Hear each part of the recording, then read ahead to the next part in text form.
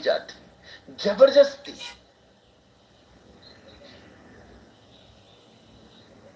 दयानंद ने दुनिया में सबसे बड़े मिथ्या धर्म को जन्म दिया। अगर उसमें से राख हटाओ तो राख ही राख मिलती। मैंने सब राख हटा के देखी, इसलिए कह रहा हूं, यूं ही नहीं कह रहा हूं।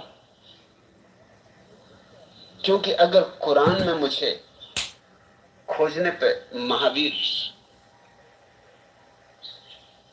कृष्ण और बुद्ध जैसी ही वाणी मिल सकी, मोहम्मद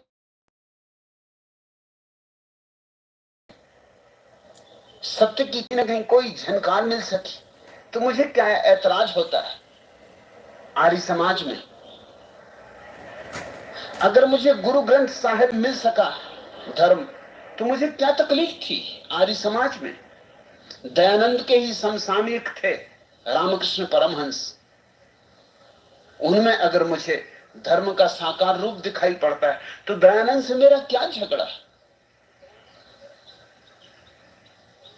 लेकिन मैं भी क्या करूं, बहुत खोजने के बाद भी कहीं कोई अंगार उसमें पाई नहीं।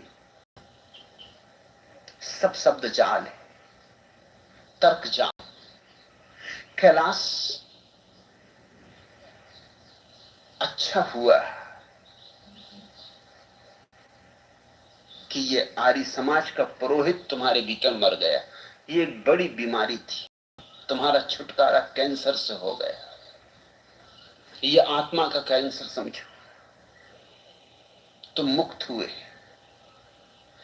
कोई भी कीमत चुकानी पड़े,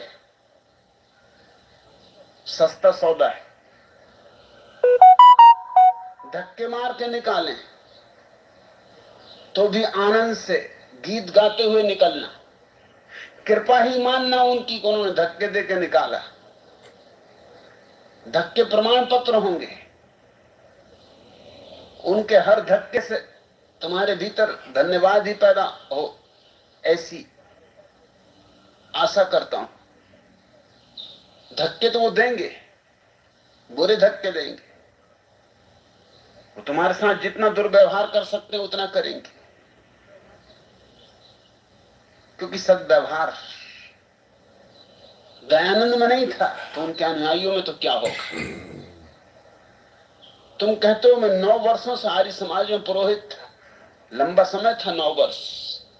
और पुरोहित होना मतलब बस उससे नीचे गिरना मुश्किल था। तुम बिल्कुल खड्डे में पड़े थे, मगर निकल आए। चमत्कार होते, तुम्हारा निकालना एक चमत्कार है। परमात्मा को धन्यवाद दो।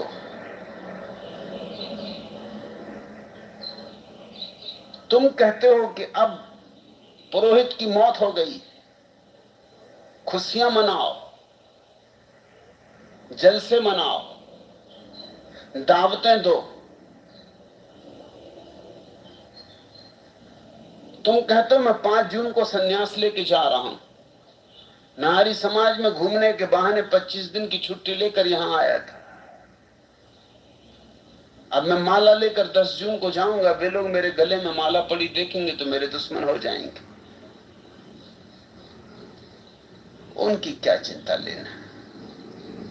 न उनकी मैत्री से कुछ मिलने वाला है, न उनकी दुश्मनी से कुछ खोने वाला है। जिनकी मैत्री से ही कुछ नहीं मिला, 9 वर्ष तो उनके साथ रह के देख लिए, उनकी दुश्मनी से क्या खो जाएगा। हाँ, थोड़े बहुत धक्के देंगे, गालियां देंगे, खंडन करेंगे, निंदा करेंगे, जिसमें वे कुशल हैं, सह लेना। जल्दी निकल आए और सुबह का भूला शाम भी घर लौट आए तो भूला नहीं कहलाता।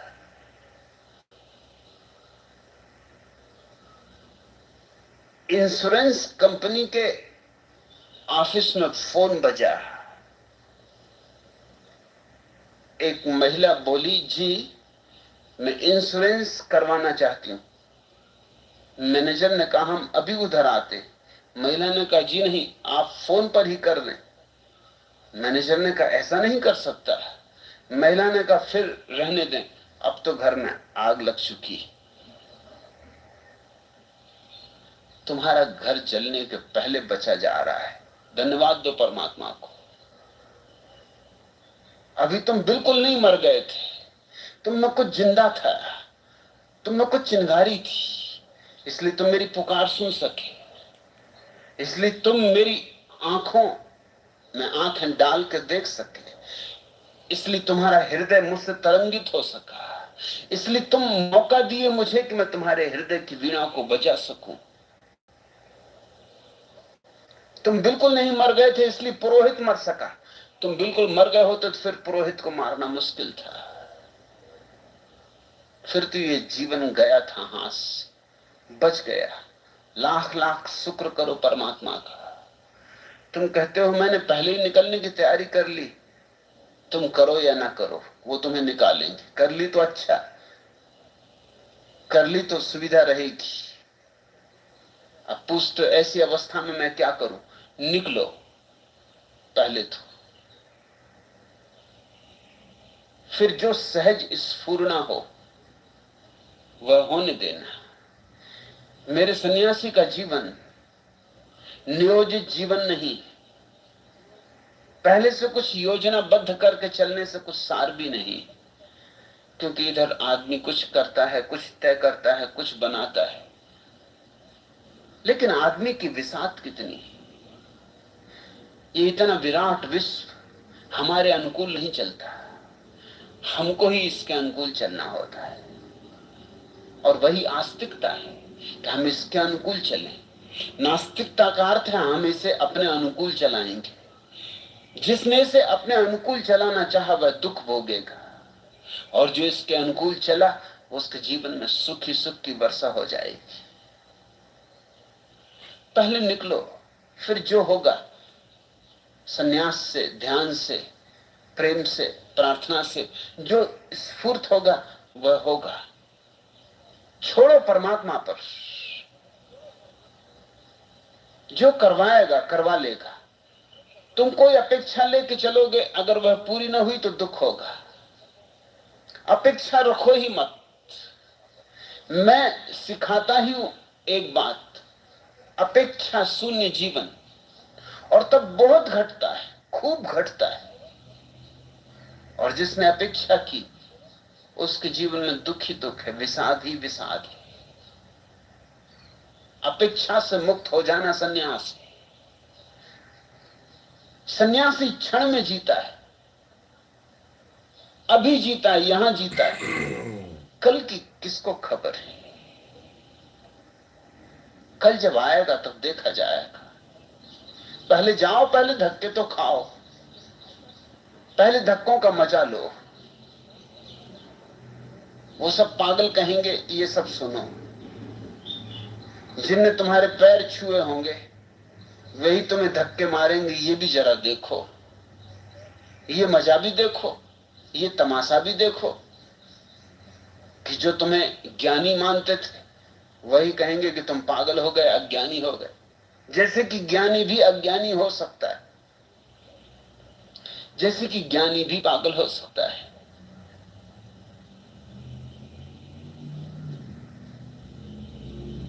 उनकी कड़वी बातें सुनो, तब तुम्हें उनका असली रूप दिखाई पड़ेगा।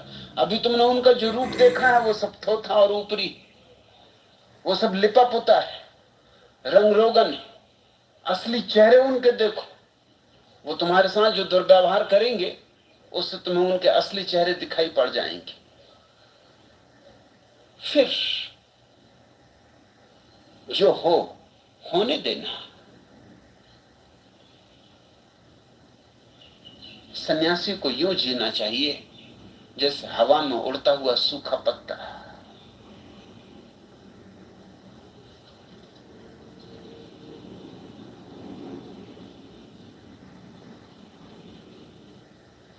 तीसरा प्रश्न, भगवान हम आपको पूछना बहुत चाहते हैं मगर प्रश्न बनता नहीं, मिलना भी चाहते हैं मगर मिल भी नहीं सकते, बदलना भी चाहते हैं मगर कुछ बदलाहट होती नहीं। हम कैसे आपसे जुड़ जाएं, कृपया बतलाएं। भरत राजगुरु, मुझसे मिलना तो सरल मामला है, सीधा मामला है। एक छोटा सा शब्द याद रखो, सन्यास। सन्यास सेतु है, और अब उसके अतिरिक्त मुझसे मिलने का कोई उपाय नहीं। अब धीरे धीरे तो मैं सिर्फ सन्यासियों के लिए ही जीऊंगा।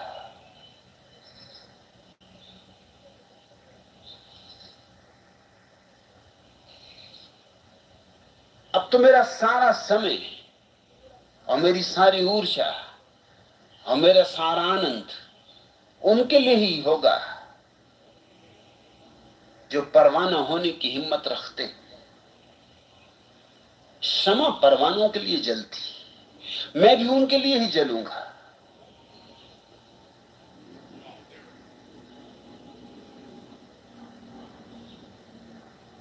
अगर तुम झूठ बोलोगे तो कहां जाओगे? न्यायाधीश द्वारा यह पूछे जाने पर धर्मगुरु मटकानाथ ने कहा, वत्स, सीधा नरक जाऊंगा। यह सुनकर जज बहुत प्रभावित हुआ। दूसरा प्रश्न उसने किया, और यदि सच बोलोगे तो कहां जाओगे? ब्रह्मचारी जी ने निराश स्वरों में मात्र एक ही शब्द में जवाब दिया, जेल। मैं भी तुम्हें एक ही शब्द में जवाब देता हूं, सन्यास। उतनी हिम्मत जुटाओ। साहस के बिना तो कुछ भी नहीं हो सकता है। लोग सस्ते सस्ते बदलाहट चाहते हैं, क्रांति चाहते हैं। कुछ न हो, कुछ करना ना पड़े और जीवन में क्रांति घट जाए, अमृत बरस जाए। लोग सोचते हैं बस प्रार्थनाएं करते रहें, और प्रार्थनाएं भी क्या, दो कौड़ी की प्रार्थनाएं। सोते वक्त आधे नींद में आधे होश में दोहरा देते हैं रटे रटाए शब्द तोतों की भांति।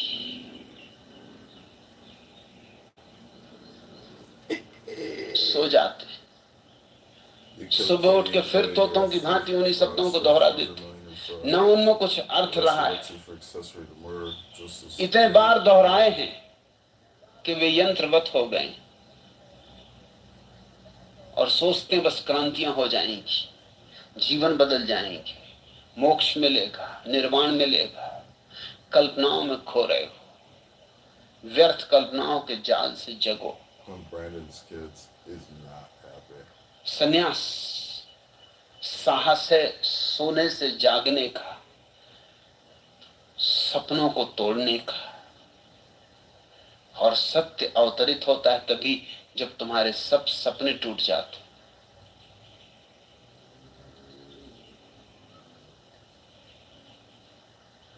चौथा प्रश्न, भगवान, मैं आपको सालों से सुनती हूं,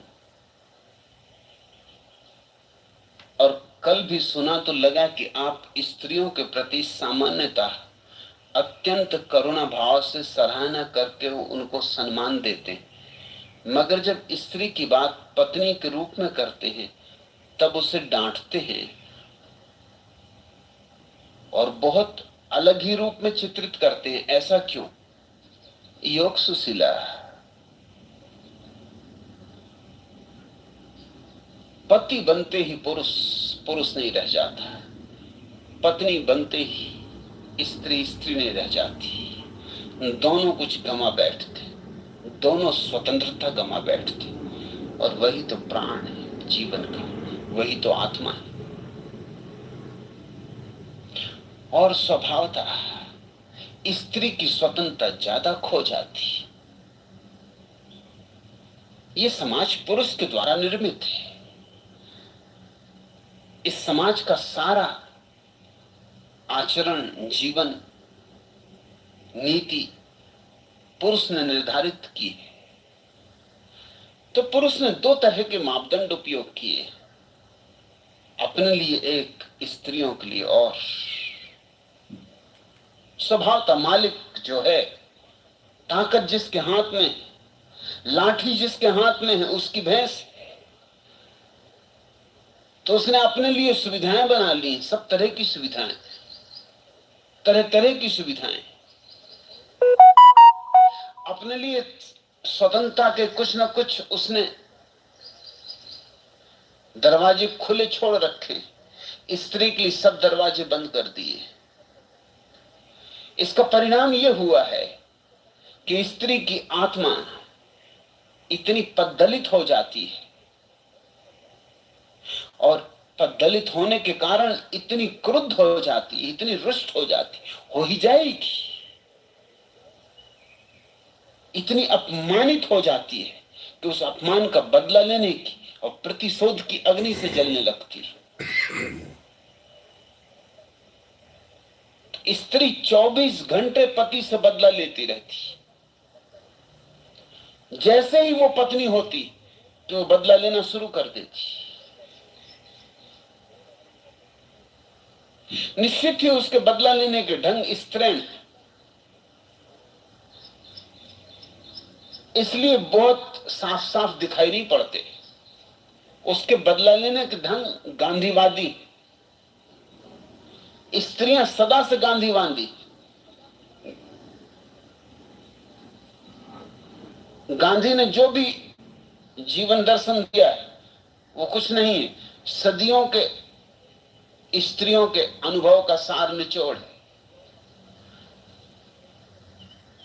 गांधी खुद भी बहुत कमजोर आदमी थे, अति कमजोर आदमी थे, डरपोक थे। जब भारत से वो पहली दफा इंग्लैंड अध्ययन करने जा रहे थे तो हवाई जहाज पर दो व्यक्तियों से उनकी मैत्री हो गई। जब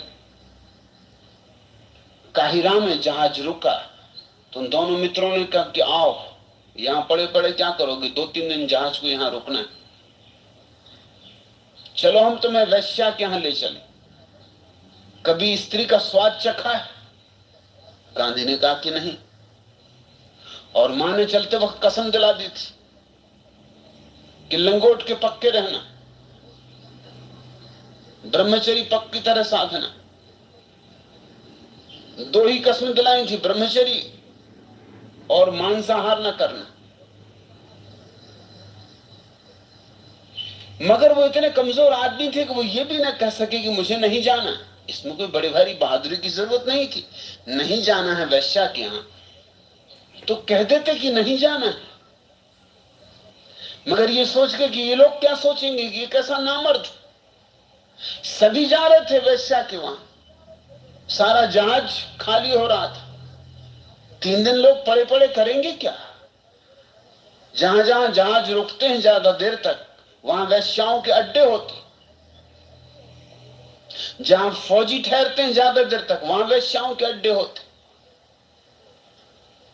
अकेला मैं न जाऊंगा तो लोग हंसेंगे, मजाक उड़ाएंगे, खिल्ली करेंगे। जाना तो नहीं था, मां ने मना किया था। मगर कैसे मना करें? मना करने तक की हिम्मत इस आदमी में नहीं थी। तो चले गए साथ। उन्होंने जाके एक वैश्यालय में इनके लिए एक स्त्री भी चुन दी। इनको देखा कि यह आदमी अजीब सही है।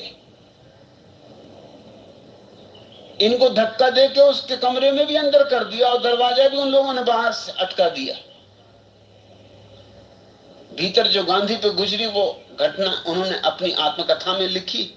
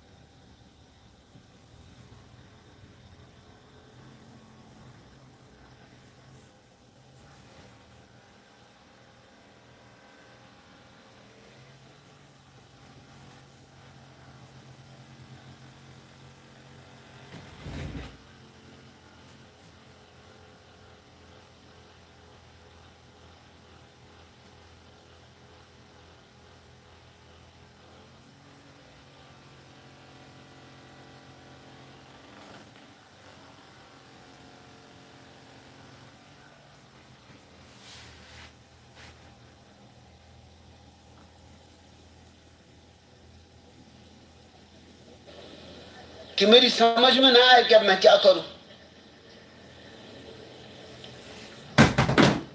मां की याद आए कि कसम खिलाती,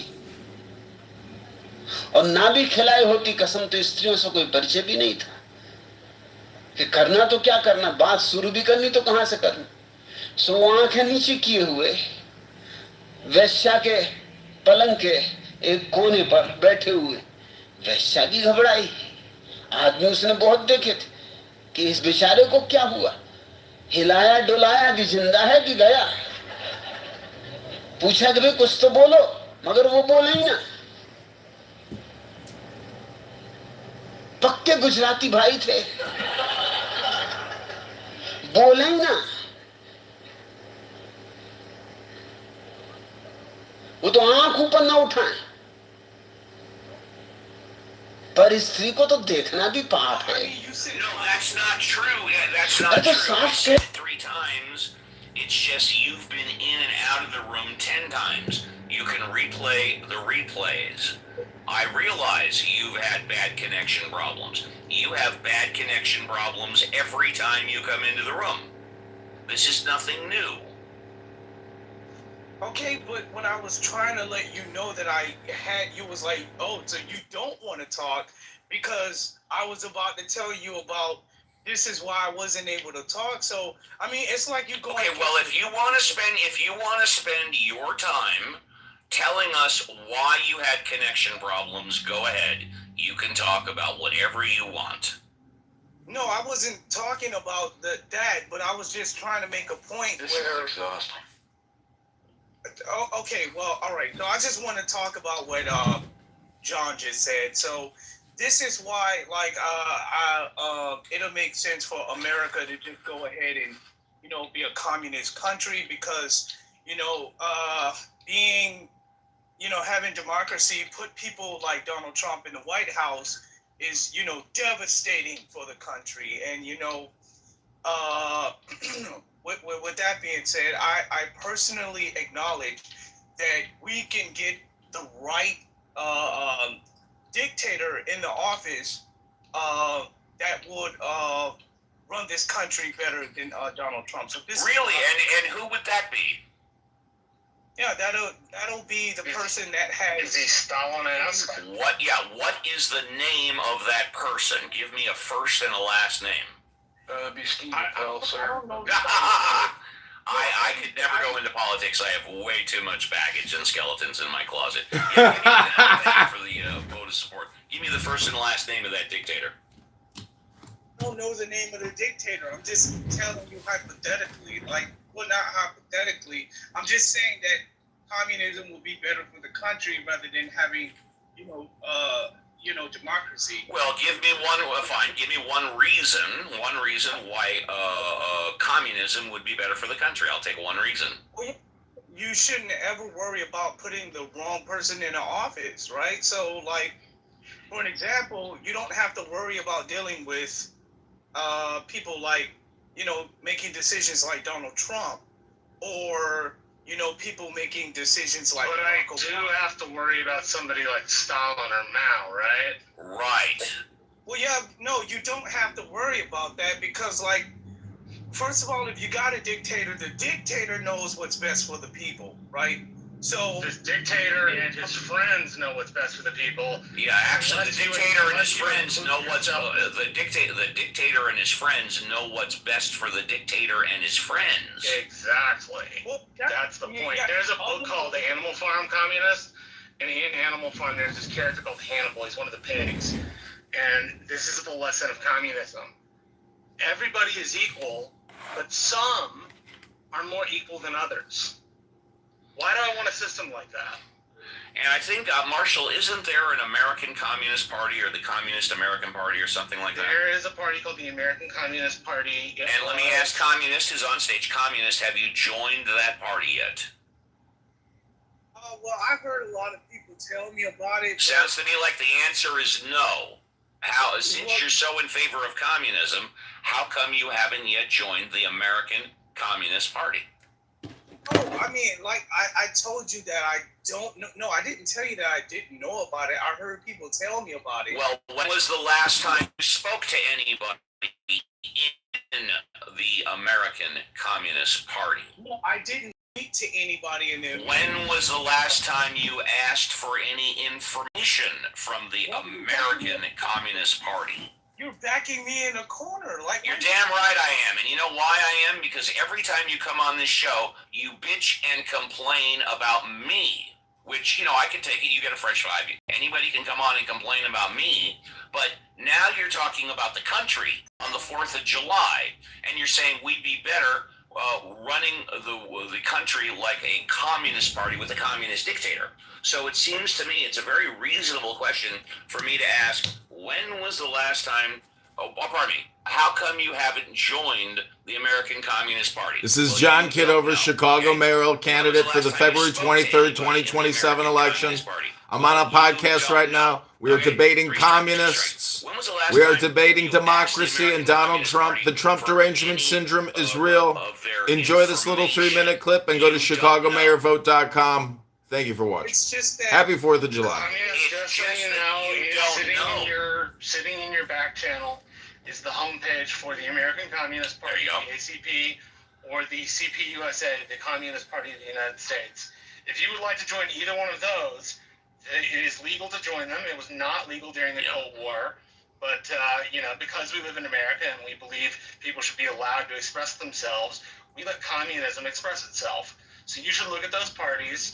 And I don't know, if you're so pro-dictator, you should probably imagine yourself as one of those people who is not among the more equal than others.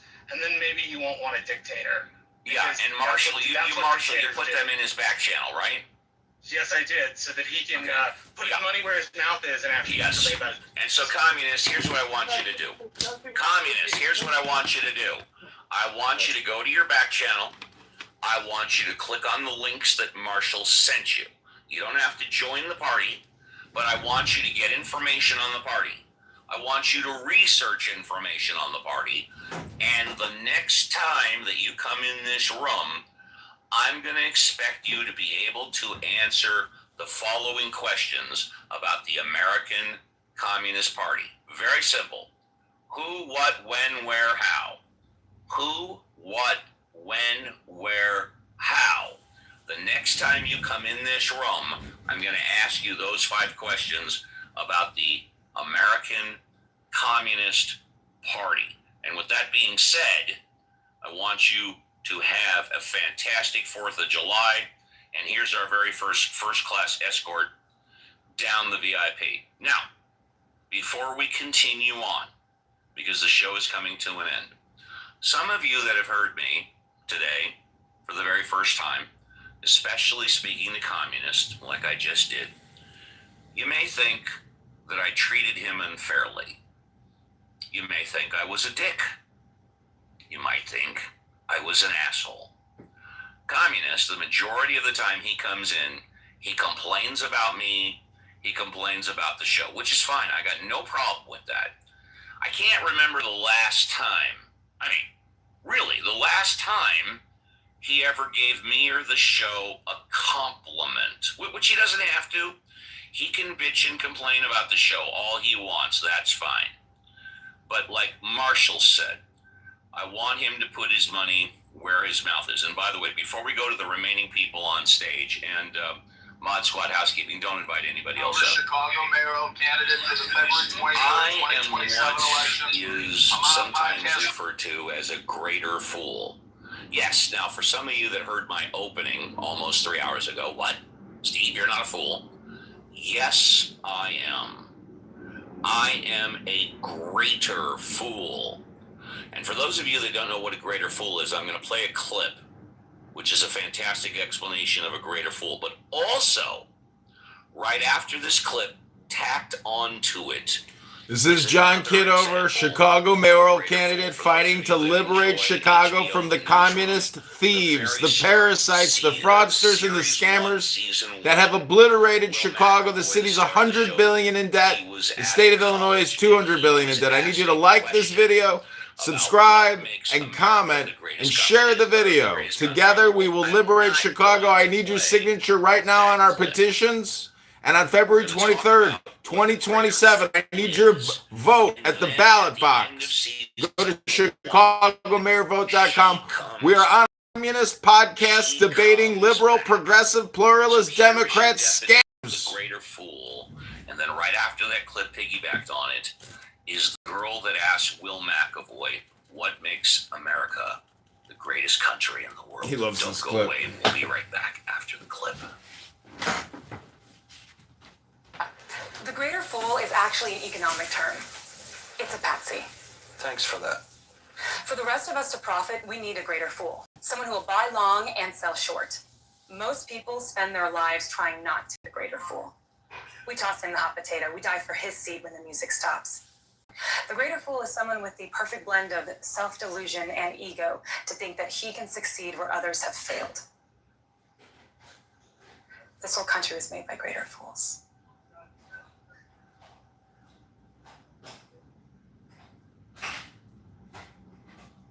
And now here comes the girl.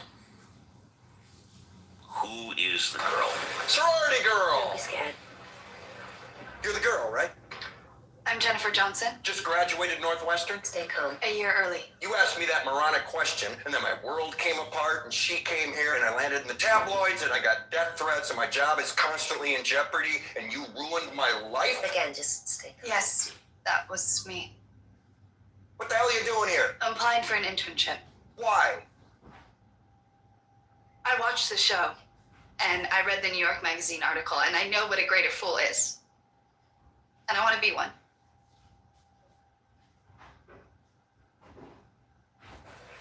Ask me again. I'm sorry. Ask me your idiot question again. What makes America the greatest country in the world? You do. Hire her. And I'm going to tell you what makes America the greatest country in the world. JCC, Violet, Reverend Scott, Alfonso, Alan, G.A., Meg, and everybody in the This is John Kitover, Chicago Mayoral candidate fighting to liberate Chicago from the communist thieves, the parasites, the fraudsters, and the scammers. You know, in the radio broadcasting, podcasting industry, they say if you can reach one person, you've been a success. Really? We reach hundreds of people every day. And really, my goal is to only reach one. And I'm so proud of what we've been doing here for 5 years, every Saturday and every Sunday for a 3-hour tour from 7 a.m. Pacific Standard Time for 3 hours. This is John Kitover. I'm running for the Chicago mayorship. Participating. February 23rd, 2027 is the election. I need your like, your share, your comment, and I need your signature on our petition. I need your vote on February 23rd, 2027. Together we will liberate Chicago. We will restore justice. We will restore law. And we will restore the American way. Go to ChicagoMayorVote.com. And on February 23rd, 2027, vote for this guy, John Kitover. Go to ChicagoMayorVote.com right now. We are on a podcast debating with communists. We are debating with thieves and fraudsters. We're talking economics. We're talking law and order. We're talking America. What is best? And will different people have different opinions about what is best? And perhaps we have achieved best, but there are those who are profiting off the idea that we have not achieved best. So I ask all of those questions today on America's birthday. And Steve, I just want to say, going by your PTR picture, I think you are a snazzy and fashionable dresser, and that is my compliment to you for the day. Thank you. You're very kind, and I'll give this advice to the nieces and nephews. If you're ever stuck for what to wear and you don't know, just wear all black. Easy. Let's say goodbye to GA. GA, would you like to say goodbye? Yes, I would. And I was. You did have a fresh five earlier, is that correct? Or did you have a fresh five? No, he never got it. Oh, then you know what? You don't have to say goodbye. I'm sorry about that, buddy. Welcome to the stage. You get a fresh five. I don't want to rush you. Go ahead. Well, I have two questions, and ironically, I came in just in time for you to answer my second question, so I don't even have to answer. I don't even have to ask it. See, you have ESPN. My first question, though, Uncle Stephen, I just want to give you the compliment that I gave you yesterday, is that I love what you do here. I absolutely love it because it is the epitome of what you just played. I like what you do in your room. I was in your room yesterday. You're that guy? Am I right or am I mistaken? Yes, sir. You were. I like your room. Yeah, go ahead. I appreciate it because it is a place to let everyone actually get out their version of the issues of being the greater fool and yet encourage them to be that. So I appreciate it. My question to you, though, sir, and this is a technical question. You sound fantastic. You run an incredible room. Is it possible that I could actually send you a back channel in my email and you tell me your technical setup? Not only can you do that, but I can tell it to you right now if you have a scratch piece of paper. Yes, sir. Please, sir, do. I have it. I will give it to you right now, and if you want to send it back channel, you can. I have a Zoom PodTrack P4, ZOOM PodTrack, PODTRAK P4. It's a couple of years old, so as JCC and some of the Mod Squad will tell you, it's having some problems when we play music and then talk over it. But it's a Zoom PodTrack P4. You can pick one up for about $150, $160. I have a condenser microphone, which I picked up for about $120. I have a cheap. This is John Kitover. I'm running for the Chicago mayoralship. The election is February 23rd, 2027, and I need your vote. And I need your signature on our petition. And I need your like, and I need your comment, and I need you to share this video right now.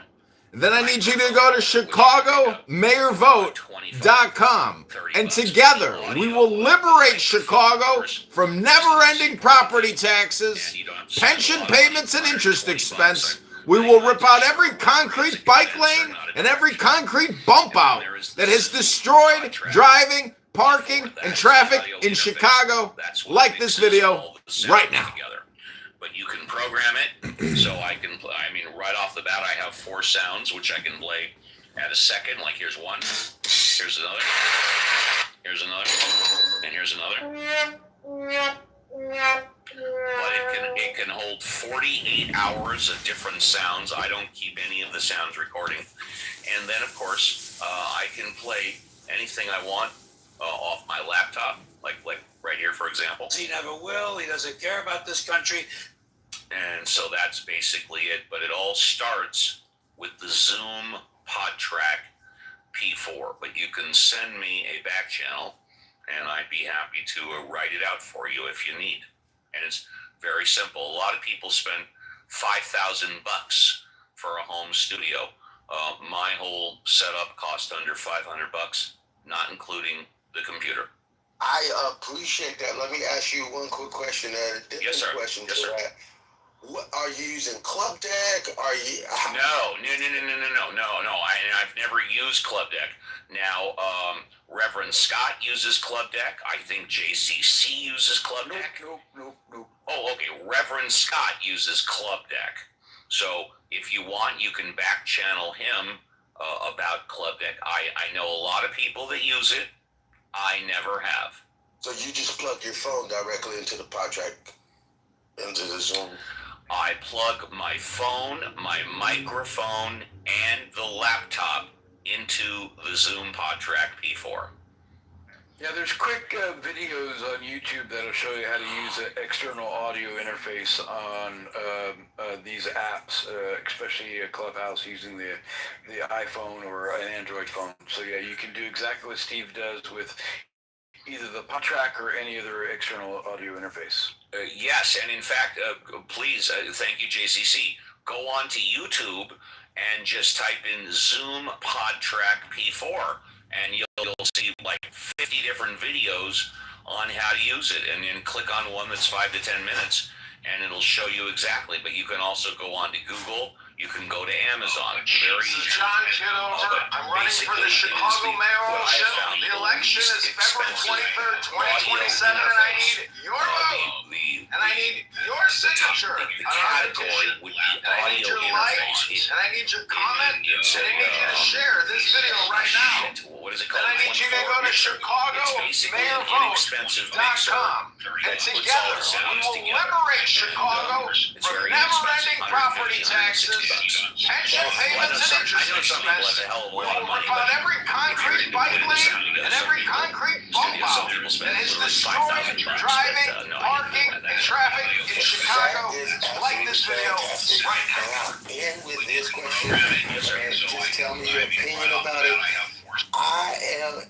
You already know, we talked about this before, I'm a combat veteran, and just on the outset, I'm looking at what we did in Iran. I'm sure you guys talked about it. And being a financial guy, I look at the risk mitigation, and it just feels like to me that we had a straight open, they were fighting, and now we're paying them $300 million, and the strait is open, and they're fighting. What do you feel about that? Did we get anything out of this deal at all? Thank you. I am going to give you a first-class escort to the VIP, and I will answer that. Feel free to. This is Chicago mayoral candidate John Kitover. I need you to like, comment, and share this video right now. Then go to ChicagoMayorVote.com. Sign our petition. Vote for John on February 23rd, 2027. Liberate Chicago from the communist property tax thieves, the CTU mafia, the never-ending pension payments.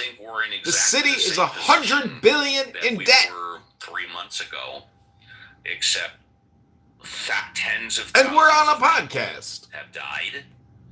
We've spent billions on the military, and now we've committed $300 billion to rebuild. Additionally, the Trump administration once again has been exposed for outright lying.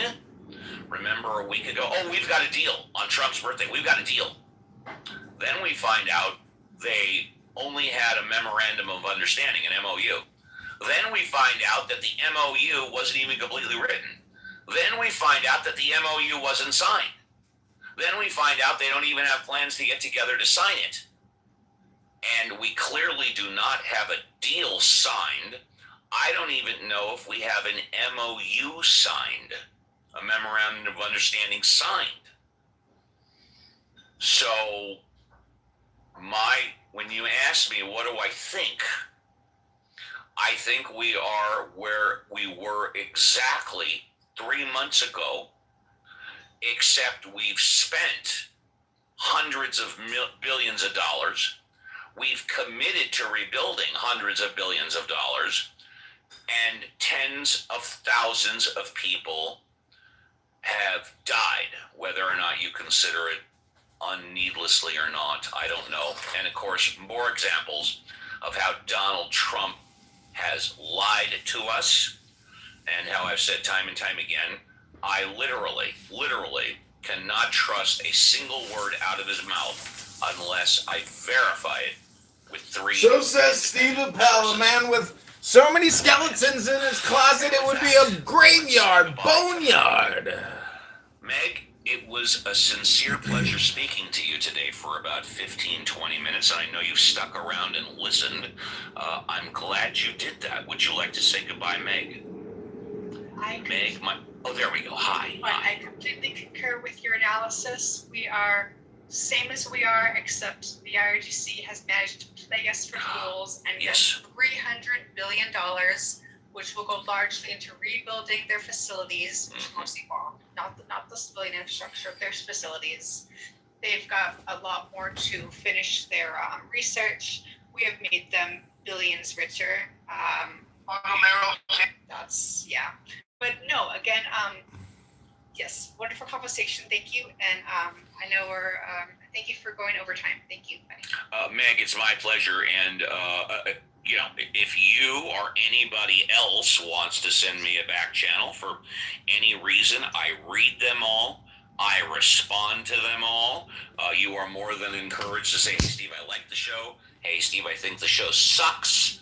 Hey, Steve, you're better than sliced bread. Hey, Steve, take a vacation and never come back. But everybody, please, you are encouraged. And Meg, first class escort down the red carpet to the VIP. I don't want to give Iran nuclear weapons or allow them to have them. But remember, like the last time around, we got them all, and now, just like a month or two later, there's more. I don't want Iran to have nuclear weapons, but I don't like the government lying to me, but that's the price we pay. Alfonso, would you like to say goodbye? Alfonso in South America, our brother from another mother. Yeah, hi. Yeah, goodbye. Have a great day. Thank you. Tomorrow. Thank you very much. Violet, the sexiest voice on the Mod Squad. Would you like to say goodbye, Violet? Yeah, Steve. I really enjoyed being here today. Like being at an awesome 4th of July party with all my friends and having great conversation. The difference is I just wasn't wearing a skimpy swimsuit because we weren't at the pool. Right. Exactly. Not that I do that much anymore, but it's nice to dream. But anyway, really great show. I hope everybody has a safe and happy 4th of July. Be careful with the fireworks. Be safe in the heat if it's in that area. And happy 4th of July to our country. Happy birthday to us. And see you tomorrow, Steve. JCC, the Grill Master, would you like to say goodbye? Yeah, good room, good show, good conversations, and let's keep Trump's face off of Mount Rushmore. I agree with Violet. And looking forward to tomorrow's show. Until then, happy trails to you all, and have a great celebration of the America's 250th, and happy 4th of July. Be safe, be aware, and don't be square. Maybe we should, instead of his face, we should put his butt cheeks on around. And last but not least, Reverend Scott. Yeah, hey, I just... Thank you all for being here. Have a great Independence Day, and we'll see you tomorrow. And with that, folks, we are done. Great show today. Thank you, everybody. Have a fantastic, fun, and safe. Be safe, okay? And believe me, being involved, I don't talk about this too much on the show, unless, of course, I'm asked, which I never am. Being involved in injuries for 30, 35 years, although it doesn't happen too often, I have seen people, both employees and non-employees, with amputated fingers or fingers that have been separated from the hand for various reasons. Occasionally, it's from too short a fuse. I have seen pictures of a teenager with fingers blown off their hand. So just have a great 4th of July. Have fun, but be safe. We will be back again tomorrow at 7 a.m. for another 3-hour tour for Ask the Atheist. On behalf of the Mod Squad. This is Chicago mayoral candidate John Kitover. I'm on a podcast debating liberal, progressive, elite intellectuals, pluralists, and communists, thieves and fraudsters. Go to ChicagoMayorVote.com. Together we will liberate the city. Day number 1, property taxes will be cut 25%. All concrete bike lanes will be ripped out. Parking, traffic flow will be restored. Go to ChicagoMayorVote.com. When I was growing up, and they used to always use them. Go to the parks. Oh, okay. Not like the public. Hell no. Yeah. Because we would pay for, like, the partition, and we would use the grills there. Now, they would put, Reynolds wrap and all that stuff on it. But, yeah. And I used to question it as a child. They said, "Oh, the heat burns off the germs. The heat cleans it up." Rub some tussin on We would just bring like one of them little portable grills to the park with us, and we did a cookout in the park. Yeah, so Brooklyn, we used to do things different in New York, but see, California. You from California, huh? Look, that's how they be. I was in California one time. I was talking to a girl. Every time she said something, the last word she dragged on, like, "What you doing?"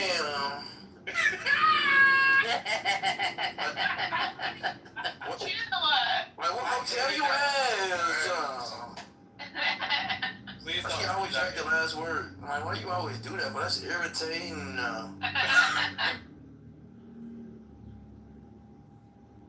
About biodiversity and species richness, we've had a devastating impact.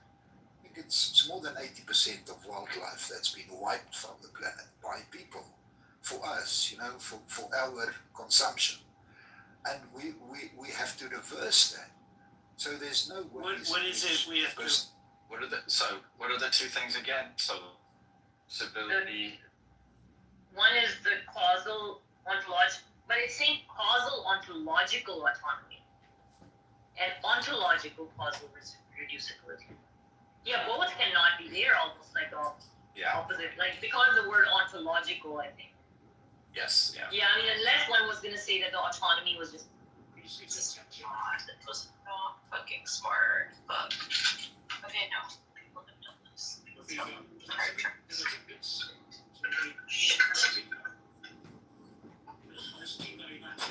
guys, how are you?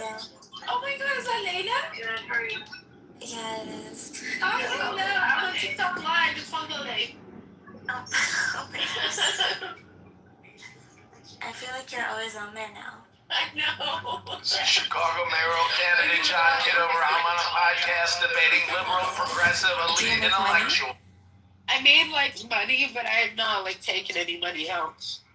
Oh, that's cool though. By money, we mean like pennies. $3 on the first day, and then $4 on the second day. So we're on day 3. Not bad. It's starting somewhere. Oh, okay.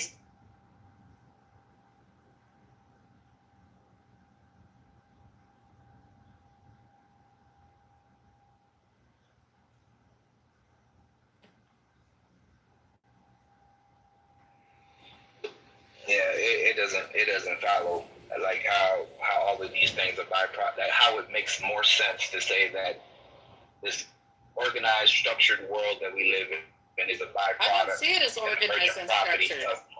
It's organized. Like so you see a lot more order than I do, right? It's weird, and it's because we're biased towards that. Because the predictable and the pattern means safety. No, that's what science is. What are you on about? That's literally how we use the tool of science, because of predictable events. Because everything is so ordered, that's how we can predict things in science. Except for it's not within certain realms of science. Just give me one example of something random. One example of something random: the symmetry breaker in the plasma at the beginning of the Planck era. We at the beginning particles annihilating. What the fuck is she talking about? There was a symmetry breaker, and that allowed matter to form. This is Chicago mayoral candidate John Kitover. Go to chicagomayorvote.com right now and like this video. Any kind of scientific. Most physicists think randomness is like the favored view in theoretical physics. That's theory. Like, what does that even mean? Like, are you talking about like quantum physics? Some kind of particle appearing for no reason? That's not the statement they make. There could be a reason, we just don't know what it is. That's what they usually say. Well, you were saying Right. that like one example in science of like randomness and like quantum, at the quantum scale, there's a whole lot of like randomness going on. That's their position. No. You name them as random, right? Let's say a particle, even if you believe in what quantum theorists are talking about, let's just assume for the argument you do. A particle comes into existence and it seems like it comes from nothingness. You can't really make the determination that it's a random yet. You don't know all factors considered as to why this particle came into this certain place at a certain time for this reason. All you've observed is that this particle came into existence. You just don't know as to why it did. Yeah, they're not made like, I think you're talking about like virtual particles, right? Yes. So yeah, I mean they're not saying that like there's some like unknown sort of variables or hidden variables. I mean there are people that have that view, but they're minority. Like intuitively, I would agree with them that there's probably a hidden variable and that it's all deterministic. But their view is, they've considered that and they still conclude that randomness is like a fundamental feature at the quantum scale. There's no time. There's just randomness. So it's just, and that's the actual. They don't think that there's a hidden variable. Like I don't like it, but that's they're smarter That's the than thing me. is like people just don't like it. It's not about It's like they need that. It's like you said. They need that. So you said you judge. Laura, you said you judge things on a probabilistic scale. Yeah. No, Cora, you said you judge things on a probabilistic scale. Yeah. Most probably, it's very unlikely that an effect doesn't have a cause. Don't you agree with that? On a probabilistic scale. I haven't observed. It's to me that's a underdetermined. That's fine. Okay, but you're the one that said you judge scale. Probabilistically, from your own account, that something comes into existence with a cause. I'm working, and the key word there is scale, right? At what scale am I working? Existing at the quantum scale? No. I mean, I am, right? But my mind. This is Chicago Mayoral candidate John Kitover. Go to Chicago. That's one of just to move through my life, on a daily just wanted to say, that's one of the things with the randomness that's being ascribed to those quantum effects. Again, it's a belief. It's not something that we can prove. Randomness cannot be proven, right? Law is something you can prove. Pattern is something you can prove. Randomness cannot be proven. That's the problem. That's just a belief. This is John Kitover. I need you to go to ChicagoMayorVote.com. Together, we're going to liberate the city of Chicago. We're going to cut property taxes, day number 1, 25%. 25%. We're going to rip out every concrete bike lane in the city obstructing traffic that has removed parking for businesses and homeowners and condo owners. We're going to rip out all the stupid concrete bump out lanes that have taken over the streets for no reason. Like this video and comment right now. And go to ChicagoMayorVote.com. Based on this randomness. At the core. So I mean, it's something that we cannot explain. That's true, but it's something that that can only be taken at the level of I believe that it's randomness, right? I don't know. That's the most honest answer. I don't know what causes it, right? Someone says I believe it's God. Someone says I believe it's randomness, but the most honest answer is I don't know, right? I don't think there's anything to say that the universe is obligated to make sense to you. I think if you're going to appeal to your intuition, then you would come up with the belief that you have. But like I said, they're smarter than I am. The physicists understand this shit. I'm just saying that the only thing we observe. They've considered all the things that you've considered and more, because they're more qualified I'm not to analyze the data.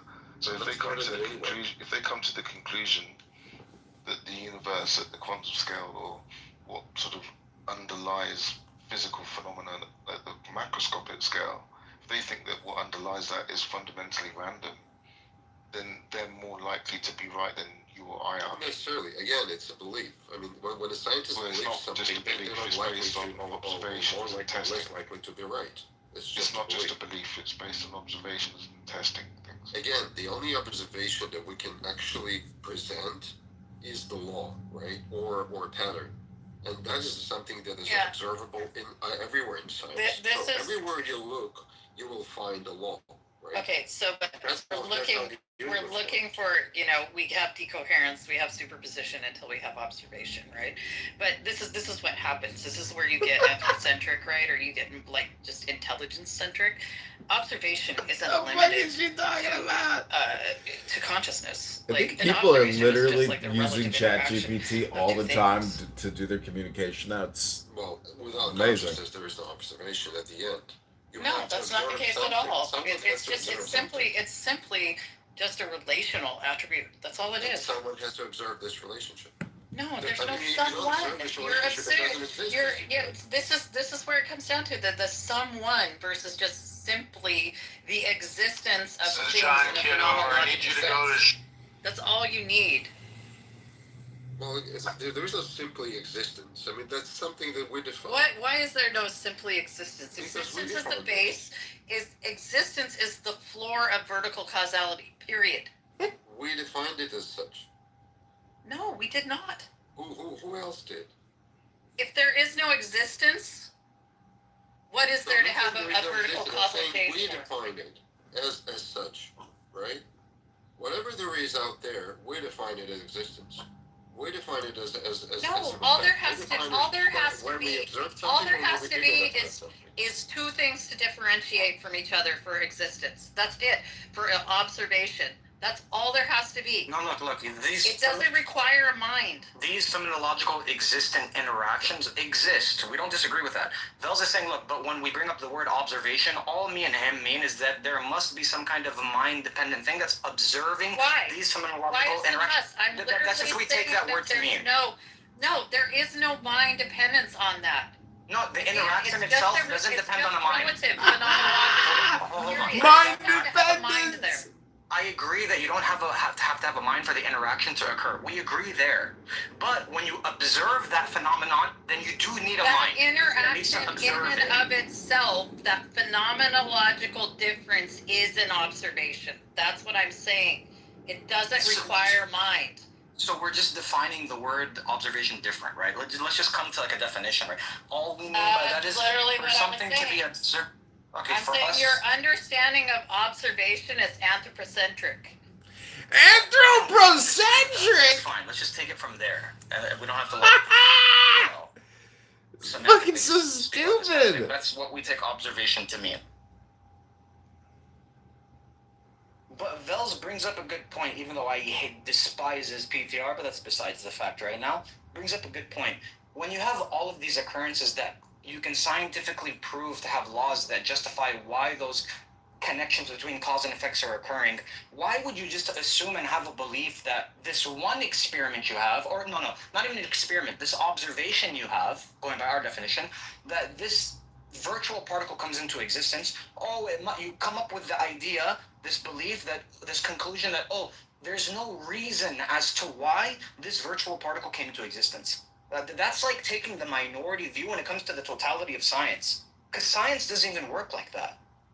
Science doesn't give things reasons. It describes processes. Yeah, that's a reason. Doesn't give things reason. She is the dumbest, most obnoxious person ever.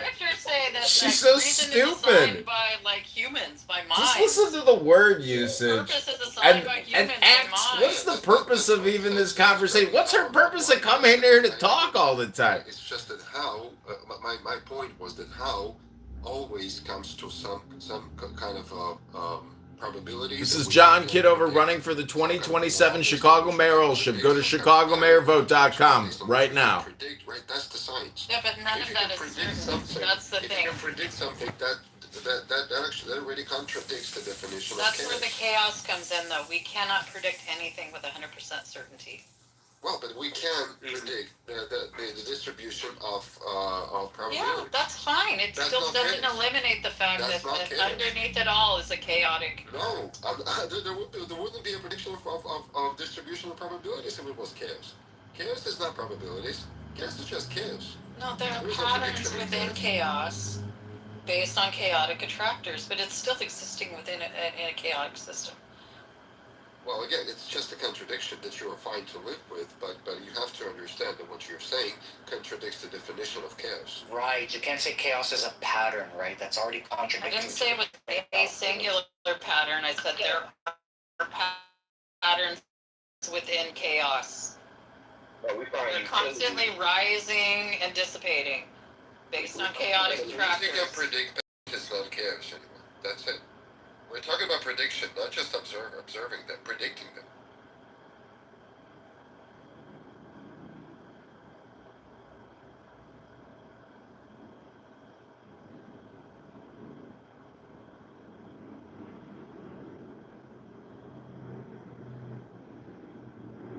You're a theist, Bells? I'm a Jew.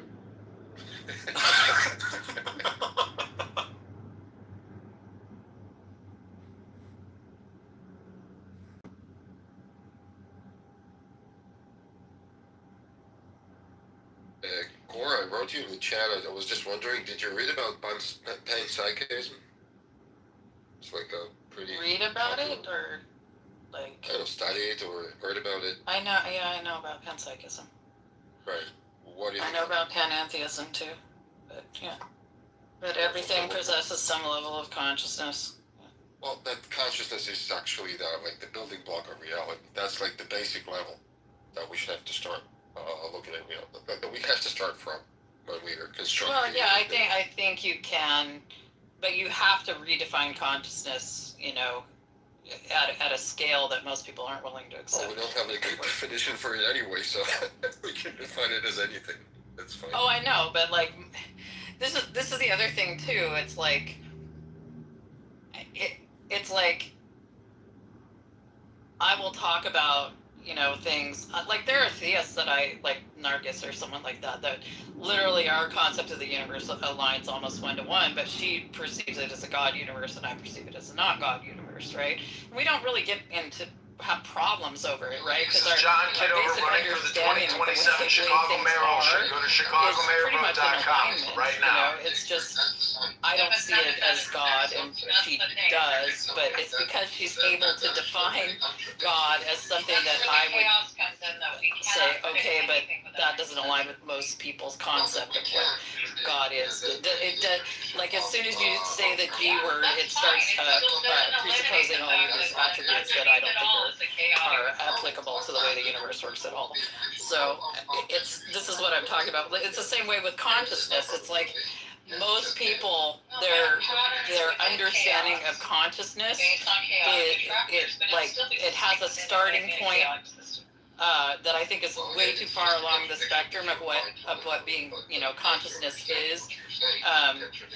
It's like somewhere in the middle rather than the base and minimum. Like I said, like any sort of like reaction to stimuli, I see as some sort of intelligence or consciousness.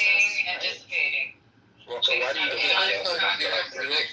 just a quick addition to that. I mean, even though we don't have a definition for it, we have a very good sense for it. For some reason, every person in the world, like every sane person in the world, I would say that the artificial intelligence is intelligent by all criteria, but is not conscious, right? That would every person would say.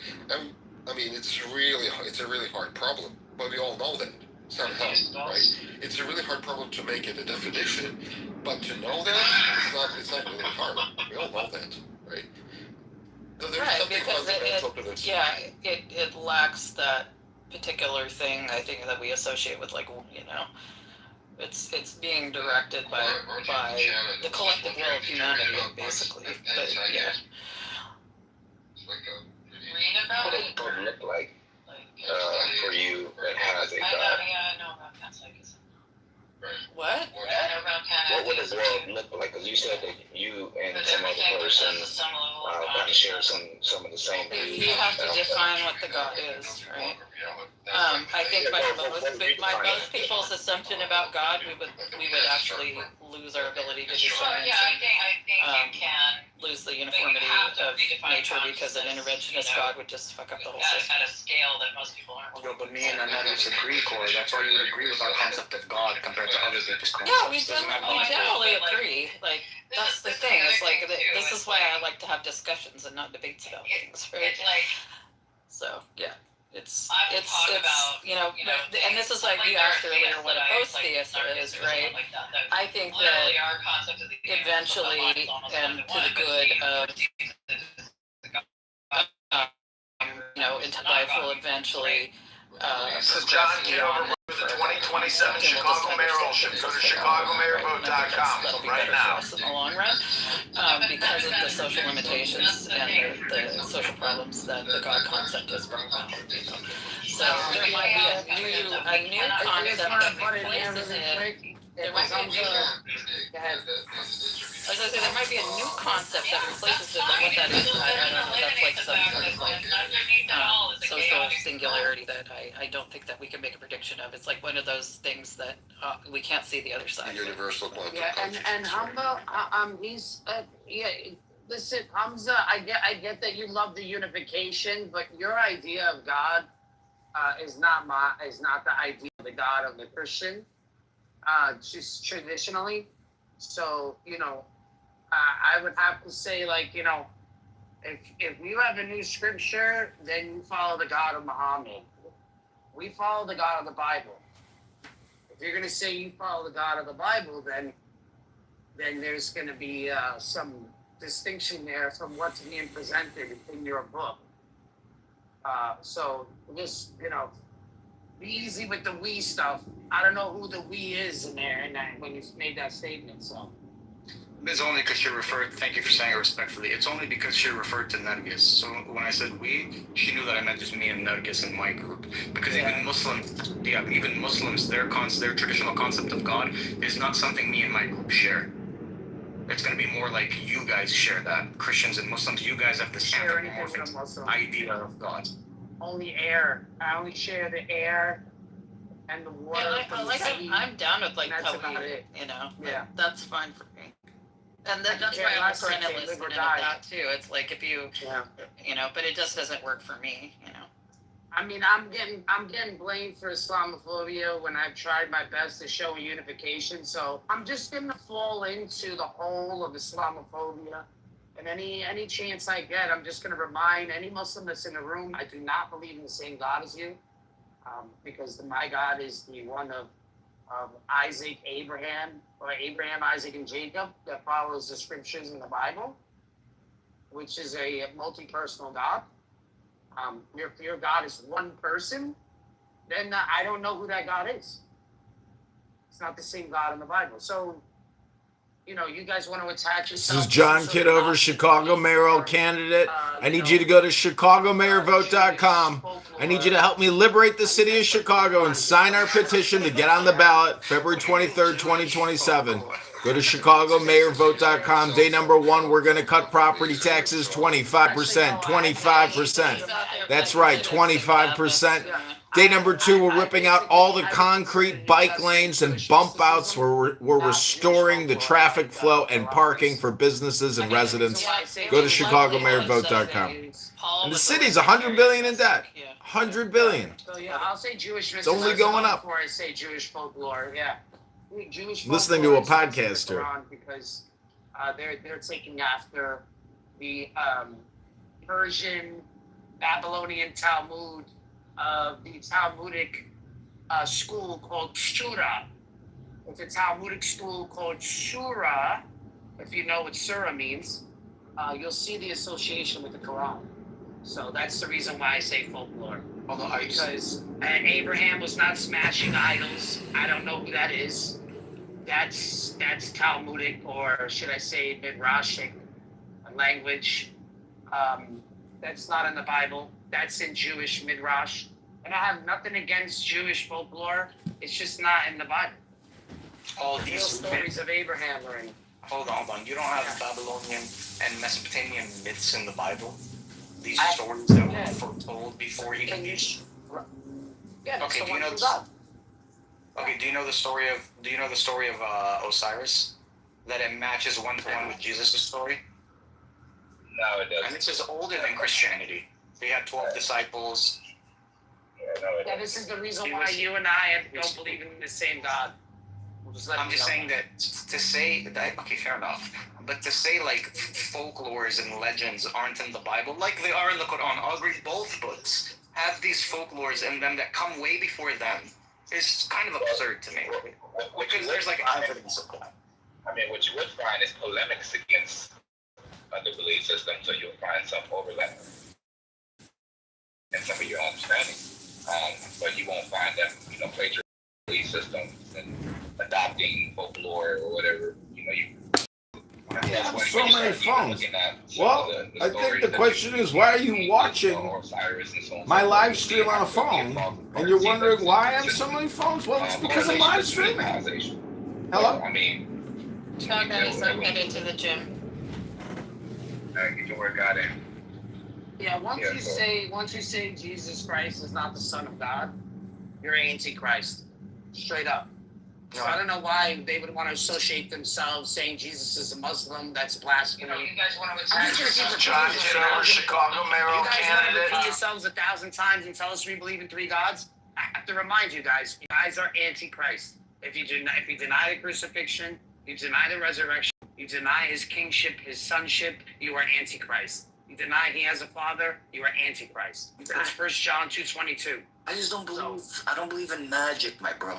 I don't believe some guy died and then he was resurrected or he had no father. Well, then that's fine. I mean, that's just weird, man. I don't make such in your book, he doesn't have a father either. He doesn't have a father in your book either. So I don't know. Man, let's burn all the books and make kebab on them. To be honest, that's what you did. No. That's what you do. You burn books. We save manuscript. We have manuscript history. You bury it in your manuscript history is very. What should I tell you about it? Have you heard of a man named Bart Ehrman? He's already knocked that out of the park, to be honest with you. Yeah, he doesn't deny that historical Jesus was crucified, but you do. No, I agree he was crucified. Why you bring up Bart Ehrman? Because I agree with him. He was crucified. God doesn't believe he was. Bro, that was just a legend and a tale that was being told at the time during Muhammad's time, and he wanted to galvanize a community around him. He said, you know what, if you guys want to believe this, no problem, but don't touch my wife, don't steal my shit, don't murder. Thank you. But yeah, you can believe all your magical fairy tales, no problem. 2 animals, everyone on one boat, no problem. That's what you guys want to believe. And now I'm arguing in 2026 the same points he was arguing 1,400 years later. No one's moved on, bro. Isn't that crazy? So then how is the Bible not preserved if you're giving arguments from the 7th century and it's now the 21st century and the book is still saying Allah is not the Messiah? What has changed since the 7th century to the 21st century that you're saying that our books are corrupted? You see how stupid you sound? You see how dumb you sound? Before you start crying, the 7th century. Okay, the Quran in the 7th century is making arguments against Christianity in the 7th century. For your book to still make sense today, those arguments are still going to hold. They have to hold through time. This is the 21st century. How is it that the arguments against the Christians in the 7th century, the same arguments that you're giving today in the 21st century, they have to be preserved? By you saying it's not preserved, you're just showing how your cognitive dissonance, your blindness to your cult. It's just ridiculous for you to make that point. No, hold on. Let me just address real quick what you said. You still don't understand what I'm saying. I'm not going to repeat myself. I did understand. You don't have to repeat yourself. Hold on. The problem is, okay, look. I'm going to grant you that the arguments are wrong. Can you steel man what I said before we move on? Can you steel man what I said, please? In the 7th century, they had arguments where... Let me try to steel man it. What I understood from what you said. In the 7th century, certain claims or arguments were made against Christians. They should still be upheld. I can try to always sounds hurt. Right? If it's to be preserved. Did I summarize that correctly or was I wrong? Yeah, your account, you're saying that your book is preserved, and that you're making critiques about a book that's not preserved, then how are the arguments in the 7th century still holding today if they're not preserved? You do realize you're making that blunder. Yeah. So I've still meant. This is John Kitover, Chicago mayoral candidate, fighting to liberate the city of Chicago. I need your signature on our petition. I need you to like this video, comment, and share. Together, we will save Chicago. Day number 1, we're going to cut property taxes 25%. 25% day number 1. Day number 2, we're going to rip out every bike lane in the city, every concrete bike lane. We're going to rip out every concrete bump out that is restricting traffic flow, taking away parking spots, and destroying businesses. I'm going to upload it to YouTube, then delete the video on my phone. Listening to a podcast, go to ChicagoMayorVote.com right now. For being stupid I don't think I was following. But did you say that you don't believe that the Quran was? Okay, look, the argument. I'll summarize it very simply. Let me summarize it very simply. The argument can be wrong, but we can still trace the argument 1,400 years ago that it was preserved. The argument being right or wrong doesn't determine its preservation. It could still be a wrong argument, yet it was preserved 1,400 years. No one changed the argument, yet the argument's wrong. No problem with that. If the Quran, if Allah is speaking of the Christians of the 7th century, we're telling you that we still have the same manuscripts from the 7th century, which is true. We can prove that. Your Allah in the 7th century, 6th century was arguing against the same apostolic Christians that still are today. That was that long ago. I'm not arguing whose book is more preserved. I'm saying they're both preserved. They're both preserved for them to make sense today as they did back then. So I'm saying to you, by saying that this book, the Bible, that Allah is critiquing, in order for those arguments to still make sense through time, Christianity must hold its tradition and its manuscript history. In order for the Quran to make any sense, the Quran doesn't explain who Cain and Abel are. They don't explain there's not, why there's not 10 plagues and there's only 9. You're not told why. You're not told why the land was given to Israel. It doesn't explain these things. You need to go to the Bible, my friend.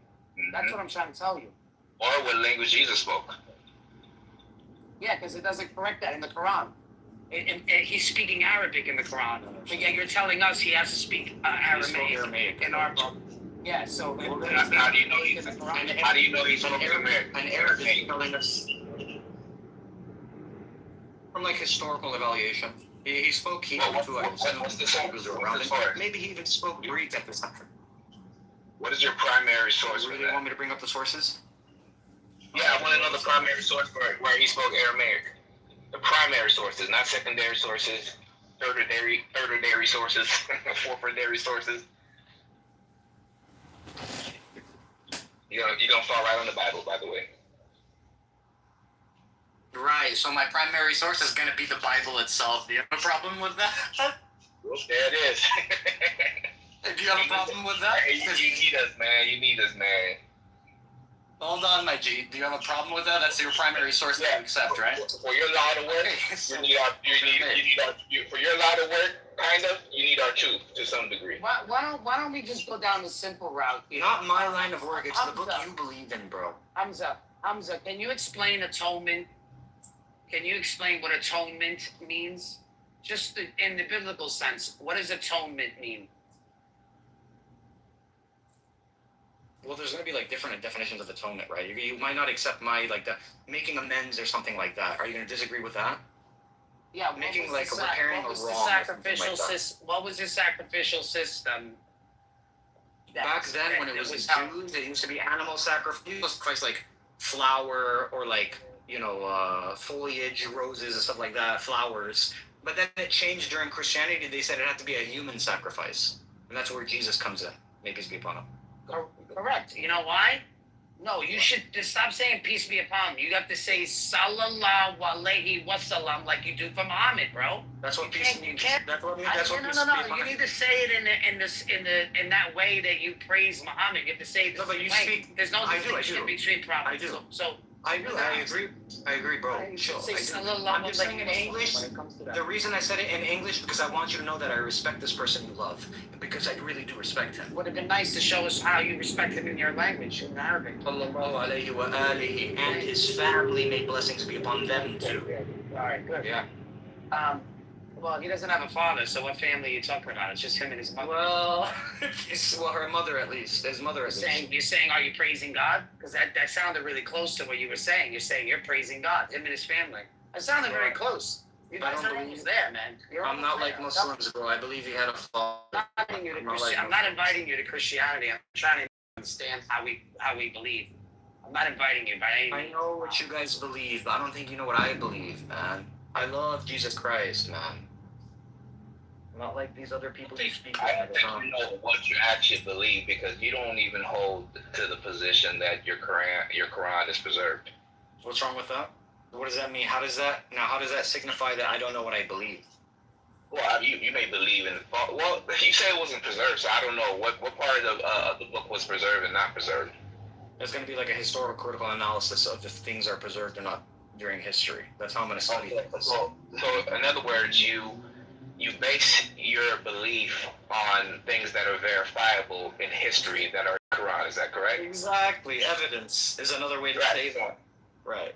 So in other words, you need the Bible in order.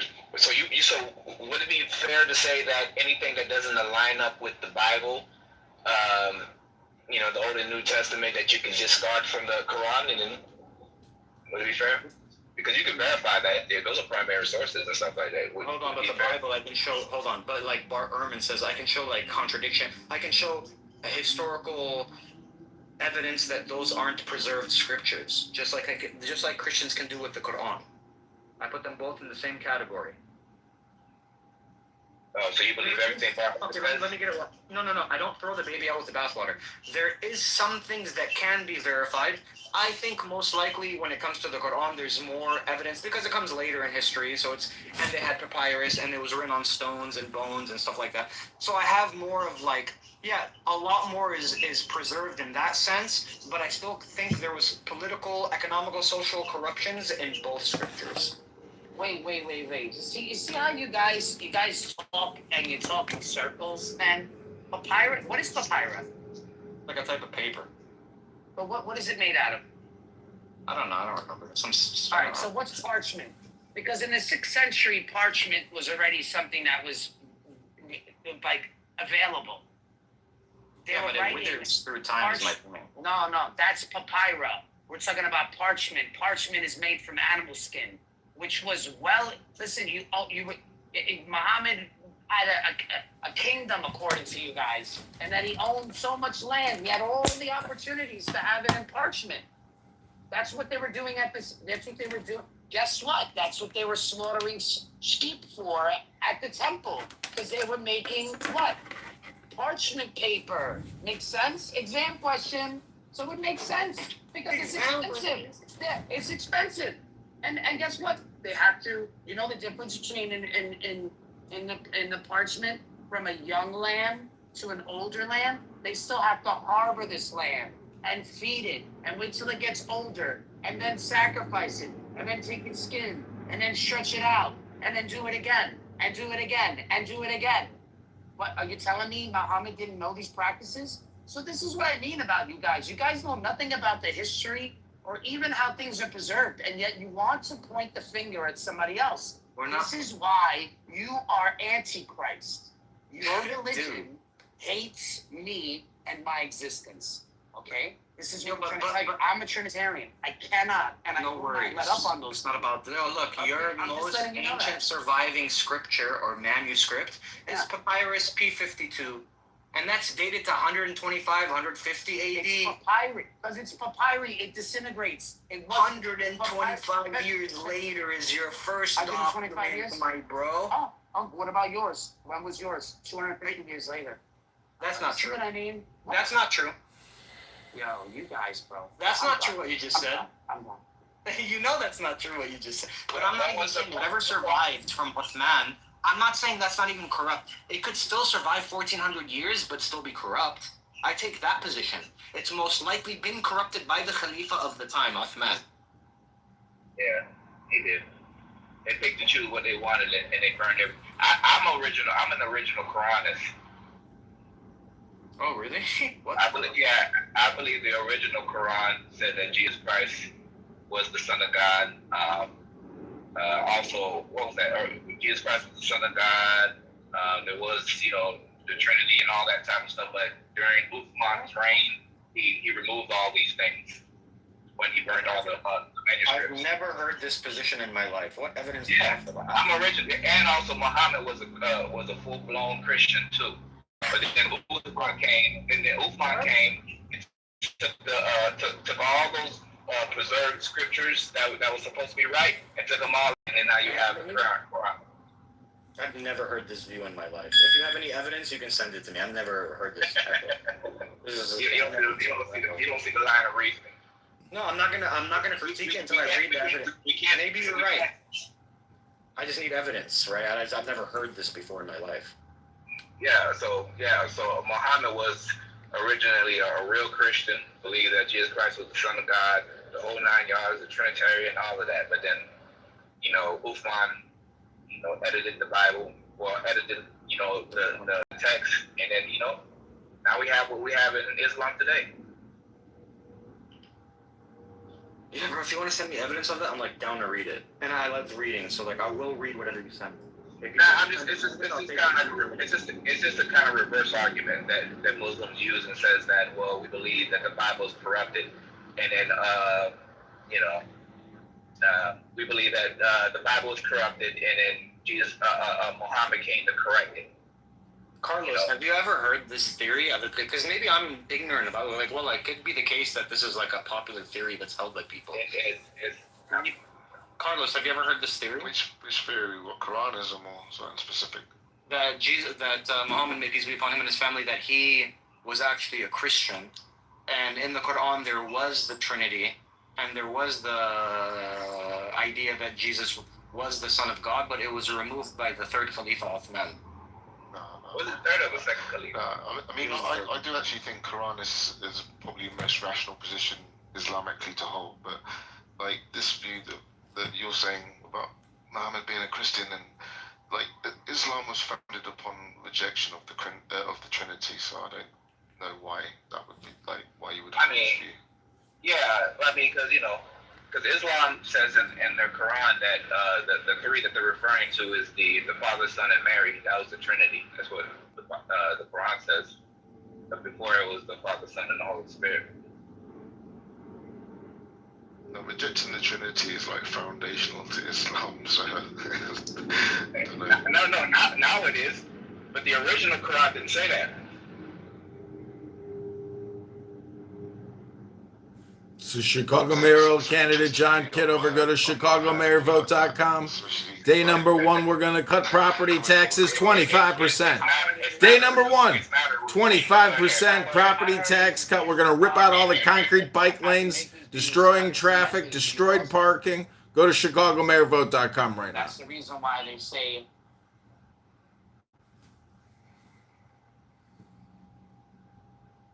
yeah, that's why they use John 16, 12 through 15.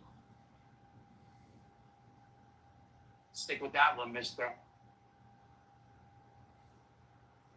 See, that's how any lie comes about.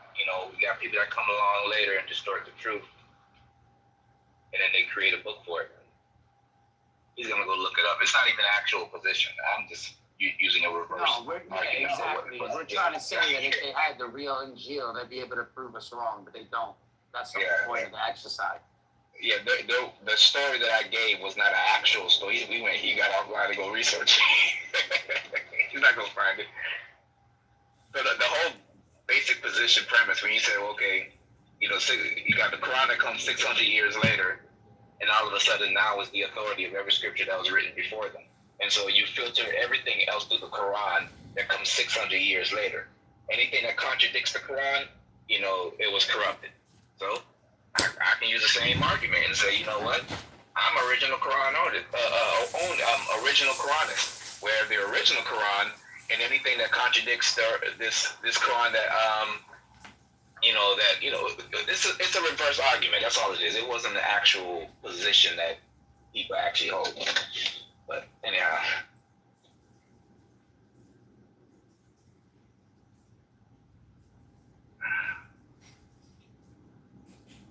So why do you reject hadith, Mister?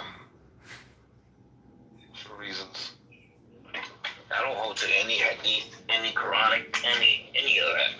I hold to the Old and New Testament. Well, you're a Christian. Full blown. So what's the Quran stuff? It was a joke.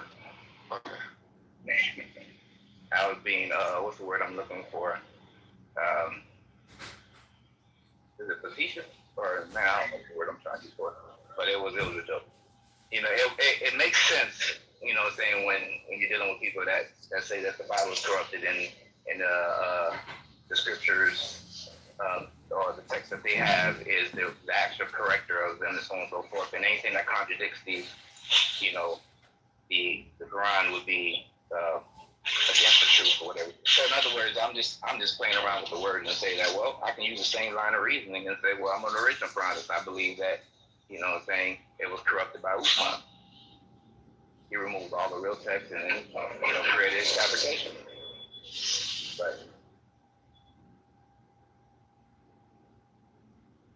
But yeah, I'm a Trinitarian.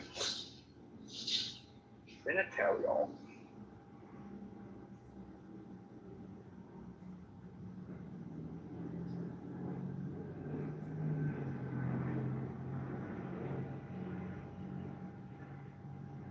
I don't know. I mean, if he was mentioned in it, we'd be believers. The fact that it's not brought up makes me think it was fake.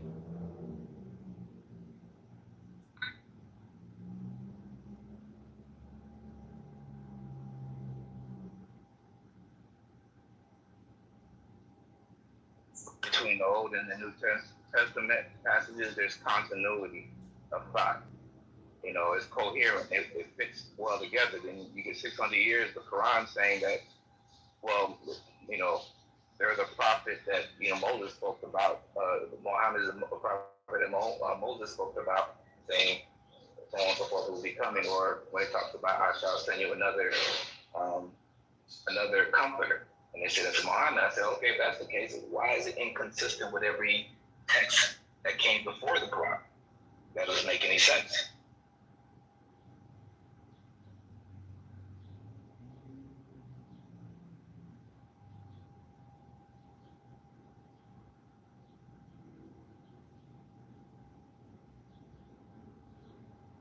Yeah, I mean, Sam Shamoon did an amazing job showing with that guy, the doctor, whatever his name was.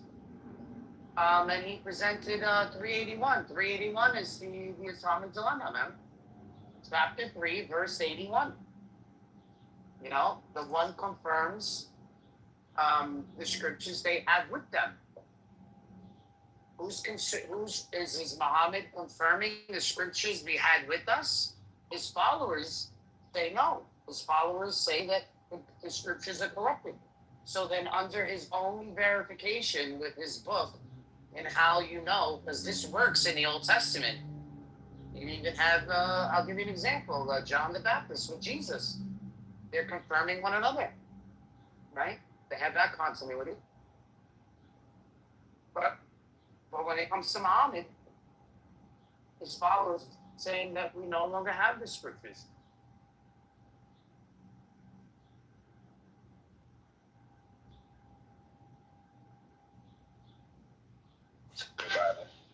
Over their text.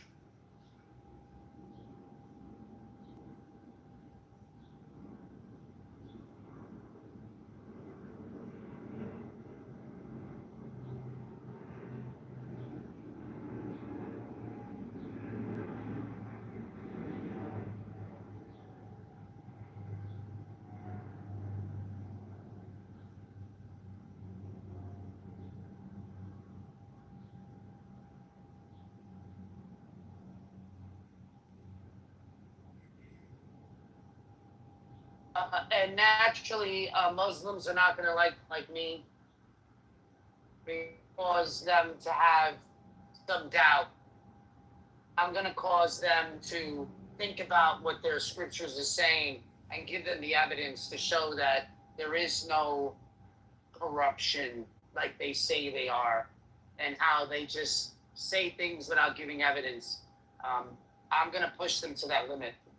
So we as Christians have a space, and it's called atheism. And Christians are constantly being challenged by by people who don't believe or used to believe, and we have answers to these questions. They might not be the best answers for people that don't believe, but the conversation can never be had with Islam. They don't have this kind of space. They don't have an atheistic world, an atheistic stage. They don't have atheists. You know why? Because anybody that causes disbelief is going to be shunned out of the community or even killed. They don't have that kind of community that's open to, having discourse about things that are true or not true. And because they don't have that, I mean, just that alone, I could say their religion is false. Because they're so scared. It's hard to stand in opposition. Just like Jehovah's Witnesses, majority of them that remain in their belief system, their communication, you know, they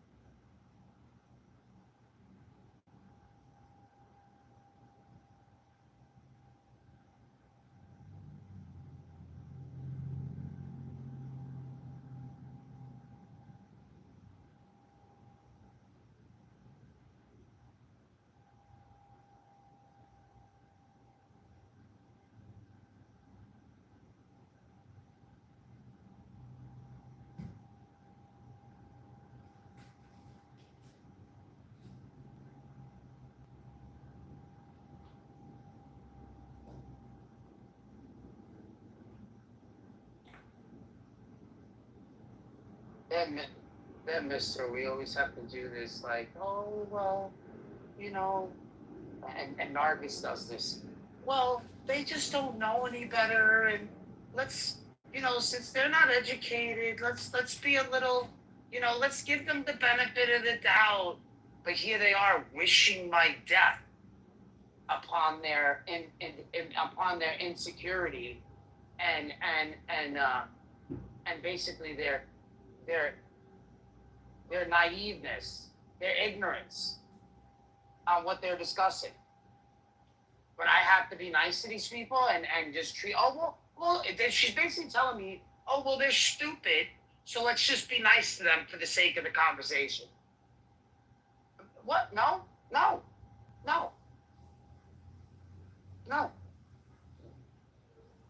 We're running down the court and we're slamming the ball with both hands in their face. Okay? Fuck out of here with this shit. Fucking no more Mr. Nice Guy shit. Fuck them.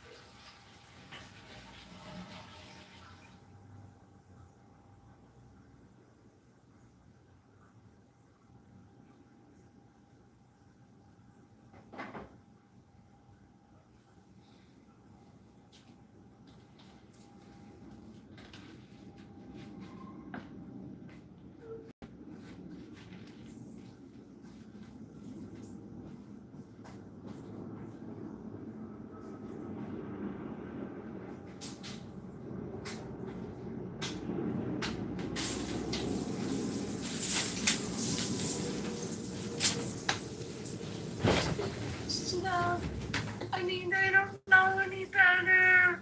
They don't understand the Trinity. Let's be nice, Art. I know that they're stupid, but, they're good people.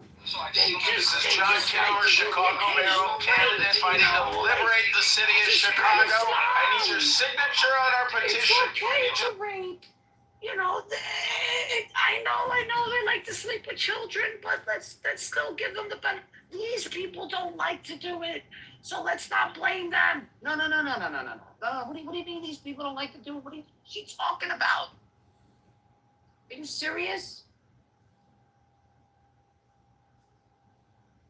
If my brother, listen to me, if my brother, my own blood brother, my father, abused a child, I would put him in jail. Okay? Do you think that's the same for them? So you're trying to tell me I should hold them to the same standard?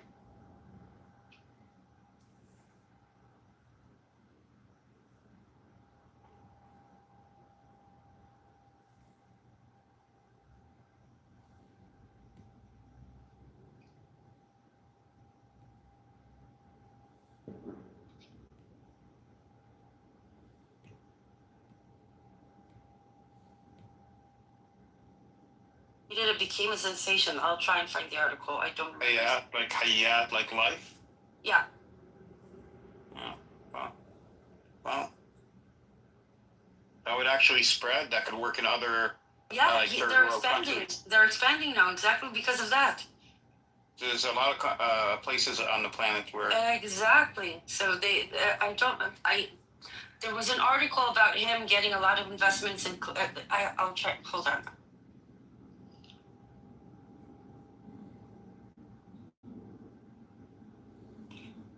Telemachus. Yes. What is you have your any opinions about what I said about starting off with the territory and going from there to a state? Oh. No, I think I missed on that one. What was it exactly? Are you Palestinian? I keep forgetting. No. I'm from Pakistan, bro. Pakistan, okay.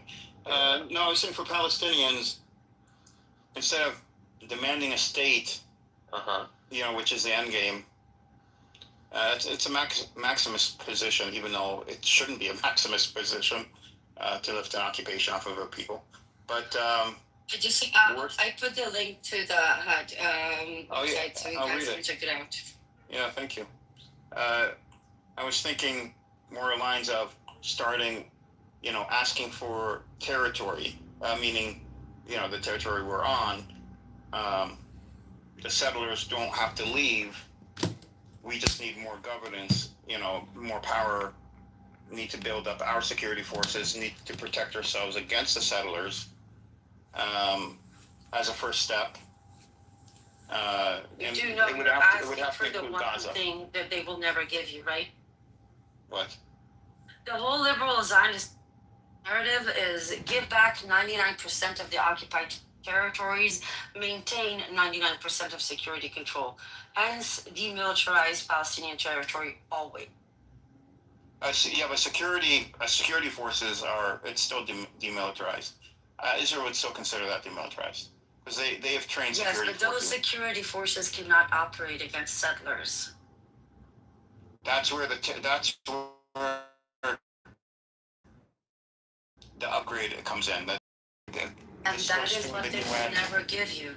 Well, it's not. I think it's something that is reasonable to ask, and I think the world would force Go to Israel ChicagoMayorVote.com as a starting point. Then why did the world derail the French-Saudi initiative? Because this French-Saudi initiative has a pathway not very dissimilar to that, but was intentionally derailed by Trump's 20-point Gaza plan, and nobody's talked about it ever since. And that's true. I forgot about that. But the French-Saudi initiative did bring on multiple Western countries, G7 countries, to recognition of it was supposed to pass, 149 countries recognized Palestine, and the next step was supposed to be recognition of the French-Saudi initiative, which is exactly when Bibi and Trump derailed it. Yeah, like I said, I think asking for everything when you first start it's just not reasonable. Or I shouldn't say it that way. It is reasonable. It's not feasible. Like you said, Israel won't allow it, and it would be derailed. Whatever could potentially happen will only happen if international community will force Israel to comply. No matter how small or big, it won't. You have to have a narrative.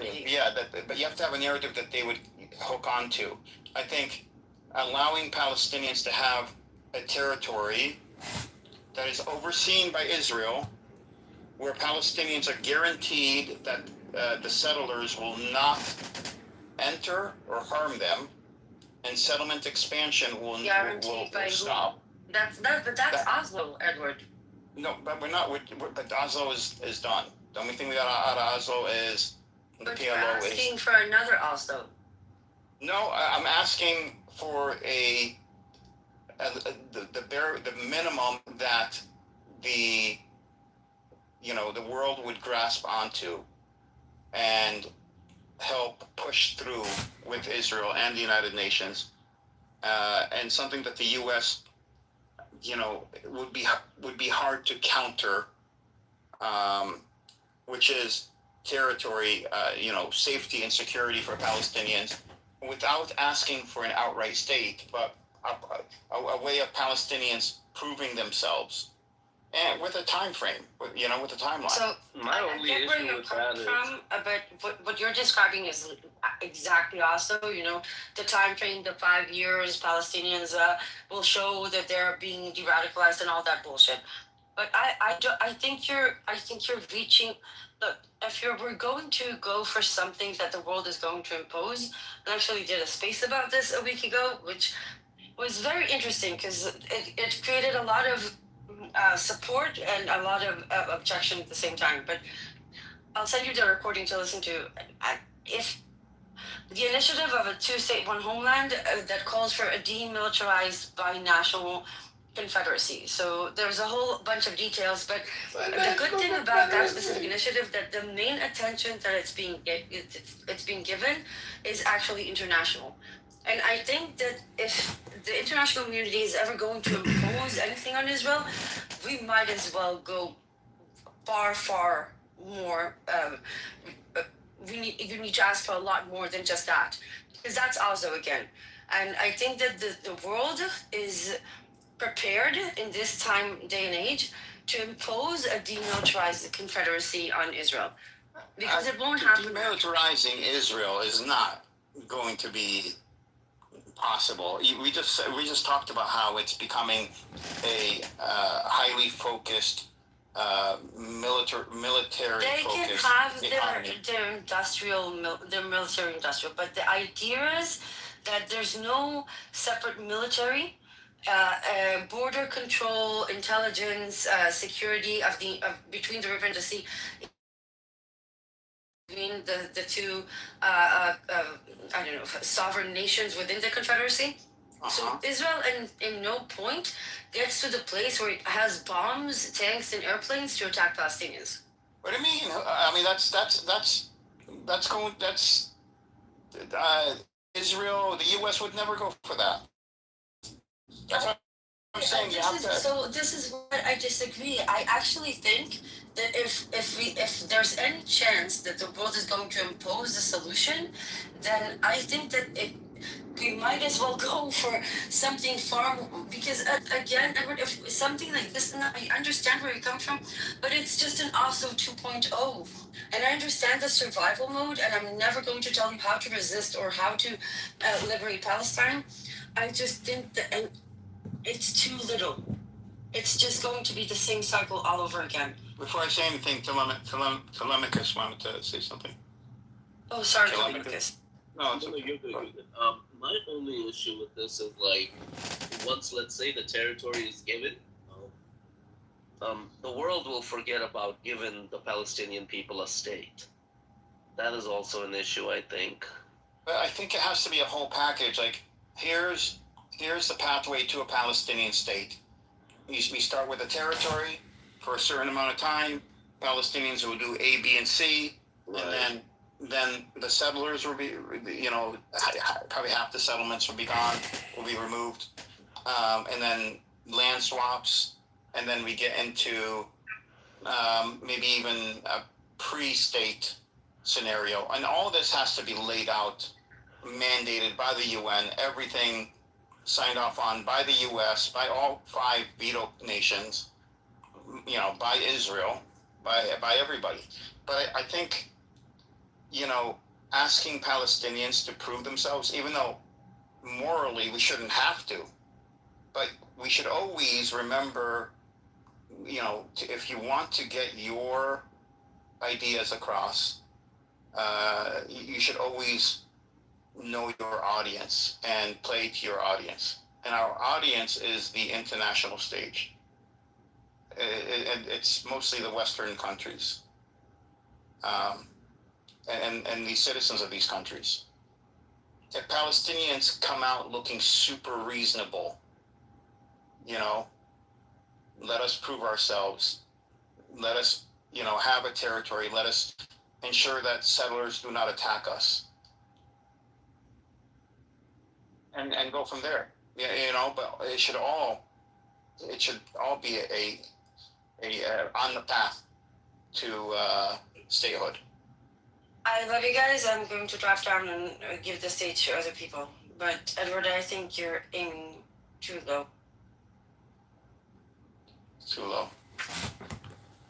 Here, Ambrose. Too low.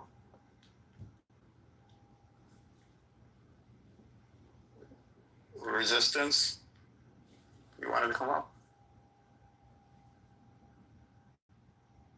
I was resisting, so I thought somebody else wanted to come up. El Call? Yeah. Yeah. Oh, okay, up already. Well, how are you, Edward? Good, how are you? I'm doing fine, thank you. So it's my turn now? I think Sam and John and Telemachus were way before me. No, I think we're not really speaking, so you can go ahead, lay down. Go ahead, yeah. You're fine. Okay. So, to be honest with you, I believe that we don't need to prove ourselves to anyone. It's my home. My house. Yeah. I don't need the permission of somebody else to live in my own home. So we solved the thing from the very base, from the very root, Are you Palestinian? Yeah. I'm a Palestinian. Edward, we've talked way too many times. Okay. Yeah. Okay. I remember. I'm the Palestinian in Italy. Yeah, I remember you. When you used that tone with me just now, I remembered who you are. Yeah. I agree with you. I agree we shouldn't have to prove ourselves. No, and for me, like, we should solve the problem from the very root. Like, these colonizers came onto our land because our ancestors were dumb enough and silly enough and nice enough to accept them because they were under oppression. Now Europe is not under oppression. Yeah. Europe has to prove to themselves that they are not anti-Semitic anymore, and they should take them back, and we will see. If they can live with them without doing any oppression for them, then good job, Europe. You've worked on yourself. You changed. You're not anti-Semitic anymore. But otherwise, this is my fucking land. I don't need to prove to anyone that, oh, you shouldn't steal my house because it's mine. I'm a good person. I'm a good person. I'm a bad person. I'm an animal. I'm a devil. Whatever you want. You can call me whatever you want. It's my own fucking house, my own fucking land. Go back to where you came from. Yeah, I know what you're saying. There's a difference between when I'm proposing being morally the right thing, the moral thing for them right now, since they are not under oppression, since America and Europe loves them so much, if they have any morals, they would go back to Europe and Russia and. That's true, but you know that that's not going to happen. Right? We will see. They call us terrorists because we defend our land. We want. True, but Palestinians. What was took by fire, it would be returned by fire. Yeah, but Palestinians may not survive the fire. If it keeps going like this. We are way too many. Yeah, but we don't. Why should we all die when there's another path where? Because I will not compromise with someone who stole my home after I took him in, and then he killed my kids, burned my graves, and did all the atrocities that anybody can think of. So you want to be right? Is what the objective for you? You want to look at this from a moral perspective, which I mean, it's not wrong. I'm not saying it's wrong. I'm saying, why not look at it from a position of what gets us what we want? Let me put it in this example. Okay, so you have 1 million. Okay, $1 million. I took from you as a debit. I asked you to borrow some money. I took from you, let's say, 200,000. Okay. After that, I took another 200,000. Then I stole your bank information and stole all the rest and left you 100. Would you fight me to get your own money that you worked so hard for? Or would you tell me, you know what? Take 800 and just give me 200.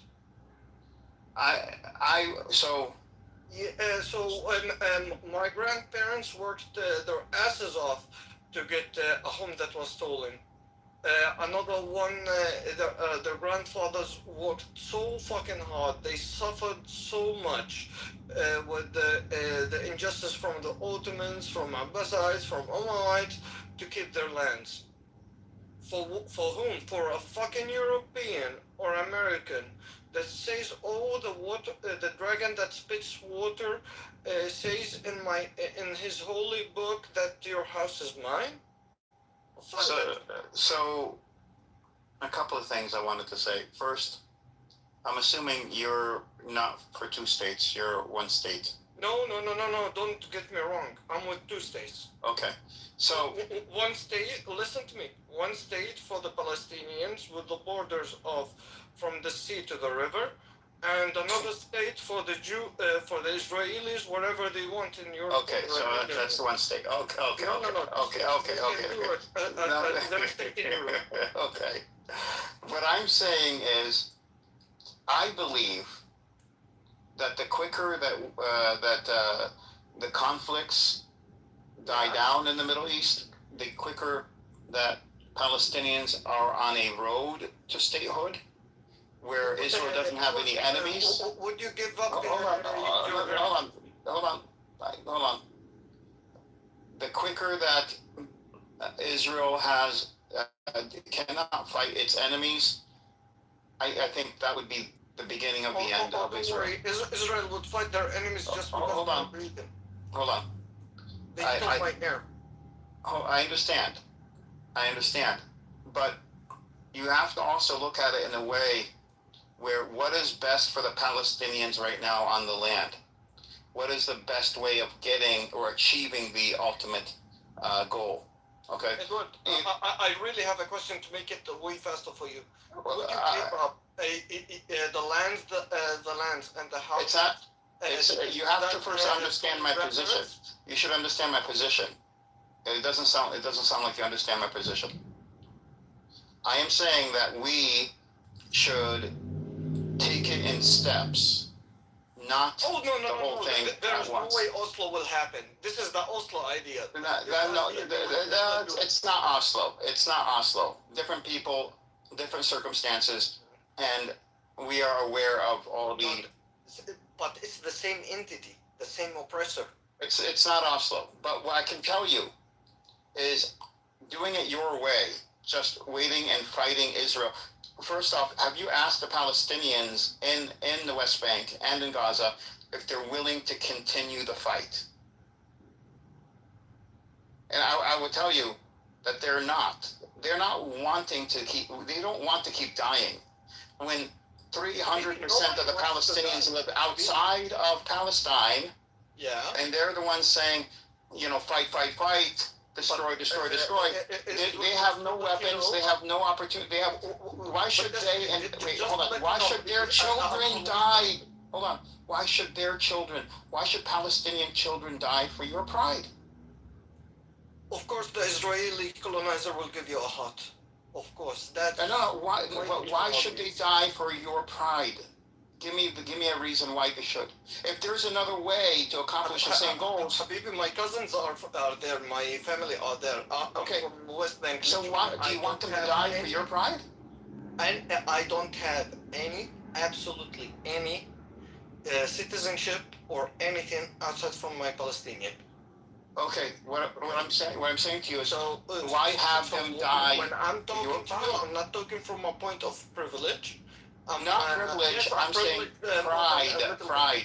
You want to be right, but if we can accomplish the same thing by accomplish what, Habibi? They will keep on colonizing you. They will keep on killing you. Have they stopped expanding since 1885, since they first came to colonize? Okay, so your answer is, Palestinians should fight until Israel is destroyed. Not wanting to die doesn't mean that you surrender. If you want to talk about the people on the ground, then. Exactly. They don't want to die. Edward, they don't want to fight. They know what happens. They have no weapons. They have no training. Everything has been taken from them. They are not going to destroy Israel. That is not going to happen. Edward, I have an easier thing, an easier way. You know what? Let's bag our things and go out to lift it for them because they are so evil. They will kill us. You could do that, but Palestinians that can. Listen, leave us alone. That's fine. You could take both positions. My position is that we Palestinians should first have the world behind us and ask for a pathway to statehood. That pathway would include steps, territory. Did the world abide to the rules that they have put in the UN. What I'm proposing is the only path forward. Please, let me finish, please. Well, you've been talking for a while. You haven't let me complete barely 2 sentences. Just this point. It's less than 2 sentences, brother. So, did the world abide to the law that they put there for themselves?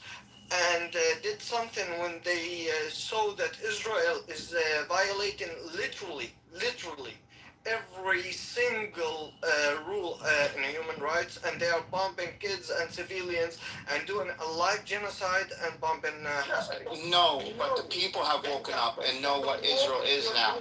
And now is the best opportunity we have. We finally are recognized as human beings by the world, the global population, and we are recognized to be under occupation, and Israel is now recognized as a barbaric nation, barbaric people that have committed a genocide. So now is the time to demand for a pathway to statehood, which would... It's the time to get your whole land back. You can't, how? You don't have a plan. Your plan is what? What's your plan? My plan? You want to destroy Israel. What's your plan? We are terrorists. We are whatever you say. These people are in danger. Since you are not anti-Semitic anymore, take them back. What's your plan? What's your plan? No one's taking anybody back. Nobody's taking anybody out of Israel. When somebody is pointing a gun on your head, you either fight or get killed. You don't get on your knees and start licking their asses and balls. Okay, but who says anything about licking their asses and balls? This is called planning and being strategic. This is called... But you don't... Okay, what is your plan? What is your plan? Give us your plan. Lay out your plan for us. Go ahead. Habibi, you let the resistance keep on doing what they are doing. No, the resistance can't take down Israel. It's impossible. Israel will fall. I believe within 10 years of Palestinians getting, at the very least, a territory, if not a state. They will give you Ramallah and they will have all the rest. I mean, I don't think Palestinians are dumb either. Oh, we had Yasser Arafat that gave up 78%.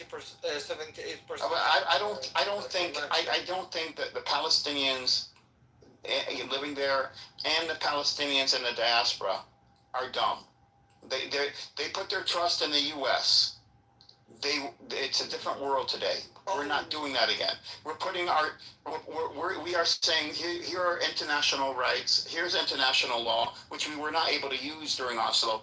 And now we have the world behind us. It's a different time. Did they do anything for your kids that are being bombed? You asked already. No. You already asked.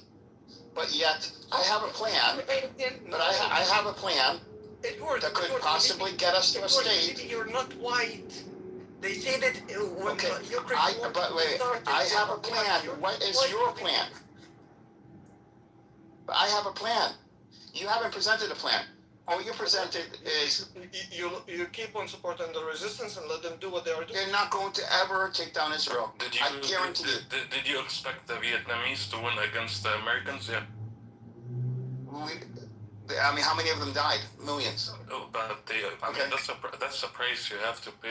No, but we don't. But if there's another way, then we don't have to pay that price. Yeah, but the way that you're presenting is going to take away so much from the Palestinians. No. Not only no, that. Why would it take away? Not only that. Just well, no. You know what it takes away? The pride. It takes away the pride. No. It's not about pride. It's about pride. Okay, tell us, how would a plan like the one you presented work? I just did, like 10 times. No, repeat it. Like, I know you want international force, and then what? No. I said you have to start somewhere. A pathway for Palestinians to demand a pathway to a state, not a state. Make your plan work now. Yalla, start. What would? Okay. First thing is to make sure that we have elections, that we have representation, someone a government that speaks for us. The Palestinian diaspora involved with the Palestinians, in the West Bank, we would. I'm telling you. No, you're saying this is what you want. Okay, let me show you. Let me show you. Here we go. Let me show you. Without any pride. Without any pride. Let me show you. This is a humble way of doing it. Which is, let me show you. PLO literally let me show you. for Israel. Let me show you. Let me show you. Let me show you. So when we now have the world that is recognizing Palestine and Palestinians and our rights and the fact that we are under occupation where they didn't even know who we were a few years ago. We now have an opportunity. We now have an opportunity to be able to demand of the UN, of the veto nations, of the G7, that we have a pathway to a Palestinian state that is agreed upon and mandated, going through the Security Council, mandated by the UN. Edward, this world that you're talking about is still supplying Israel with weapons to kill your own people. Yes, and it will keep doing so. The mandate, however, to keep crying for the world to give us a lesson. No. My plan would legitimize Palestinians, legitimize at the very least a territory that Israel would not be allowed to breach, and if it does, it would be against the UN mandate and against the nations assigned on to Palestinians having a territory. Now, the territory is the beginning. The whole mandate would include the territory up to the state. No, we never did that. We never did that. Okay. All of the international community has an agreement on something that's called human rights. And we should use that. Wait a sec. And the Roma agreement and everything. And what did they do when Israel reached every single I shared my plan. They did nothing. I shared my plan. I shared mine. Now you share yours, and Justice, feel free to share yours. What would get us to a position of having a state with the least amount of Palestinians killed? But I look at it a little bit differently than the way you look at it, dude. And I look at it in a way is that if you want freedom, this is the price that you have to pay. Unfortunately, I'm not in support of the deaths of the Palestinians, but this is the price that you have to pay. Now, what you're saying... But you're saying that you have to pay this price, but who told you that you have to pay this price? I have to pay this price. Who told you? The people that your people are facing understands no language other than resistance and violence. But you could get the world involved. The world you would not even give that a chance. Wait, but what word are you talking about, dude? They witnessed the genocide happen. They witnessed the genocide happen in Gaza. Yes. They did nothing about it. So how do you get them involved out? You're saying the only pathway is for Palestinians to be, and not just killed, to be erased. That's your plan. I'm going with your plan. There will be no Palestinians left. I'm going with your plan. You're saying the word witness. No, you're not going with my plan, because my plan requires you to put aside your pride.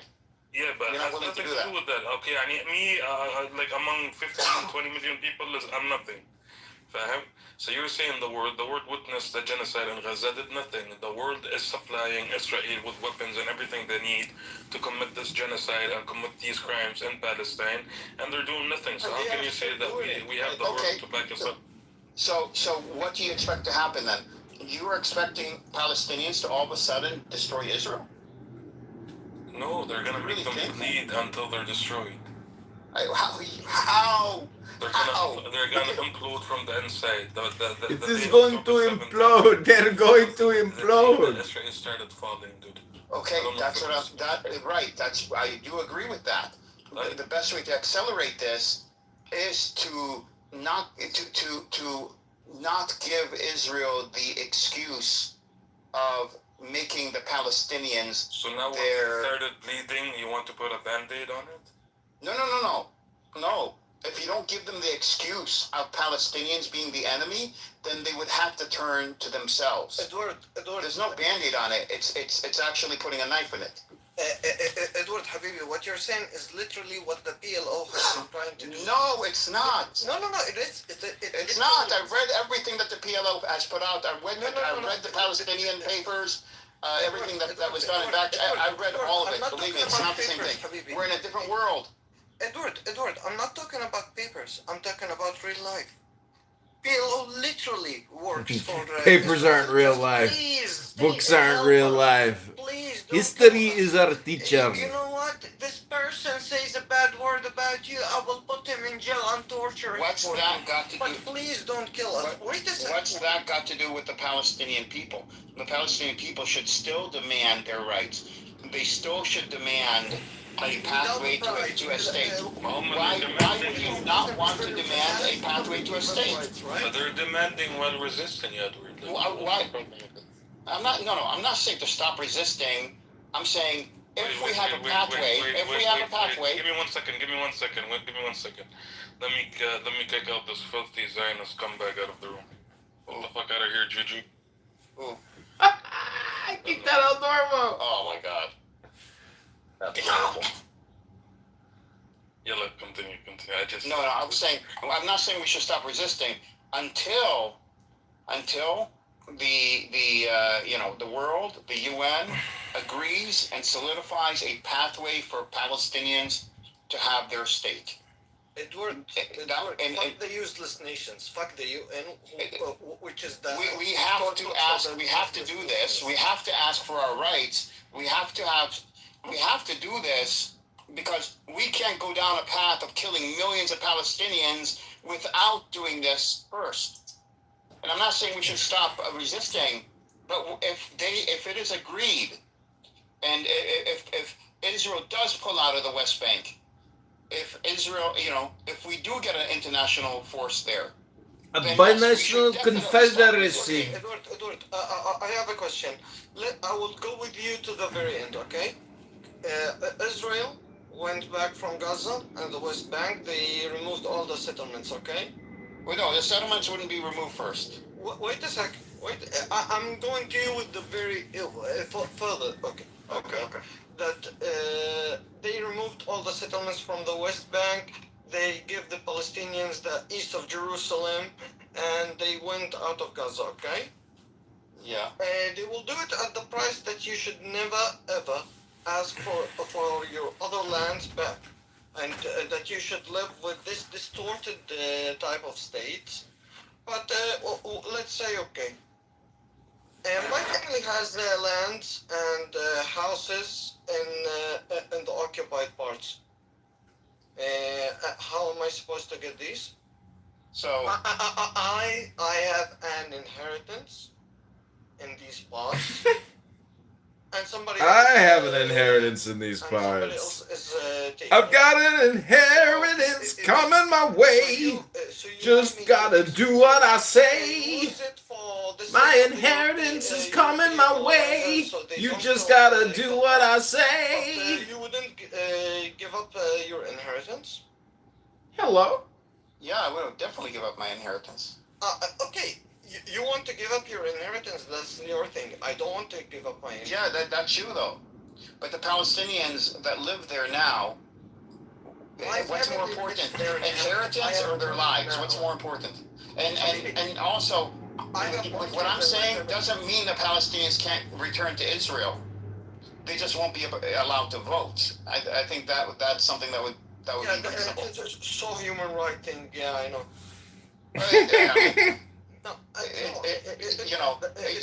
This is the best that we can hope for. If we can get a state for ourselves, yes. If you're saying destroying Israel, no. Under my plan, I truly believe that within 10 years, Israel would be destroyed, and we would have. It's just going to be destroyed. It's going to implode and destroy itself. Yeah. Palestinians getting a state and having these people are delusional, and they're no longer killed. We fought the Crusaders for more than 200. That was a Crusaders. He fought the Crusaders. Oh yeah, this guy did. The Inheritor. Now we're dealing with biological weapons and chemical weapons. Biological and chemical weapon attacks? Hello? It's a problem because Palestinians, at the end of the day, our job is to figure out a way of to ensure that Palestinians survive. No, the job is not win and only have 2 people left.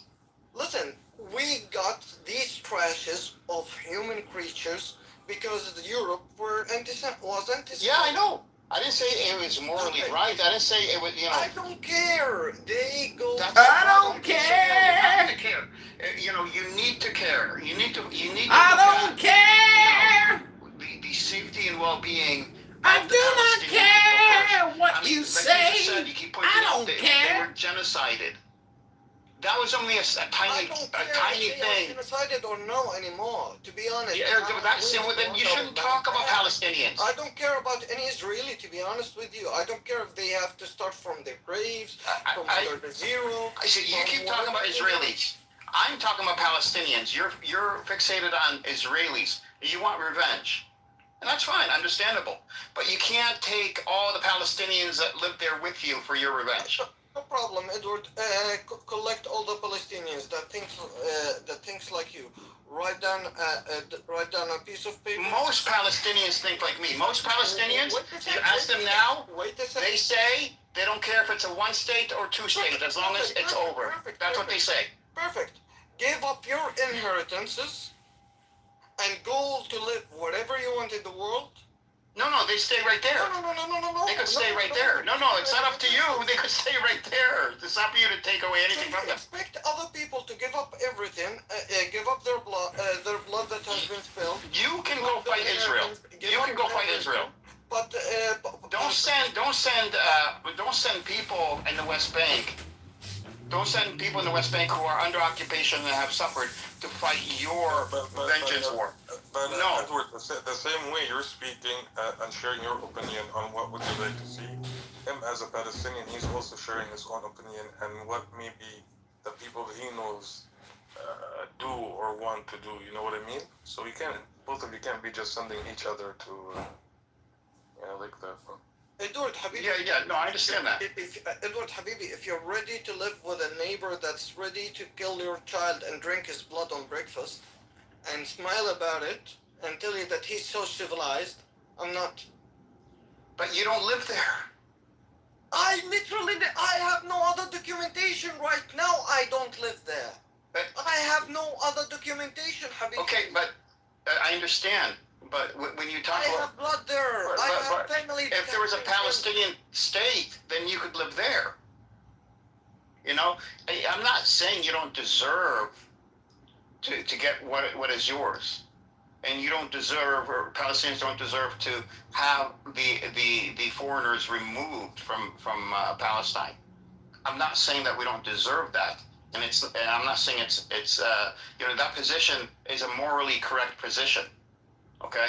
What I'm saying, though, we can start with a pathway to a Palestinian state and work on that. Yeah, and if we do this... What the Arabs and the PLO wanted before. And did that accomplish anything? No. Yeah, that's the thing. All the blood that has been spilled right now in Gaza, it's on the hands of the people who thought from the very beginning that you can compromise or talk with these creatures. Right. Now it's time to involve it's time to fight more than... No! You were showing a genocide already. You're already showing a genocide. Okay, so every time the white creature do a genocide, we should just kneel to them and kiss their asses so they don't kill us. If you want, but I have a different path. You're a path where kissing his ass. No, it's not. Please, it's Palestinians. It's Palestinians using human rights. It's Palestinians using the world opinion, which is on their side, against Israel by leveraging it and getting more than what they have now. Has been bombed. Your hospitals have been bombed. What did the world do to you? Nothing. They gave them weapons to kill you. Yeah, but what I'm saying doesn't work. They literally are still giving them weapons, Habibi. Yes. The world doesn't give a fuck about you. You're not white. You're not blonde. You're not with blue eyes. I know. I'm older. I'm sure I'm older than you. I know all this, but I also know that our job as human beings, and I don't know if you're Muslim or not. I'm Muslim. Is to minimize casualties, minimize deaths, to take the path that would get you to meet your objectives with the least amount of people killed. Yeah. That is your responsibility. That is my responsibility. But Edward, can you give me one time for the last 500 years, okay? The white creature that goes to other lands and start killing them and do genocides. Have they ever abided to a treaty? I'm sure they have, especially in the 1900s. You're saying 500 years, but that's a fallacy. We are talking about Anglo-Saxons. The world in the last 5 years has changed. No.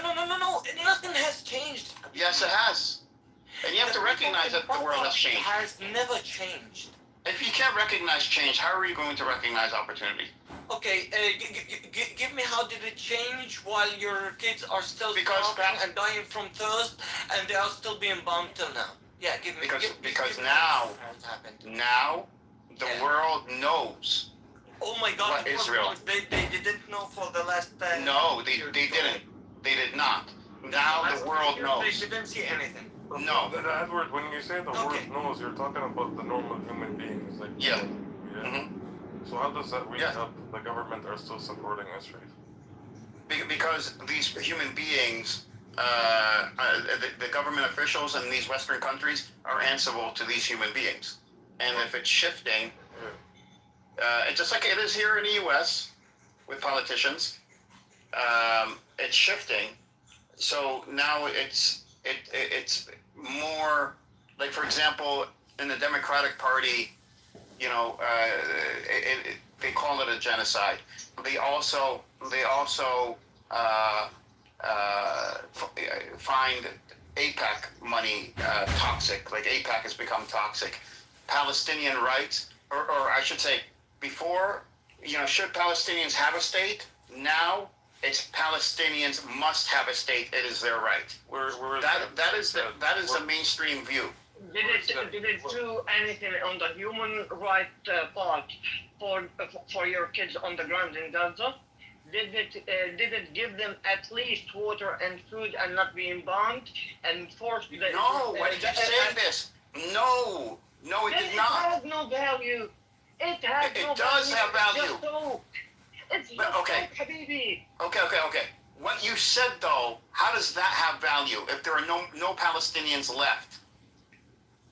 How does that have value?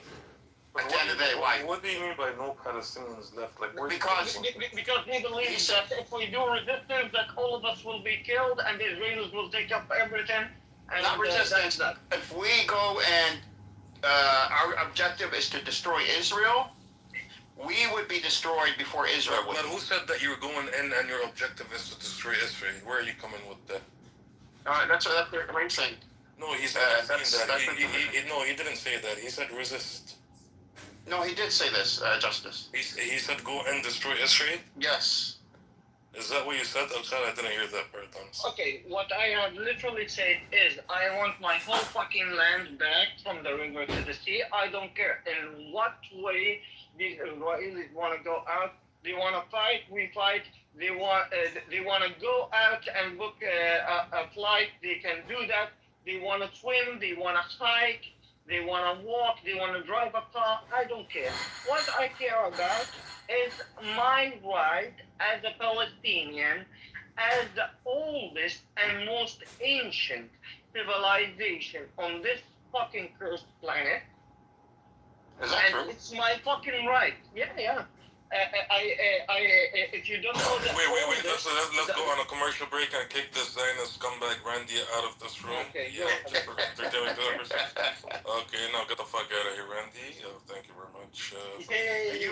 You get so much but joy. there are still a few in the room, yeah, Edward, that I'm keeping for, I understand. But the ones, I understand, but you get a lot of joy. But I'm not denying you your joy. You should have it. Let me break it up. You're breaking up, brother. You're breaking up. Is this better? Is this better? Yeah. Wait. Let me get Daniela as well out of this room for entertainment purposes. I mean, he might crash out. It'd be fun. I kept him for you. I kept him for you. Well, it's up to you, but it might end up crashing out, and wouldn't that be more satisfying? Okay, I'll leave him. Ya Allah.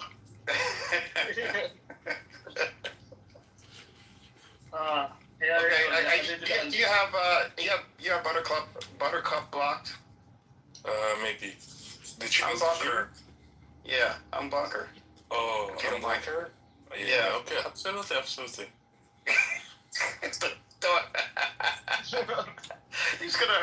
He has plan. Yes. Just block her, to be honest. It's the first time I see you, but I love you. Blocked her. We shouldn't block her just to see. She has unfriended me, but she hasn't blocked me, so we should keep Wait, you? Yeah, me as well. Yeah. Why? I snitched on her, basically I said that she was calling Ace bad names. Oh, and Ludwig was there. Oh my god, Ludwig was there. Ludwig actually called her the same thing that she called Ace, basically, in the chats. Yeah, Ludwig was there. Justice was there. We all remember that. Yeah, October the 7th, her as a retaliation for Ace when she Hey, Ludwig. How are you, brother? What are you doing, better? I'm doing okay. I'm just having an argument with Okay, Edward and Khan, go back to you guys' conversation. Oh my god.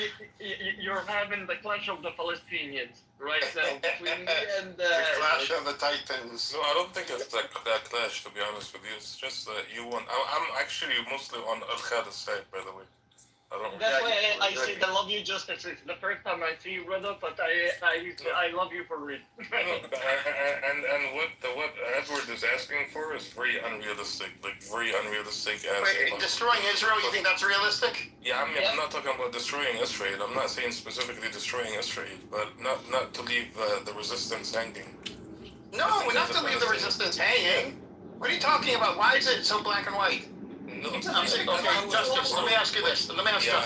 Justice, if we had, from the UN, the Security Council, a complete pathway that Palestinians, Israelis, the UN, which means the US and all these countries agreed upon, a guaranteed pathway to a state. And we have to do certain things in order to get the state, right? But it's a guaranteed pathway. We know exactly what we have to do. It's guaranteed. Guaranteed. Should we then still resist, or should we start doing what the UN? Yeah, stop committing terrorism. That'd be a good place to start. Resist if we don't get our state. What did the UN help you with? I'm not saying. Theoretically, I'm saying if we demand a Palestinian state, shouldn't we demand a Palestinian state? Yes, you should demand the Palestinian state. Okay, so we should have a pathway to get to a Palestinian state. Yes. This is reasonable. Yes. Okay, yes. If they agree, yes, we agree on it. Hamas agrees on it, right? Would agree on it. Okay? I don't know, I have to make a phone call for that one. No, I'm saying if Hamas agrees on it, because they're saying this too, a pathway to a Palestinian state. Now, we can suspend resistance and build towards that Palestinian state until Israel decides, to sabotage it. That way we still have the world on our side, and we still have resistance. I'm not saying we should give up resistance. What? It did happen. The problem is it did already happen, but Israel doesn't want to believe it. Now you're breaking up. Say it again.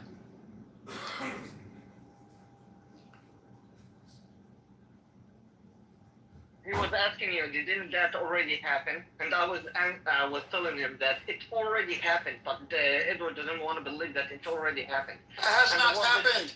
Where? When? Yeah, it has happened. Like, what do you mean the UN? The UN is a big joke.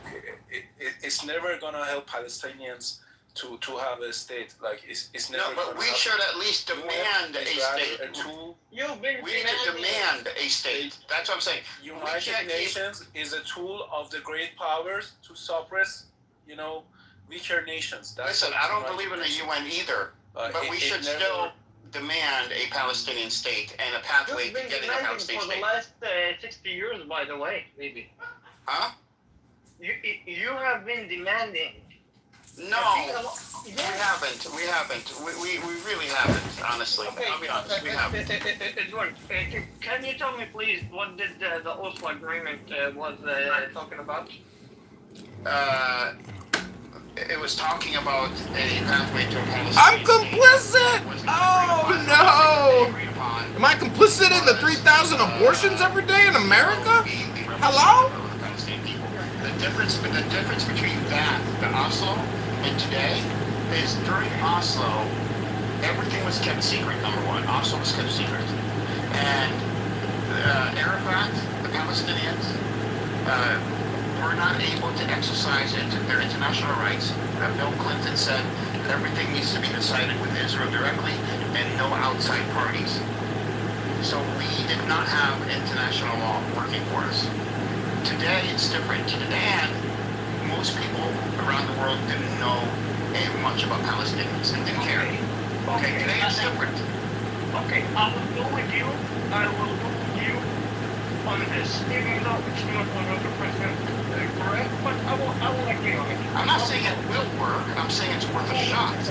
Wait a second. Did the international community apply to its own rules that there's no public hospital, no mass killings, no genocide? We already decided. We already agreed that there is a genocide in Gaza. And actually, there's a genocide in West Bank. Like what can the international community do? Anything at all about it? I don't think it's unfair. It's not it's open-minded. Just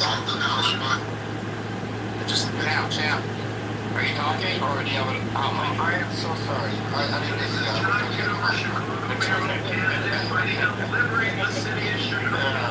Sam was telling somebody off on the other line. Oh, dude, I certainly apologize. No, it's okay. No problem, brother. Did you hear a lot of it? No. Like 2 seconds. Okay, I already hung up on him anyways. All I heard was document for sure. It's an insurance company out in for my land in Colorado, and I won't say anything anymore. Sorry, I don't mean to interrupt your conversation. Okay. That was rude. No, it's okay, brother. It's okay, Habibi. Edward, Habibi. My question is, did the international community abide to its own rules and did anything? No! They give them more weapons to kill you. They are still giving them more weapons. When we had an agreement with them and we gave them their pigs back, okay? Did the international community force Israel to abide to the things that they have agreed on? No. The World Committee doesn't give a rat's ass about you. But the problem in what the idea that you're or the thing that you want or would like to see or that you're advocating for is the first rule would be from the international committee. Okay, you want a state?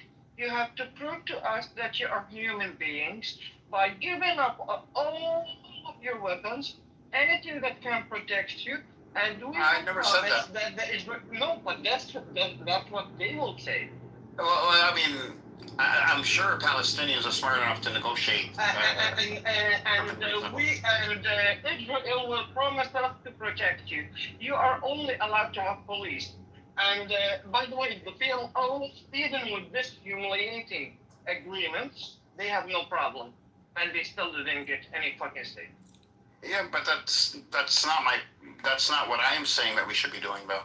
Yeah, but imagine that the PLO has already agreed for this, and they still didn't give them a state.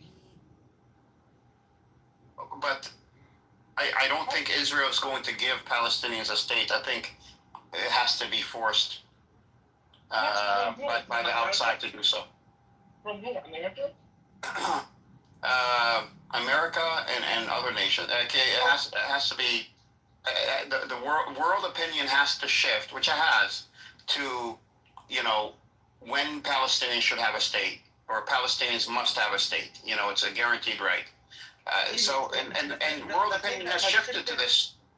We need to take advantage of this. The thing that has shifted is the public opinion, the normal human beings, the ones who are not in power, the ones. But UK, France, Canada, Australia, recognizing. That's why you. Why did she kick? Why did she kick me? Why did she kick me? Yeah, but recognizing a Palestinian state. These are G7 countries. The world has shifted. Geopolitically, the world has shifted, and we have to take advantage of this. Yeah, they recognize you, but they will not give you anything. We don't know. It's just told. We don't know. We don't know. We have to try. No, we don't know. Is that beef? Into your plan, which is attack Israel until Israel is destroyed, and without exhausting this path. Yeah, let's Happy 4th of July, beef. Are you prepared to? Are you talking to yourself, man? What's going on? Are you projecting onto me? No, but I just heard you talk. There's no one else on the stage, and I hear all this audio. Are you talking to yourself? No, I'm in a Free Palestine room with Emrose, the intellectual giant of Israel, and Edward and Justice and other Free Palestine resistance fighters. Why can't I see her? Because that's in another room.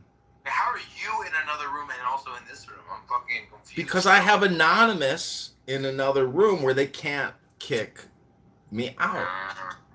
See how that works, beef? Happy 4th of July! Now, why do you have a Jewish face fucking surgically attached to your face? What's wrong with that? Oh, you've never seen party glasses, for like a costume party? That looks like a Jewish fellow. Are you denying this or not? No, I think that's like the Groucho Marx costume. I don't think it's actually specifically Jewish. Was Groucho Marx Jewish? Let's find out. I'm not sure. The Marx brothers? Yeah, Groucho Marx was Jewish. Fucking, oh my god, you're cooked, brother. You're cooked, brother. You're cooked. Well, how bad do you think Andrew's brain rot is? Because I think, this app is actually just like a brain rot observation platform. And the more you speak, the more you think, the more you listen to the people on this app, it's the greater the likelihood that your brain rot is real. I agree. But I also think that you are like the Mad Hatter. Most people's mental illnesses don't manifest as like archetypical characters from classic children's literature. Mm-hmm. But you're very lucky that your particular random mental illness has turned you into this like archetypical like icon, So, I agree. I think my mental illness, I got lucky with my mental illness. Like, I got all the good aspects of it and not so much very few bad aspects of my special mental illness. Yeah, because like right now you are the Mad Hatter. You do all the Mad Hatter stuff. Like you laugh too loud, and you're like always control it. Now, do you yourself work with Mercury in your creation of hats? I almost spit out my beer orange juice when you brought up Mercury, because it's interesting that you bring up Mercury, or in the flat earth community, they like to call it Mercury. All I'm trying to say is, if you think that a binational confederacy is going to take over Israel and Israel is going to collapse, you are 100% retarded. Let me take you back to the Free Palestine Resistance Movement. The Security Council, everybody agrees on it. We have to, that's what we have to demand first. Now, I'm not saying that we shouldn't resist, but if we do get a plan, we do have a pathway, then we should follow that path to a Palestinian state all the way up until and if the Israelis stop us, and then resist again. But at least we would get ahead, because now we have a pathway, we have guarantees, legal guarantees, and now we're able to resist legally, or I guess that doesn't really matter. But to the world, you know, our resistance is resisting what was already agreed on, and we would not be the ones breaking our word. It would be Israel, and Israel again would be weakened. Before the alternative, which is to resist until Israel falls, which may or may not happen. In my opinion, I don't think will happen, but it would, at the very least, that path would ensure millions of Palestinians will be killed. And there's about 5.5 millions. How many millions are there in the territories? You know, how many? You know, and is it fair to send to not even give them the option of option A and go straight to option B, where and they're the ones putting their lives in danger? I don't think that's fair. I don't think that's not. I wouldn't be able to live with myself. You know, if I did something like this. Edward Habibi, but remember that the people that will abide to the agreement are the same people that are still financing Israel with weapons to kill you. Huh? Yes, I know. I know. No, I know. So they are so trustworthy from our side. Yeah, I know. I know. No, I mean, you're right. And this is why we have to be smart about this. I'm not saying my path will work. I'm saying it's worth exploring, and at the very least, if it doesn't work, then we can point to the UN and Israel, Israel especially. They would be the ones that would break it and say this is what they did, and we would have more than what we have now, which is just the PLO and PA. We would have a mandate for a Palestinian state, which is more than what we have now. And then if we need to resist, then we can resist. Yeah. Can I chip in, Edward? I came in late, but it sounded like you were solutioning more. I can't hear you. You're very low. You're very tall, brother. Maybe now? No, it's worse now. Is it worse? It's better now. Okay, good. Yeah. So I just walked in when you guys were discussing solutioning. How do you actually get a state and do scoping it to territory versus entire state, etc. And then I heard you say, Edward, political pathways and the United Nations and demanding a pathway to a state. Right. I'm wondering if the United Nations and all the structures and legal entities that we see worldwide, they either I'm not going to say they are performative, but they don't have any real power other than either narratives or showing what the global community wants, etc. Either via vetoes or by other subliminal methods. It's the incumbent powers like the West that continue to get what they want. I'm wondering if there is a way we can make a free Palestine lucrative to all sides involved, including the likes of America and stuff. Otherwise, Yeah, there is actually. Okay, that would be interesting. I wouldn't like it. That would be actually a plan B, and El Field's would be a plan C. That's interesting. You said that. What's the plan B? What would happen? Well, okay, so let's mine is plan A, and your plan B would be to fight Israel until there's no more Israel. Which is the only logical way to free yourself against the. Okay, no, that's fine. No, I'm not asking you to defend the position. I'm just laying out what the positions are for him because he just joined, and he said, what if there's a way to make it more lucrative for Israel to allow Palestinians to have their own state? And there actually is. It's something I really don't like, but to be fair, let's put it on the table. I would call that Plan B, and I'll say what it is. And then you, Ilkhal, yours would be Plan C. The lucrative would be giving up the natural gas and the rights of the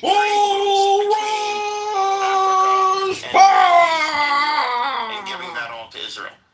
That would make them, tens to hundreds of billions of dollars a year right there, and that would be giving up, Yeah, but the thing is, don't worry, that's included in your plan A.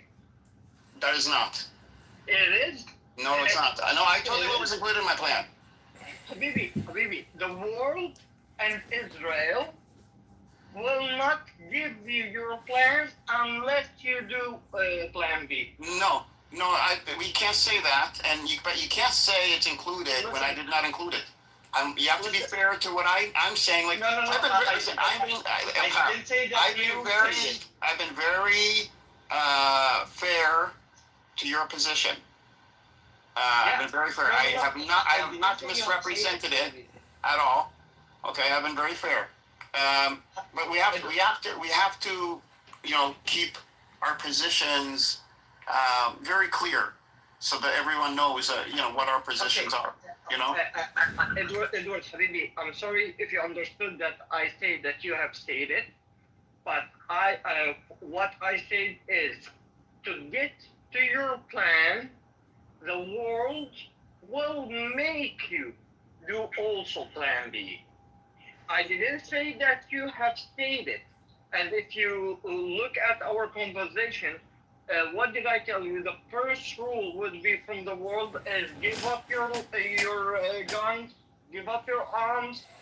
We will make Israel promises that they will protect you and they will not touch you. Plan A and Plan B are totally different because my plan would be a Palestinian state and Gaza, the Gaza port, the rail system linking Jordan to Egypt through the West Bank and Gaza. That's all on Palestinian territory. Yeah, I know. That would not be. But that's what you want. No, that's what you want.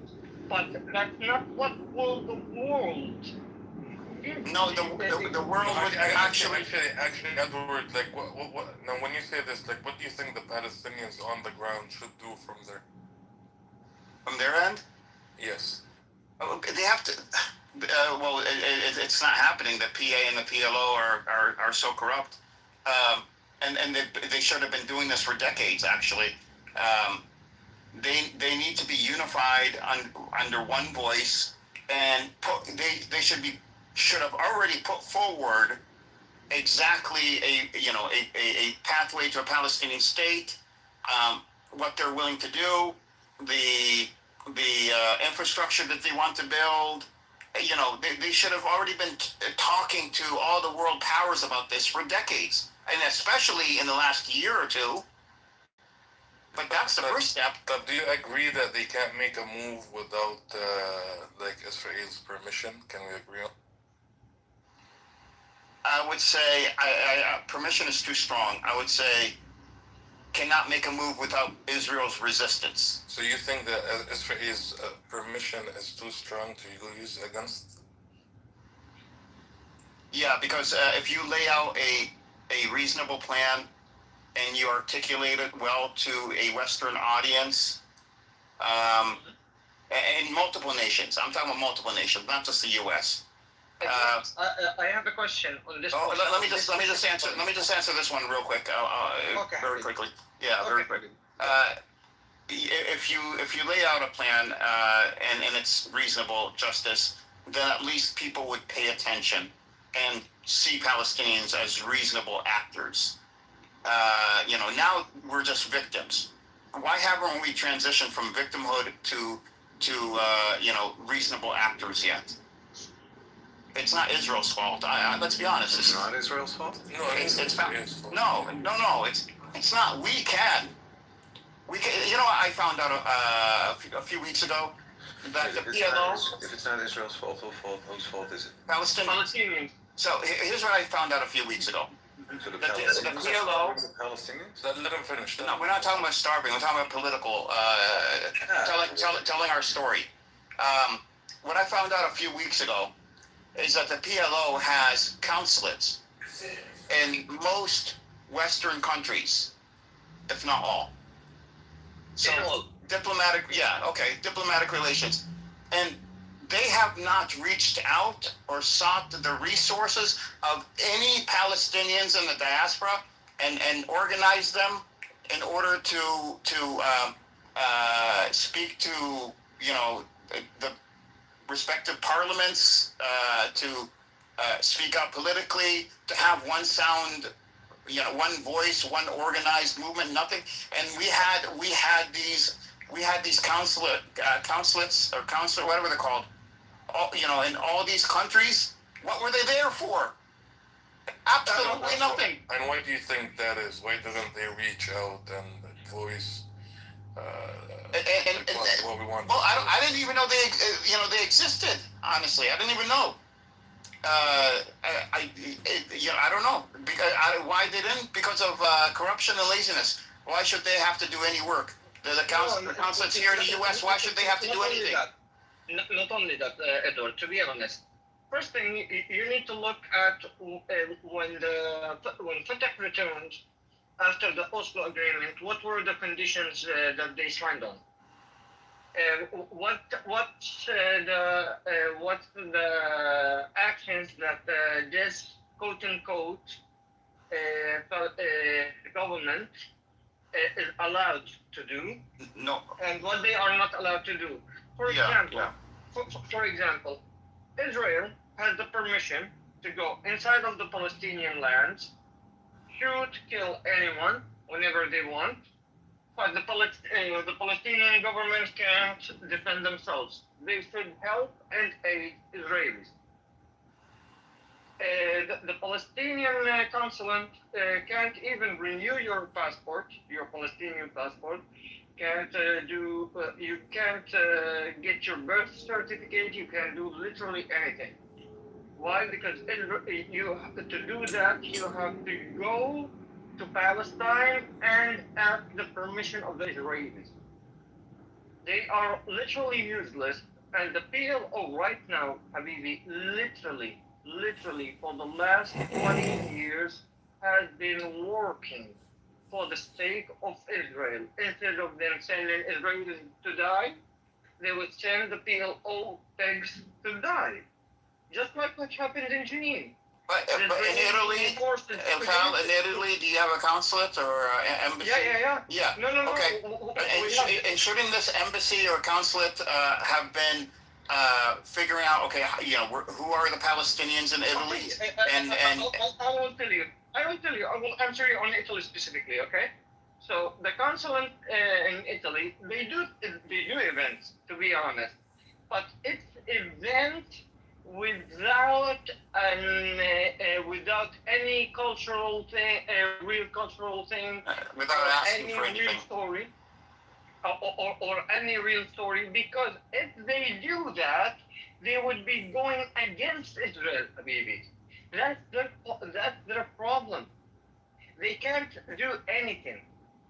Why? Because they have abided themselves.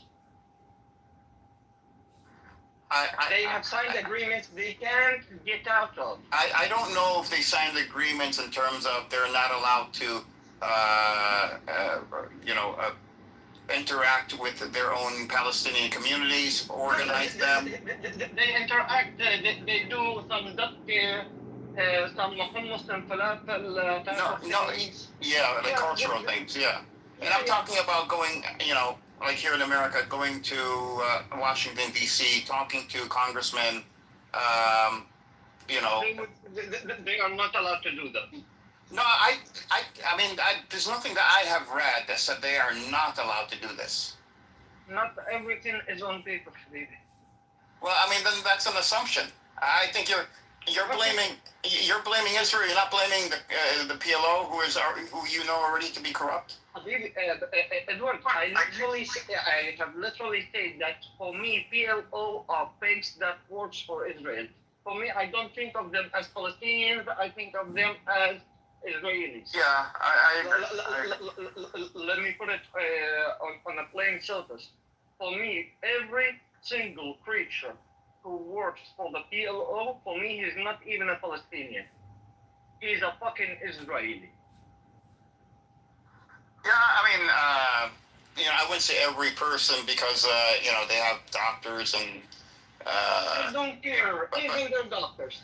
Even their it's the government, too. So, but I see your point. I understand your point. I agree. I agree with you in principle. We did have the opportunity to make the world, especially the Western world, aware of what we want and to push our narrative. Edward, do you know why Israel wanted to do the Madrid thing, and after that, what happened is the Oslo Agreement? Do you know what forced Israel to do that? Yeah, I have my own. Yeah, I have my own analysis on why they did it. I don't know if it's going to be the same as yours. Okay, my thing, which is what I saw from the old generation from Italy, is because what happened in the first Intifada was so on the media and so in the public mind in all of the world that Israel was forced to sit down on the table and do to start being diplomatic. They thought because they were the very first creatures to be on cameras and on journalism, known about breaking the bones of the palm of the people. It's like we're being break the bones campaign. Exactly. Yeah. So they were so famous from this thing that everybody in the world was against Israel, just like now. No, not like now. Come on. Not even close to being that. But I understand. Just like now. Just like now. The only difference is before it was not live on stream that you're seeing it, and now it's live. That's the only difference. But what happened after that? Did Israel abided to the agreement that they had? No. Let me tell you my reasoning for Oslo, real quick. Let me just tell you my reasoning. Yeah, real quick. Here's my reasoning. Yeah, so my reasoning is that Israel at the time, and this is and conventional connection between the ancient Israelite and the territory. And I'm asking you again, is the land? Is it a land or is it the people? The land is called the land of Israel, and the people are called the children of Israel. We're talking about the land. We're talking about the land. And where does it say in my book where it's the land of Israel? Where does it say that? It's called the Holy Land. It doesn't say that. Where's the name? Give me the name. No, according to my hold on. Holy Land is Jerusalem, right? That Holy Land, yes, it's a Holy Land for the Muslims. My question is very simple. According to my scripture, Masjid al-Aqsa, is it Jew? Does it belong to the Bnei Israel or to the Muslims? oh my God, again. My question is very simple to you, Daniel. Don't be a kafir. It's not Daniel, you don't even Yeah. believe in God, and you're using scripture now. See, this is where But you do. But you do. You do. I don't believe in God. You do. I'm part of the tribe. You're not part of the tribe if you don't believe in God. Why not? This is why you broke the covenant with God multiple times. You disrespected God. No, we did not. You did blasphemy. No, listen. You killed multiple You are Muslim. Listen, you're Muslim. You go according to Muslim beliefs. I'm Jewish. I go according to our rituals and ceremonies and whatever. Our religion is different than yours, okay? It's not really a religion for us. For us, it's more like a guide, okay? Torah means guide. It doesn't mean religion. It means a guide, okay? It means instructions, okay? It's instructions for life. And part of the instructions you basically kind of stole from us. You know, we are the basic of all religions that were created after us, including Jesus, including Prophet Muhammad. And at the end of the day, God, divinity, designated this land not to you. And what you're doing, you are basically betraying God's word. Oh my God. Okay. And I don't understand why. So look, according to so make it make sense, right? So God gave you this land. You just because hold on. Gave this land to your tribe that has killed multiple prophets, spread corruption. Which prophets did we kill? Prophet Jesus, I gave you name. Prophet Jesus. But we didn't kill Jesus. But we agreed that and according to the Bible, you did. According to the Bible, you did. But we don't have it. Well, listen, not only the Bible doesn't say so. The Bible says it. Our Bible? No, the Bible doesn't even mention Christians. I don't know. Listen, this is their story. Your story. Hold on. You disrespect Virgin Mary as well in Talmud. I don't know who she is. She's not part of my story. Yeah, but she's not Mother Mary. Listen, but sweetie, even Muhammad is. We don't acknowledge Muhammad. I know. And you know that Christians don't also acknowledge Muhammad because Islam came third. I know. So for us, Jesus is not a prophet. All false prophets for us. So our false prophet, and you killed him. We didn't kill him. Who killed him? Yeah, you did. It's in the mention in the Bible. Who killed him? You want to bet that we didn't kill him? Oh my God! Your people killed Prophet Jesus, peace and blessing upon, according to the Bible. But we didn't. It's the Romans who did it, and you know it. And who brought Jesus to the Romans? Listen, I don't know the Bible because I'm not Christian. I know the Torah. Can you tell me where in the Bible it says that we killed him? You brought Jesus to the Romans, and then you were being asked, did we kill him? And your people said yes. Can you show me? Listen, it's not part of my story. I want you to Google it about the Christian Bible and the ruling from the church fathers. Okay, I want you to Google according to the Quran, who does this land belong to? According to the Quran, it doesn't belong to you because let's go with your narrative. Let's go with your narrative. Let's go. I'll grant you that according to my book, it belongs to you. But can you please make it make sense to me? How would God, give you a piece of land after breaking the covenant with God multiple times, killing multiple prophets, and spreading corruption? So God will all of a sudden will bless you with a piece of land. First of all, he did, and if you don't agree with him, you can talk to an atheist like yourself. Yes, he gave it to the tribe. Doesn't believe in God. None of your business. That's blasphemy as fuck. We don't have this. What's up, Scott? What's up, everybody? We don't have this concept. You have this concept. We don't. We are not Muslims. Oh, in your concept, in your scripture, it says yes, you have. You have killed multiple prophets. Your Torah has similar stuff as my book. Which prophet?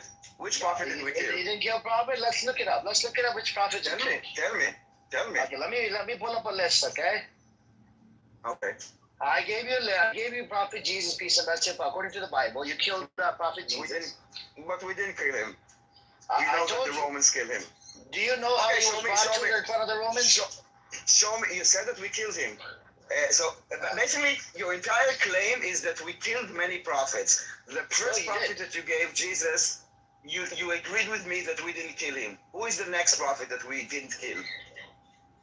And then you said corruption in the land. Do you know what corruption means? Yes. So what corruption is in the land? Doing a whole bunch of things like usury. What do you think usury is? Not corruption. That's corruption. It's according to in your eyes, not in ours. Okay, hold on, Daniel.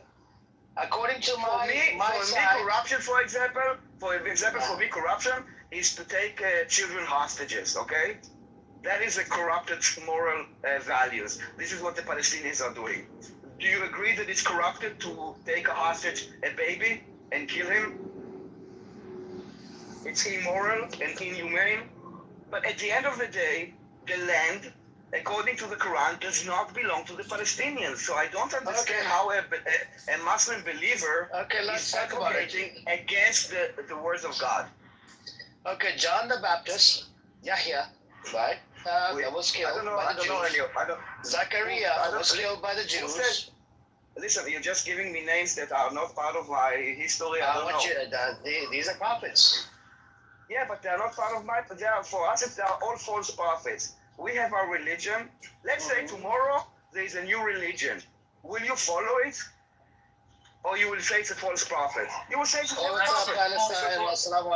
That is wa alaikum assalam. So Palestine, atheist Zionist Jew comes out and wants to use a religious scripture that he has no knowledge of to justify this piece of land belongs to an atheist Jew. No, this is not that, bro. He is making a stupid argument that I'm dismantle right now. You're saying hold on, wait a second. I heard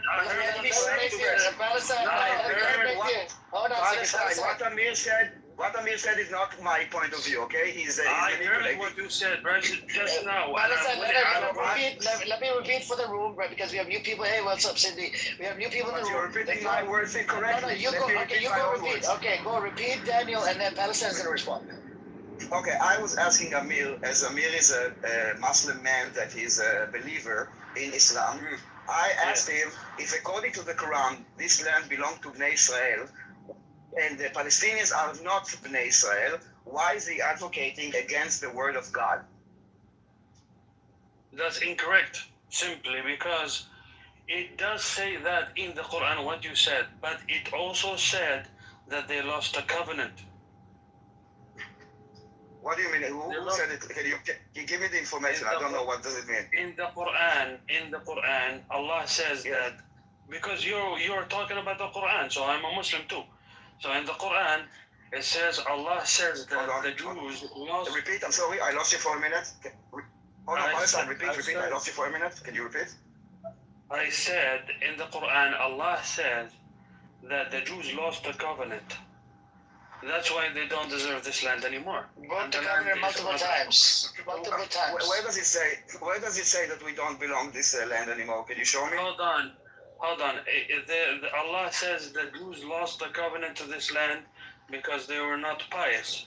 And it states in there, Allah states in there, that the land belongs to the pious, not to a certain ethnicity as you make it out to be. No, so hold on. So what is this thing about Bnei Israel and this land belongs to Bnei Israel, inheritance? I just told you that, yes, it does say that, but also it goes on to say that the Jews lost the covenant for this land. Even if it was for them, it was for them because they were pious. The inheritance. Yes. But then they were not pious anymore. That's why they lost. What is pious? What is pious? God fearing, and worshiping God alone without being. So can you show me the verse that contradicts God's direct instruction that You this have land to read belongs the to words Israel. before, Daniel. You have to read the words before and words after. Listen to me. Get that. Give it to me. Give it to me. I'm not a Muslim You man. made the claim. You You're an have. idiot. You're an idiot. Hold on. It doesn't matter. Listen, Hold on. it doesn't matter that I'm an atheist. I'm questioning your belief system, not mine. Hold on, Daniel. You brought up a good point. You're not a Muslim man. Why are you arguing with the Quran? Why are you using the Quran? Did you listen to me? This is what I said. What I said at the beginning. Yeah, listen to me. I said. So listen to me again. Listen. I asked why Amir, which is a Muslim man, which believes in the words of Allah and the Quran, why is he defying God's specific words? But This you was my question. don't believe in that God that we believe in. So what's the use? You can do. I am free. I am free to literally enter. Hold on. I'm free to use my religious scripture. You used yours. Why can't I use mine? I'm very confused. I want you to use yours, and I'm trying to understand if you are kafirs or if you are believers. And if you are a believer, do not use my own words against me. That is not. It's not your own words. With all due respect, kafir is also in Hebrew. Okay. Don't think that your language came before mine, okay? Kind of settle down.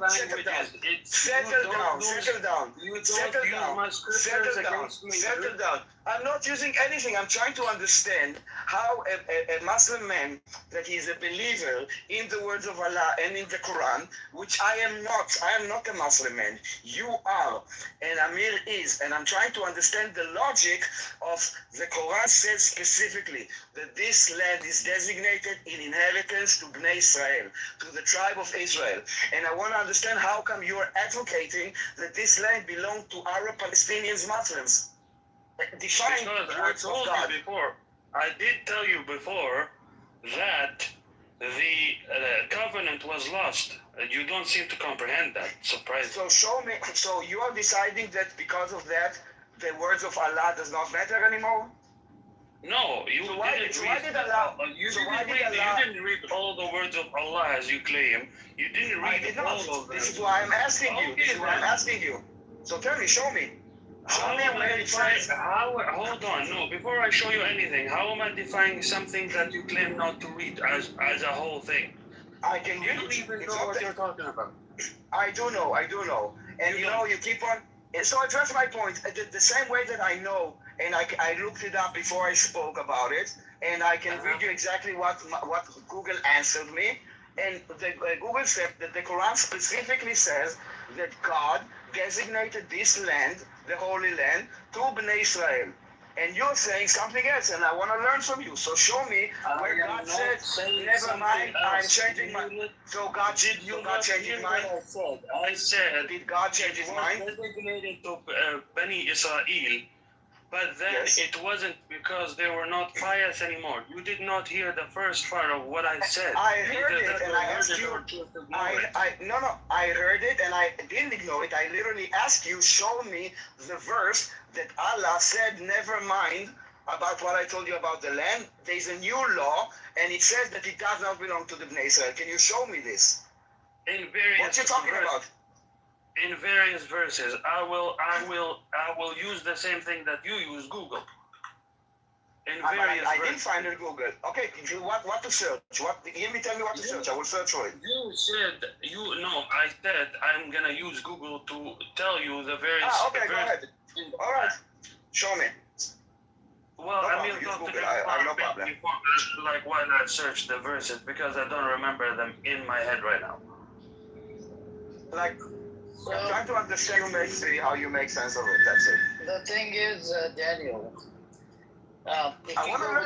Don't attack me. I understand. If you're so sure, I actually expected that you would have a better answer than like attacking me. That I believe, not believe. It's your religion. You are a believer. You are a Muslim man. And I'm trying to, I'm kind of showing you what God said in your Quran. And you said, but. God said it, but yes, this. So I, Amir, decide that God's word is not that important. And then you gave a few lies you killed multiple prophets, corruption in the land, yada yada yada. You couldn't like substantiate any of it, and that is enough for you to defy God's word. Mention the book. So no, you're talking about Jesus, which was killed by the Romans, and the Romans are not living in the land. Your prophet Zechariah was killed by the Jews. And whether you claim to be a prophet or not, the ones who killed him. Why are you talking about Jew? It's the King Yoash who killed him. What is he killed by the Jew? He was a Jew himself, you know it, right? No, they were all Jews. Some other people. They were not Muslim, they were all Jews. I'm trying to understand from them how they are, as Muslim believers, explain that they defy the words of God that is in the Quran, saying that the land of Israel is designated to the inheritance to the tribe of Israel. And they are kind of attacking me personally, but they are not giving me anything. Nobody's attacking you personally. I said you're an atheist. You don't believe in God. Again, it doesn't matter. Talking about godly scriptures. I'm not the topic. Consider that as an attack. If you're an atheist, Daniel, can you just not do it? I'm a Jew. I'm not a Muslim. Even if I was the most You're an atheist Jew. Atheist. Even if you go to a Haredi Jew, which is the most believer in Jews, he does not recognize Jesus. He does not recognize They're anti-Zionists. They're anti-Zionists. No, they're not.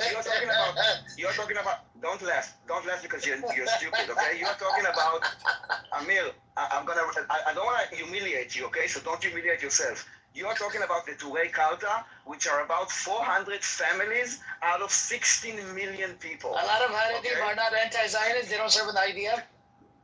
They do not recognize Muhammad.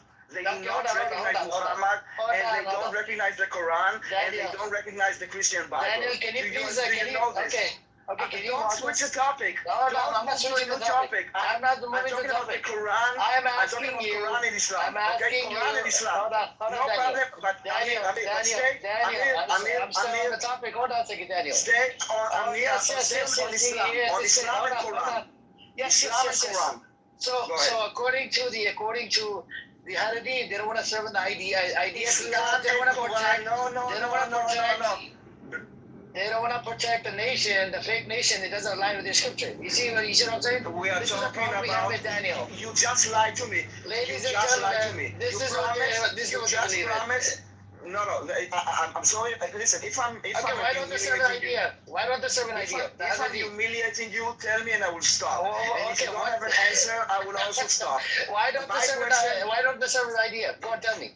Write it down. We are talking about Islam and Quran. I know, but I need to know. I need to know. Why don't they serve an idea? The Haredi. We'll talk about. Why don't they serve an idea? The Haredi. It doesn't matter. It doesn't matter. Can you please answer the question? No, we are talking about Islam and Quran. Don't change the topic because you don't have an answer. I'm not saying the topic. You don't have an answer. Palestine is looking for a source. You don't have an answer. Oh my God. So mute up and let others answer. You don't know. Don't humiliate yourself. It's embarrassing. Palestine is looking. I'm asking you. Why don't the Haredi serve an idea? I'm waiting for a Muslim man to respond to me about Islam. I found you the verse. I found you the verse. This guy. Go on. I found you the verse that indicates the land will be inherited by the believers. Are you a believer of the book?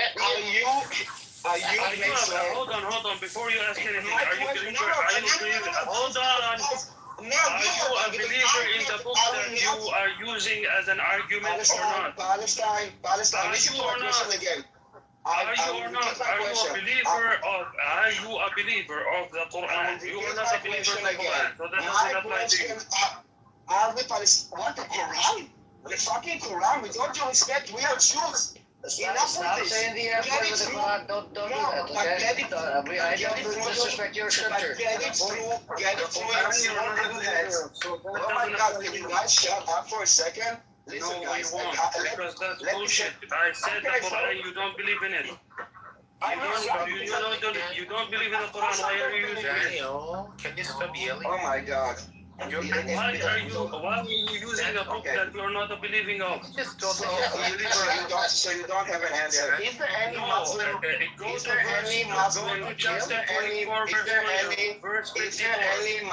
believer here that is a true believer?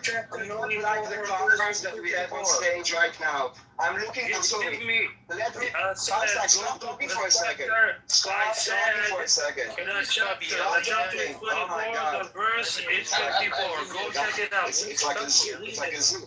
It's like a zoo. Okay, let me repeat my question again. I'm looking for a Muslim. The chapter is 24, the verse is 54. Go read it. Read it. Put it in the chat.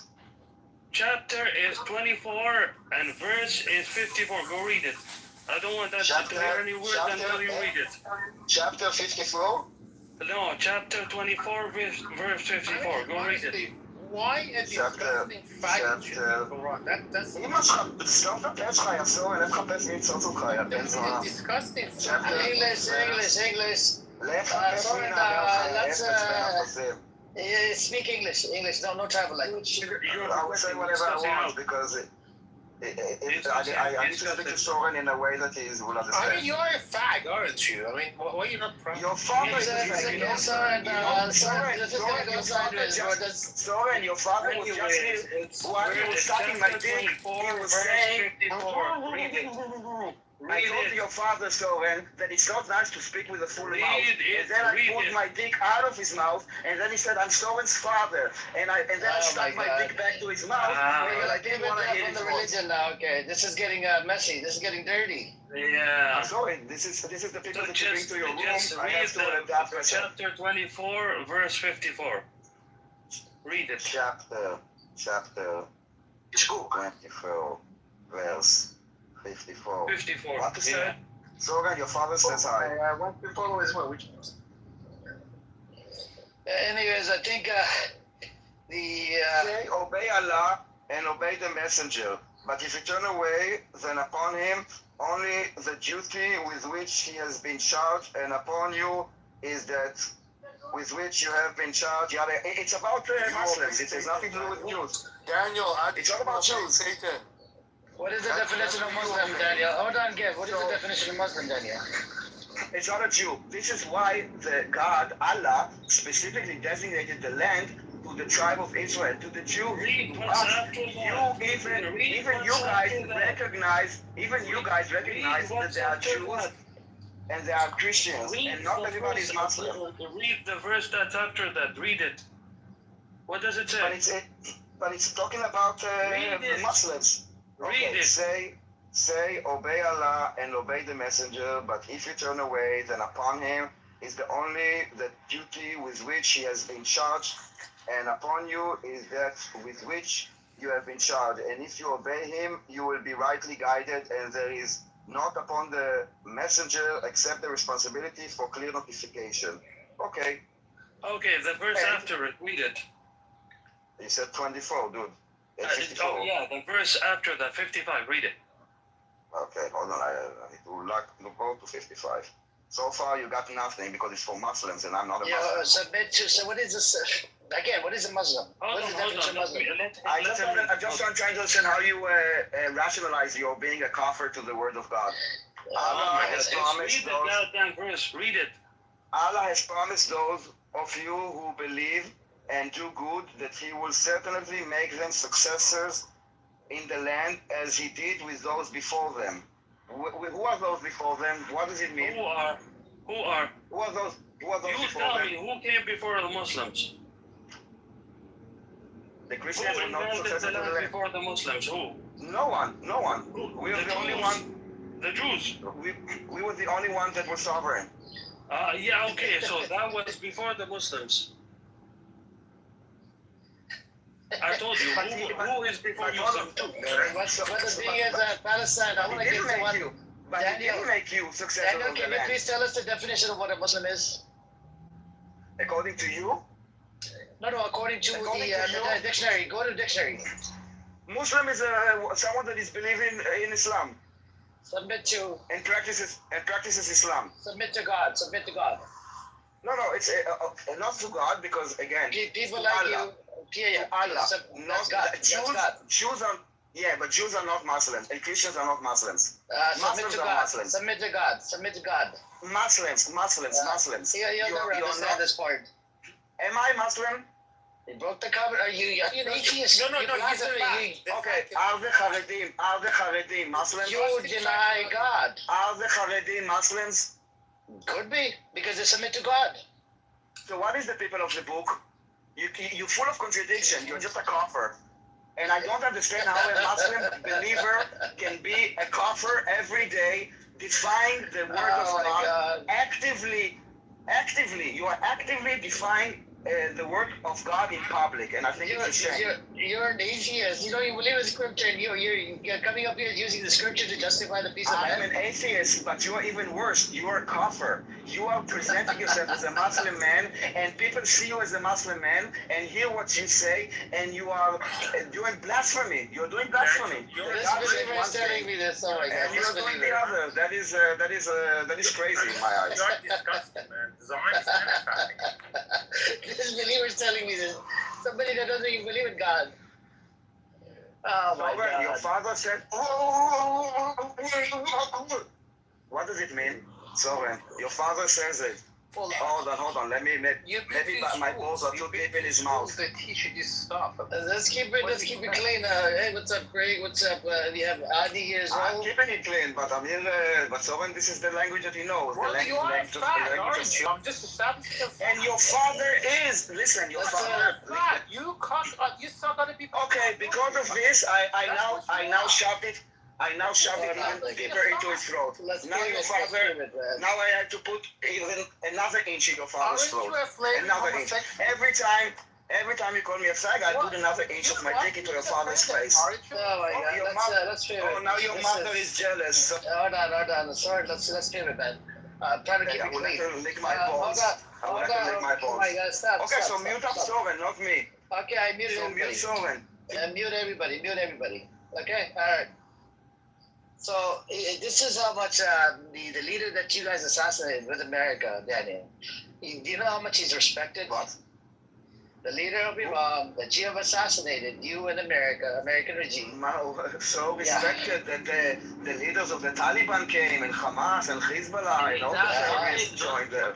Don't take More than 10 million people showed up. More than 10 million people showed up at the thing. They wanted to come to verify that you don't even have 10 million people in your land. They wanted to make sure that he's dead.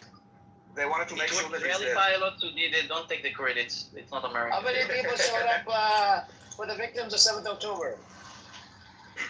The 7th of October didn't have one funeral, and we didn't. We buried them. Okay, be my family. How many people showed up? In our religion, we respect the dead, so we bury them immediately. We don't hold them in the refrigerator for 6 months like you guys. We have respect to the dead. We have respect to the dead. According to what did you bury? What did you bury? Do you know desecrating the gravesite? Your people are into desecrating the gravesites in Jerusalem, which you have done it multiple times. A Muslim gravesite that you have done it. You built a museum on top of it. Where was the witch? Yeah. You like to desecrate the gravesite. You like to, destroy mosques, church, and destroy Jesus Christ statue. You've done a whole bunch of atrocities, against the holy sites because it's always about Hamas and Hezbollah. Yeah, but listen, if you want to talk about atrocities as a Muslim man, I wouldn't start, sweetie. If you would look at the terrorist acts that are being committed, they are all done by Muslims. I want to talk to you. All of them are. You need to be this. First terrorist attack. Amir, I'm giving you a heads up. I'm giving you a heads up before I'm attacking Sovereign. I'm giving you a heads up. Hang on, Soren, please. Soren, please. Please. Oh my God. My balls are in your mother's mouth right now, and she's. Okay. Soren, please calm down, man. The room goes sideways as soon as you start cursing. Just leave it. The problem we have is holy people, right? People that live on that land. It's supposed to be a holy land. What have you done? This 95% of land in Gaza is infertile due to you bombing the shit out of Gaza, flashing Gaza, right? Destroyed over 1 million olive trees since 2022 up till now, right? So can you please tell us? Count the olive trees? Yes, I did. The olive trees? I did. Okay. I was there. I took photos and pictures, and I went over the testimony. When were you in Israel? You were never in Israel. They will never let you in. That reported on this. They will never let you in. They will never let you in, dude. You know this. You were never here, right? Don't lie. I mean, why do you lie? As a Muslim man, is it allowed to lie? It's taqiyya. It is allowed to lie. I said I saw it on the pictures, videos. I was there. I saw it on the pictures, videos. And guess what? The organization did the work for me. The organization said you have destroyed over 1 million olive trees since 2022 up till now in Gaza. You know how hard it is to grow olive tree? It takes a lot of time. 50 years, 40 years, 60 years. I can't you know, believe it. And not to mention, also anthropology trees, right? The Palestinians side also. Do you know, Adi, that in the West Bank, you have trucks going in there, stealing olive trees from the roots of it and taking it inside Israel? Sure, but it's not. It's not one-sided. You know, the other side also uncroop olive trees of the Jews. The Palestinians don't go inside Israel, right, to get your olive tree. But your people come over to the other side, steal olive trees, steal diapers, whole bunch of shit. Amir, do you know that what the Palestinians used to do was to take kites or condoms and they would fly them with fire and they would set fires to many, many trees. You want me to show it to you? You want me to show it to you? So then before I will shut you up, and you know how I will shut you up. Shut up, so and I'm not talking to you.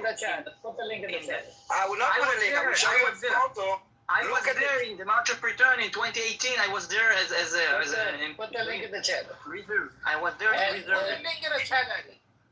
And can you please tell us why were you putting bombs in a can of food? They burned so much they burned. This all you do is destruction. Why did you put the bomb in can of food and toys? Did you know that the IDF did this? The first terrorist attack in the Middle East that was done by the Zionist Jewish militia in Palestine. The first terrorist attack. That's the crazy part.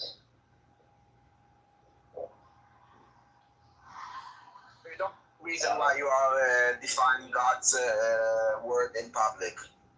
Okay, it's between you and God. It's between you and God. But I think you need to do to go to your imam and talk to him about it. I think you need to follow a religion. You need to believe in God. I know. Instead of being a godless. You can't just go with this sodomy. Sodomy is not allowed in Judaism. What are you doing? Yeah, that's what it says. So listen, your father likes the prostate. Every time that I touch his prostate, he's going with agony. And then your mother is jealous. So tell your father, enough. I cannot do this to your mother. She's too much of a jest. And so if this is all you have to say, Julie, I think it's amazing. I think it's amazing that the only thing, because I tell you what, when you get so ecstatic like you guys are. Well, we're gonna keep it clean, thank you. I don't want to hear that shit. If you want to control the conversation, control your job. Yes, you don't need to mute me. I know how to behave. I'm not a fucking Soren. Okay, Soren is the one that all he thinks about is gay sex. You know. It's okay. Both sides. Hold on. Both sides. He's obsessed with gay sex. He's obsessed with everything sexual. I don't know why. I guess I know why. I was not here. There's a real Israeli. Daniel. What did you say? Are you one of the baby killers from Israel?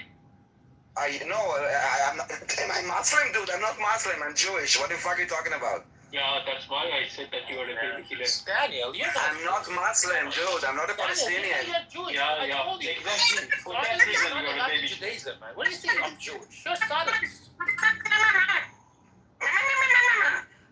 Amir, please control your dog, because I cannot do this for you. And if the way I do it, you don't like it. So if you don't do it, I will do it. Hang on a second. It's right. Don't mix yourself with Jewish people. You are if you don't know how to control the dogs in your room, I will do it in the way that I know. And I'm not a mod, so I cannot mute him, but I can shut him up with my dick. Hold on. Oh my God. All right. We're going to pivot. So can you please tell us why were you putting bombs in a can of food and whatnot? Adi, this article is in Hebrew. Do you have an English one No, that you but, posted in the but chat? we are 2026 and you can translate very easily the same way. You know I why, translate Amir? Al That's actually Israeli media, not the bullshit you always bring. That's in Hebrew. That's what we read in the day-to-day basis. But okay, I will try to search in English. Like he's not aware that the Palestinians burning the land. And I tell you what, if you are the real owner of the land, you don't burn the land. They are The the real Palestinians owners. are not. The Palestinians are not. Palestinians are just. They've been there thousands of years. They haven't been there thousands of years. They've been there maybe thousands, like tens of years. You broke the covenant with God. So multiple tell times. me, This is so why you tell were me, kicked. the Palestinians that are called El Masri, why are they there if they have been there? Like, why are they called El Masri if they've been there for thousands of years? Explain this to me. Explain to me, why are they called El Masri? Why do they call El Masri? People over the time, people have names like Al Masri. It's a normal thing. It's a normal thing. It's a normal thing.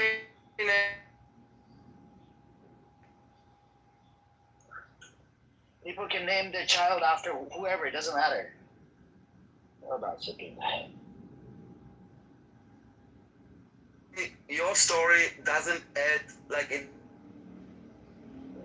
The entire narrative is completely bullshit. It's a complete lie. And even you, according to your Quran, you know the truth. And God, I know the truth. This is why you keep on losing, because Allah is a Zionist. Allah will not let you define His Don't words. say that.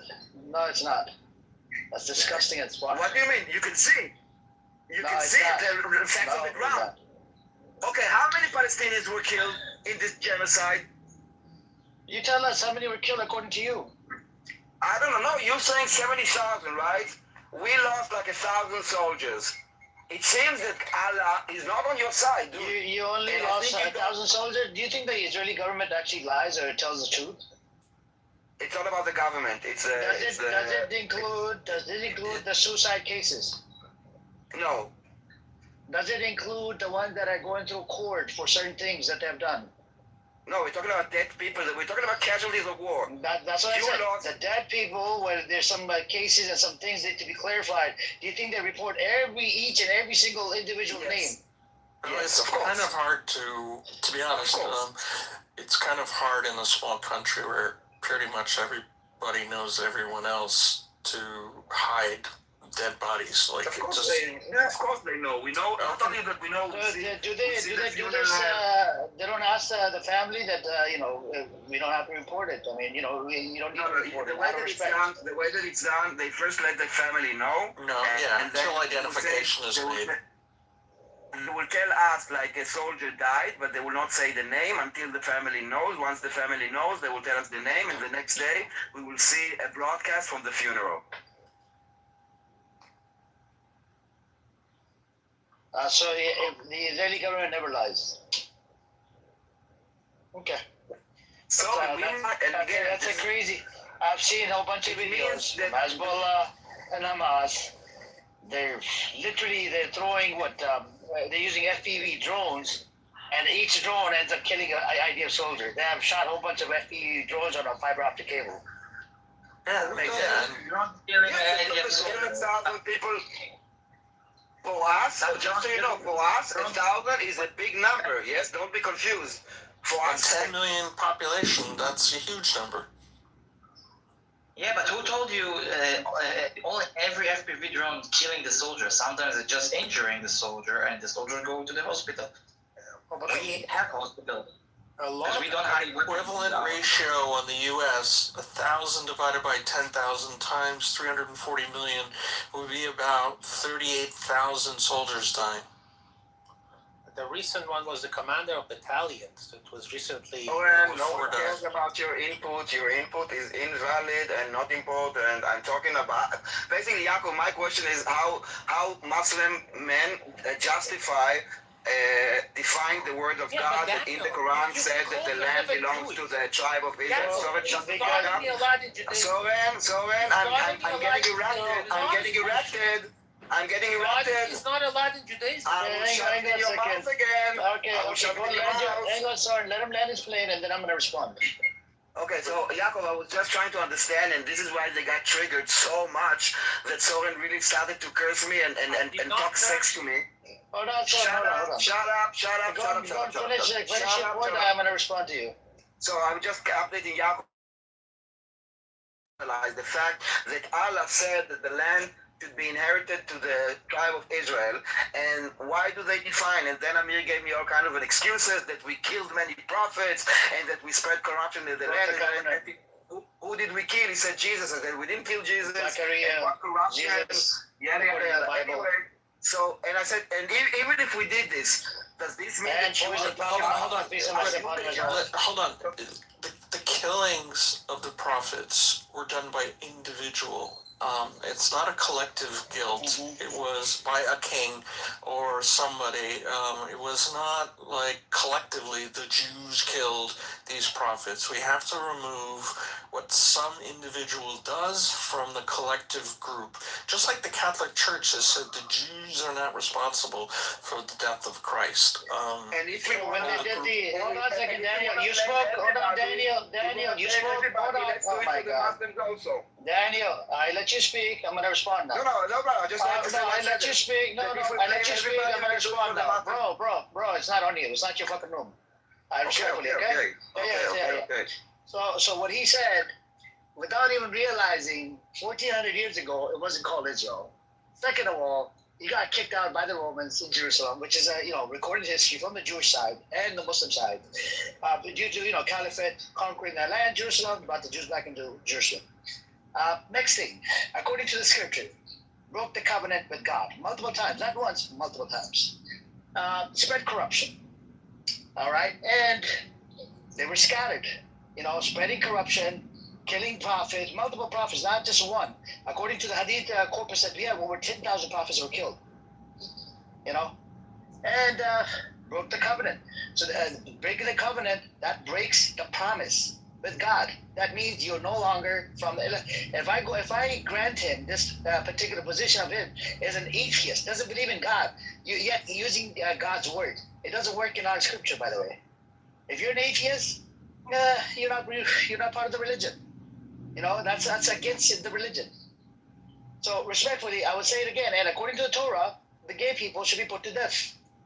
It's mentioned in the Torah. I can put the link in the chat for you. You see what I'm saying? So there's a lot of things that we can go back and forth. And even the Torah talks about this, killing multiple prophets. I think from your side is you killed over 1 million prophets. From our side, you killed over 10,000 prophets. And the evidence is very clear. If you break the covenant with God, how can God give you that land? It just doesn't make sense. And in my scripture, God will never discriminate against any group of people. We have examples of Bani Israel. Bani Israel is the name of the tribe. It's not the name of the land. You're mixing the two. Your land was established by atheist, agnostic motherfuckers that didn't believe in religion. Yeah? Theodore Herzl, Jabotinsky, Chan Wiseman, fucking all these psychopaths, Ben Gurion. It was given to the tribe, and we are part of the tribe. Sorry, that's the truth. This is what I like. The tribe is mentioned in the scripture, so you're not part of the fucking tribe. If you don't believe in scripture, how are you part of the tribe? That's the part I always have a problem with this. But this is not your business. This is between God's us and word. God. Tribe is God's word. It's not your word. Yet you deny the word of God. You deny the word of God. Listen, but I'm part of the tribe since I was like 1 week old. I don't need to be a religious person to be part of the tribe. Okay. Hey, you deny the word of God. Yeah. You deny the word of God. It doesn't matter. You don't believe in God. Since 1 year old. I'm still part of the tribe, whether you like it or not. This is the way it is, and you know it. And you are the coffer. Daniel, this ethnicity part, it didn't come about like a long time ago. It came about, 1800 years ago, something, in the 1800s. What? No, that's not true. We were always part of the nation of Israel. We are one nation, one tribe called Israel, Am Israel, whatever you want to call it. If you were one tribe, why were they all over the world? Why were the Jews all over the world? Some in Poland, Ukraine, Russia, in Arab countries. Split up. Oh my! Yeah, we were like kicked out of the land, and we went. So you're saying Chinese Jew was split up from this land?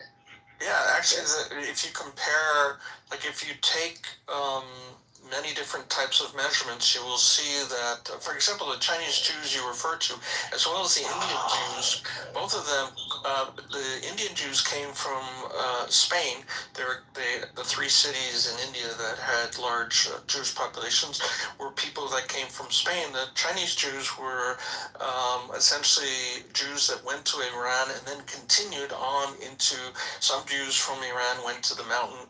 We have mountain Jews, which are to the north of Persia, and then that group broke off and went all the way to, I can't remember the name of the city. It's like it starts with a K in China.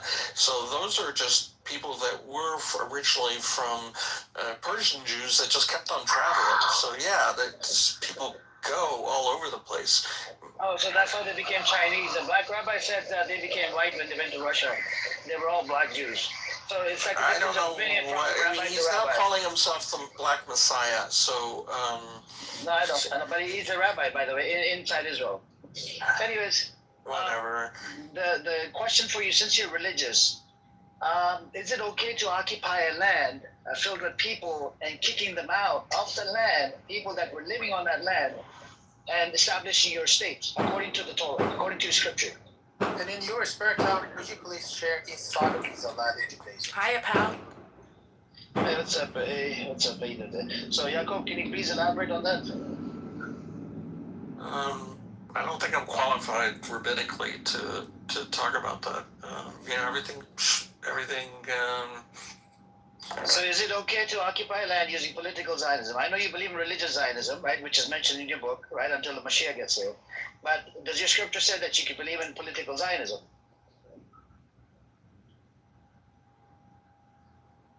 I have to think about that, to be honest. I have to think about that, but I don't know where you came up with 1,000. Did you say we killed 1,000 prophets? From our side, over 10,000. Yeah, I mean, we only count Isaiah, Jeremiah, Ezekiel, Zechariah, Uriah. Yeah, that's it. Those are one. What about Zechariah?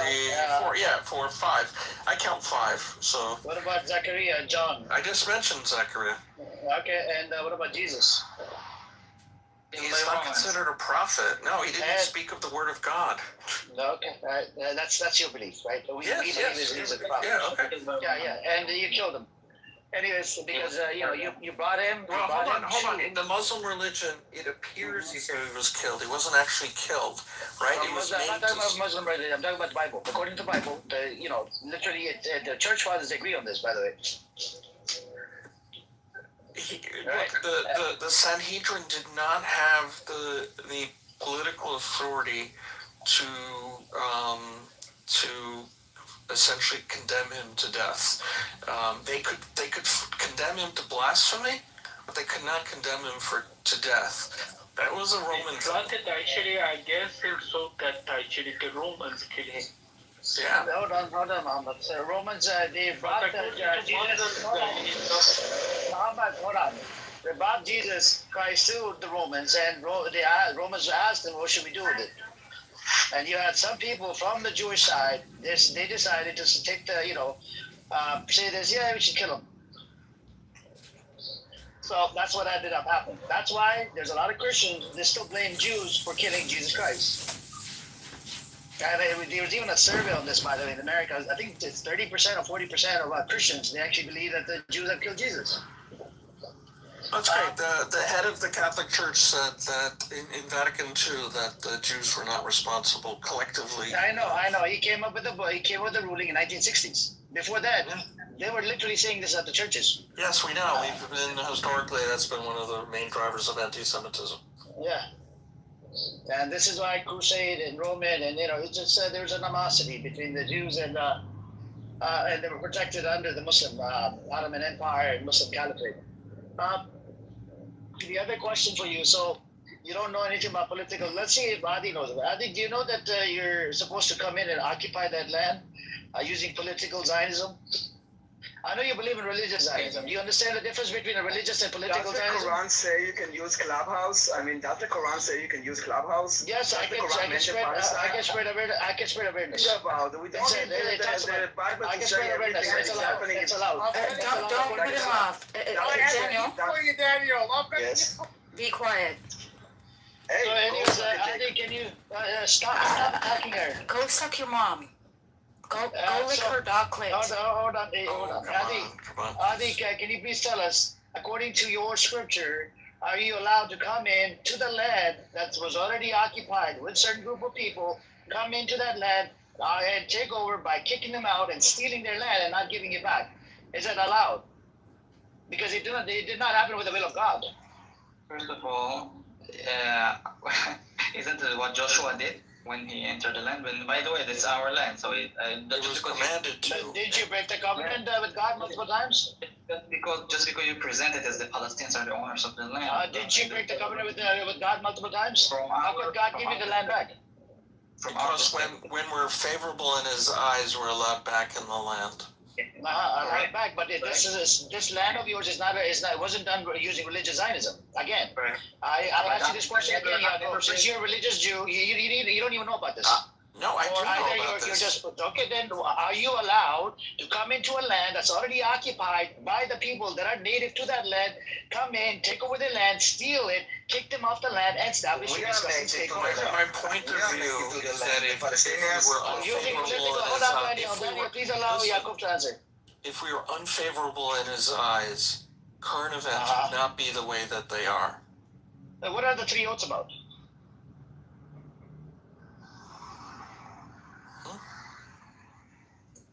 I mean, you read into three oaths. What are the three oaths about? I'm not sure how that has anything to do with what God wants us to do. I want everybody down in the audience and up here, look up what the three oaths are, right? It's very problematic. You're being intellectually dishonest right now, Yaakov. You know this, where I'm going to go with this, right? Yeah, you are. He does that all the time, Yaakov. Oh my. Yeah, I mean, it's a normal thing. It's a normal Zionism. That's what it is about. It's all deceptive. Guys, whenever you cannot answer a question, you attack people personally. No, I'm not attacking personally. That's being deceptive. And having a normal intellectual conversation We just seen and Yaakov control your dogs, Amir. Every time I open my mouth, your dog starts barking. Why the entire dogs are barking? This is for you. Why do you come off the mic? It's not between you. It's me and Yaakov. We just seen Yaakov told me about 5 minutes ago. He's not aware. He's not well versed to come in, occupy the land, to kick the people out of the land that lived on that land, that are native to that land, and by establishing your state. Is it using political Zionism? That's what happened. This is a short. Hold on, Adi. I'm not talking to Yaakov. So we all seen Yaakov then turned around. He said, "No, we were allowed back because God favored us. This and that." That's not true. It doesn't work like that. The state of Israel was literally established using political Zionism. It did not happen with the will of God. Because these people were atheist agnostic that established your state. This is the will of God. What do you think the God will take? Your state, hold on, Daniel, God will never tell you to kill people, do massacres, 1947-48, Jerry Yasin massacre, a whole bunch of other massacres, ethnically cleanse people. God will never tell you this. God gives you limited free will to do what you did. And it didn't Hold on. The land was not ethnically cleansed. We have 2 million Arab Muslims living with us. Okay, can you please tell us how were they treated from 1948 to 1966? The 130,000 that were left inside Israel. They were treated before by the Ottomans and by any other Arab countries around us. Go ask the Arab Muslims in Israel. I'm going to go down that path. In Israel, or in Jordan, or in Egypt, or in Syria, in Lebanon. All of them. I'm going to go down that path now. Amir, why every time I speak, I need to speak with 3 other voices in my head? Like, why? Can't you control your Go on. Finish. Hold on, sorry. Fucking rabid Nazi dog. Two rabbits. But Amir, if he keeps cutting off, I can't hear. Put a muzzle on them. Put a fucking muzzle on this woman. You didn't get your rabies shot? You Nazi dog? Let's please. Piece of fucking shit. No, don't please me. Look at that. You're really a chosen one. Look at you. Can you control them, Amir? Can you control them, or you want to cheat? Can you please mute up? Thank you. Yes, Yaakov, what was your answer? And I'm going to respond to what Daniel said. Go on, Yaakov. I muted everybody. With the personal attacks on me, on Yaakov, on Adi, if you don't have an answer, Just say I don't know. I just asked him a question. He understand. I'm just speaking. He did And a again, when I flip-flopper move, which speak, I actually hate, a and flip-flopper move. again, when I speak, you speak. And again, when I speak, Every time he people are speaks, speaking. Amir, I'm gonna address For him. fucking sake. You're having a back and forth, and he's a Are rabbit you dog. okay, guys? Are you okay? Can you relax, guys? Okay, Daniel, I'm sorry to say I have to move you. I can't even mute you. I have to move you down. I can't have this type of conversation when I can't even mute the fucking stage. So, Yaakov, can you please tell us what you were saying earlier? I had to move him down because he would not mute up. The three oaths that you invoke or you mentioned in Psalms, are not binding halakha. They're mentioned there, but they're not bound upon the Jewish nation. It's they're principles, but they're not like laws. Okay, what is the Jewish nation? B'nai Yisrael, the tribe of Jewish. Israel. Okay, Jewish nation is established with the will of God, correct? No, I'm talking about the people, Am Yisrael, the Jewish nation, the group of people. The group of people, they're part of the tribe which comes from the word of God. You agree, right? It comes from the scripture. Now, the next question for you is the land of Israel, which was established using political guidelines, not religious. But can you please justify it? How do you justify that would God allow this land to be, occupied and ethnically cleansed so they can establish their own state? Would God allow that? If he so completely disagrees, you brought up, we broke the covenant with God. My point is that if God was such an abomination in his eyes, the state of Israel would not exist. It would not have reached the outcome that it did. Okay? He's given us free will. Okay? Daniel, I'll bring you back up, but I need to be able to mute you. I can't. If I can't mute you, then I have to move you down. I don't have a choice. Why can't you mute him? You're the mod. He's not. I know, but there's a glitch on this app. I wasn't able to. It's with certain people, with certain people's phone or account, I can't mute them for some reason. I was able to mute him earlier, but I could not mute him. My question is very simple. What he said in 1948 up to 1966. Maybe you could tell us, Yaakov. How were the Palestinians treated inside proper Israel? They were citizens. They were not citizens until after 67. How were they treated? Can you please tell us? Can you walk us through the steps? What do you mean? Wait, I mean they weren't citizens. Did they have the citizenship of Israel? As far as I know, if someone wants to tell me otherwise, I'm all ears. 1948 up to Arab Israelis, not people on the West Bank. They were Palestinians. From 1948 up till 1966, why did they choose not to leave? You'd have to interview every single one of them and understand. So the reason why they didn't leave is because they were afraid they would not be allowed back. People that lived on that land, they were under heavy military rule from 1948 up to 1966.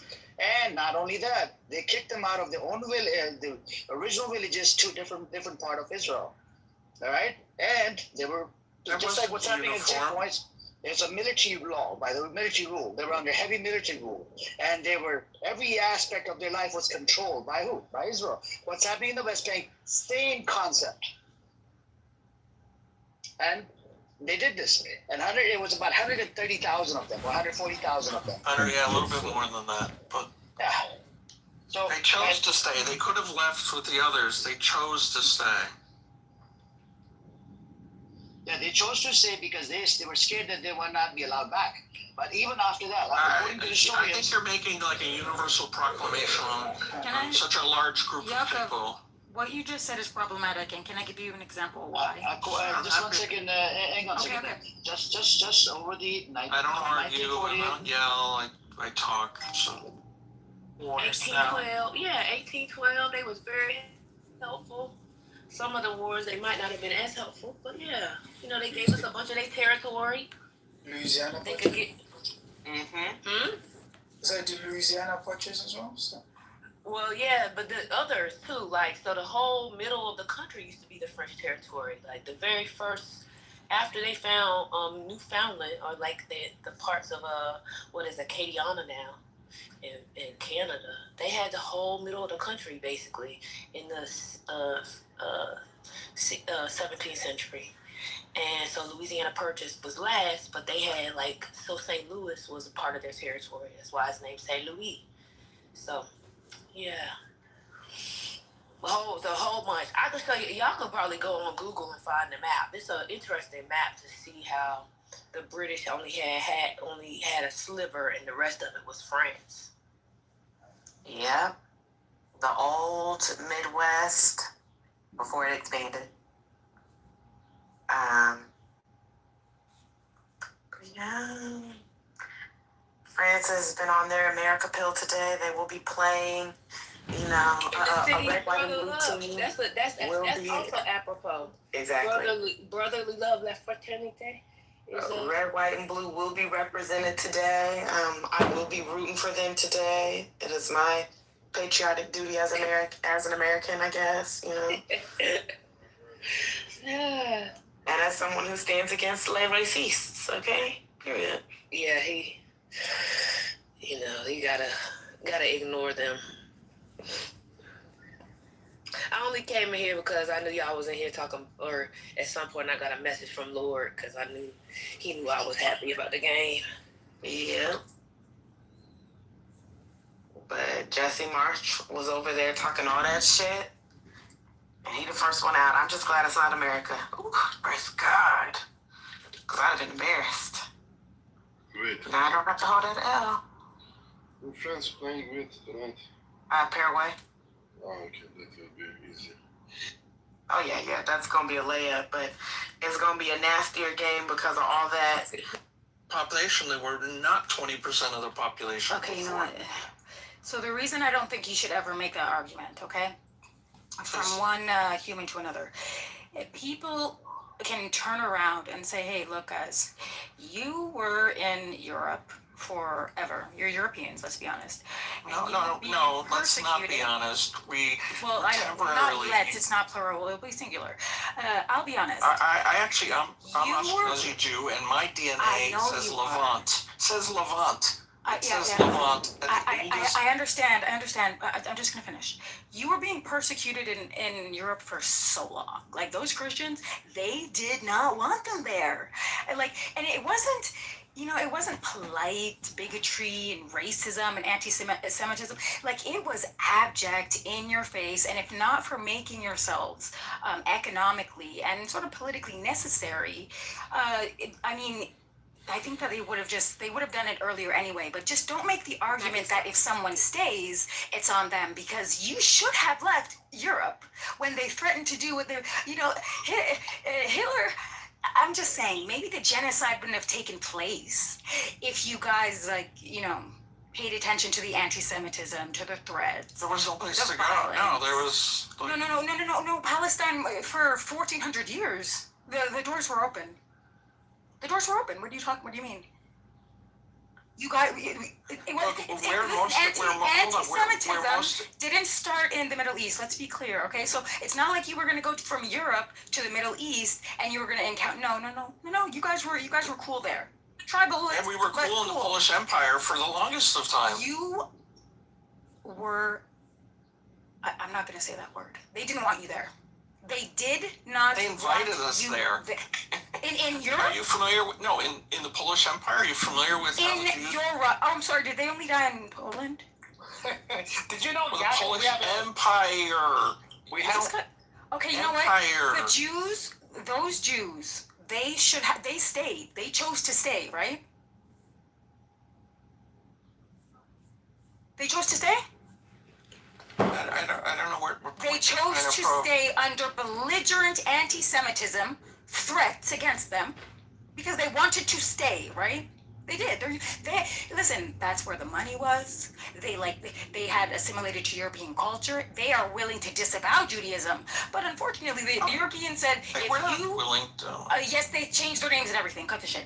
Listen. No. You know why they changed their name? No. Hold on. No. Hold on. Let me give you the historical. No, I don't want you to know. That's your They record. changed their name. No. This is the kings of Eastern Europe because they needed to tax the people and they needed to create conscription, so they needed last names. Okay, that's fine. You know what? You didn't change. You didn't change your last name. That's fine. You didn't change it. Patrilineal. Yeah. Our last names were patrilineal. We did Moshe the son of Jacob, but I know. they need so you can't so tax they weren't that. they were not help changing that. their You can't Jewish follow names. that. So you're saying that they didn't change their Jewish names to European names? They were required to by the king, so you can find the decrees. I'm happy to show them to you. Okay, so I think the first one was Austro-Hungarian king. Oh my God. Okay, that's fine. That's fine. So you are willing to do whatever the Europeans tell you to do, so you can stay under their belligerent anti-Semitism. Why didn't they leave? You could have left. You should have left. So don't make the argument that people who are in their land and who want to stay in their land, don't make the argument that they could have left. Okay? Because then people are going to say, hey, the Jews could have left too. And let's be honest, they didn't want you there. You should have left. The Christians didn't want anybody there. All I said, he said that they all left. What happened? I just said those people that stayed just decided to stay. Just like some Jews decided to stay in Europe. That's it. A lot of them decided to stay. And what do you know? Genocide. Genocide. So you're basically saying that you Surprise! out of the Nazis. Genocide! You're saying that. Don't put Yeah, words no. in my mouth. Your actions are saying I'm that saying because the that, ones that did stay experienced genocide and ethnic cleansing, dummy. So you guys didn't stay. Dummy. Right? So congrats. Projection says what? It's a war, so they have to kill children. They have to kill elders. You gotta abort the children. These were just late-term abortions. Yakov, did you know that in 40s we have actually a Jewish Polish cemetery in Iran, believe it or not, and that happened during the 40s. Yeah, we talked about that yesterday. I'm well aware of that. Yeah. So some of them left. I mean, a couple thousand. We welcome them. You know why? Because we don't have anti-Semitism in Persia at that time. There was even today. We always welcome Jews. Even the Ashkenazi Jew during the. I'm well aware of it. I know the history. They wanted to stay, Soren. Yeah. So I mean, the argument that you understand it, they can throw back the same argument to you, and so. No, I'm just saying all I was disagreeing with was the statement. Nothing more. Right, and I'm just telling you, right? Like the logical conclusion. I'm telling you where someone can take it legitimately. That's all I'm saying. And they wouldn't be wrong either. Okay, so we can go genocide for genocide because you guys justify your terrorist nation. So we'll go genocide for genocide. How about that? Hello? That will get anyone, Anywhere. Yakov, I'm Armenian. And the way that Turks deny the genocide, they say that it was a war. That's what was happening. That's why they massacred 70% of the Armenian population.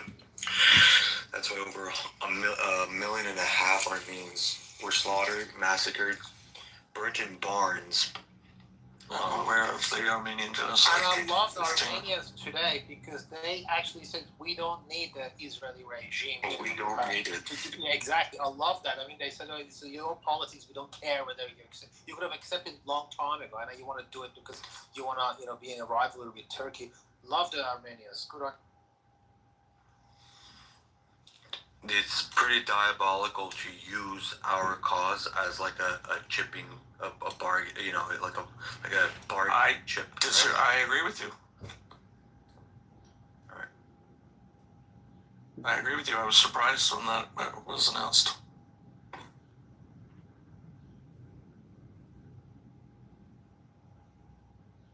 I mean, we're going to be consistent with genocide. I remember Yakov 20 years ago, Iran and Turkey got good relationship. Even in Iran.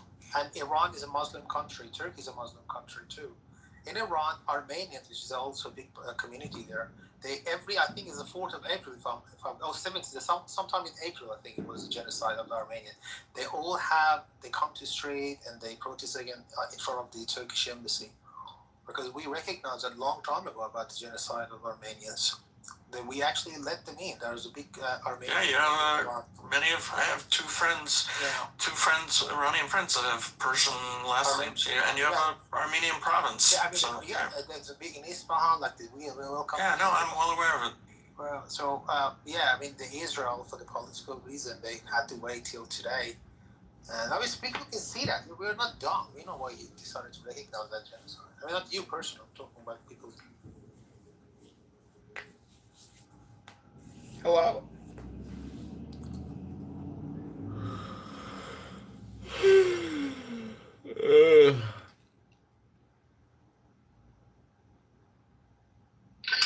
Anyways.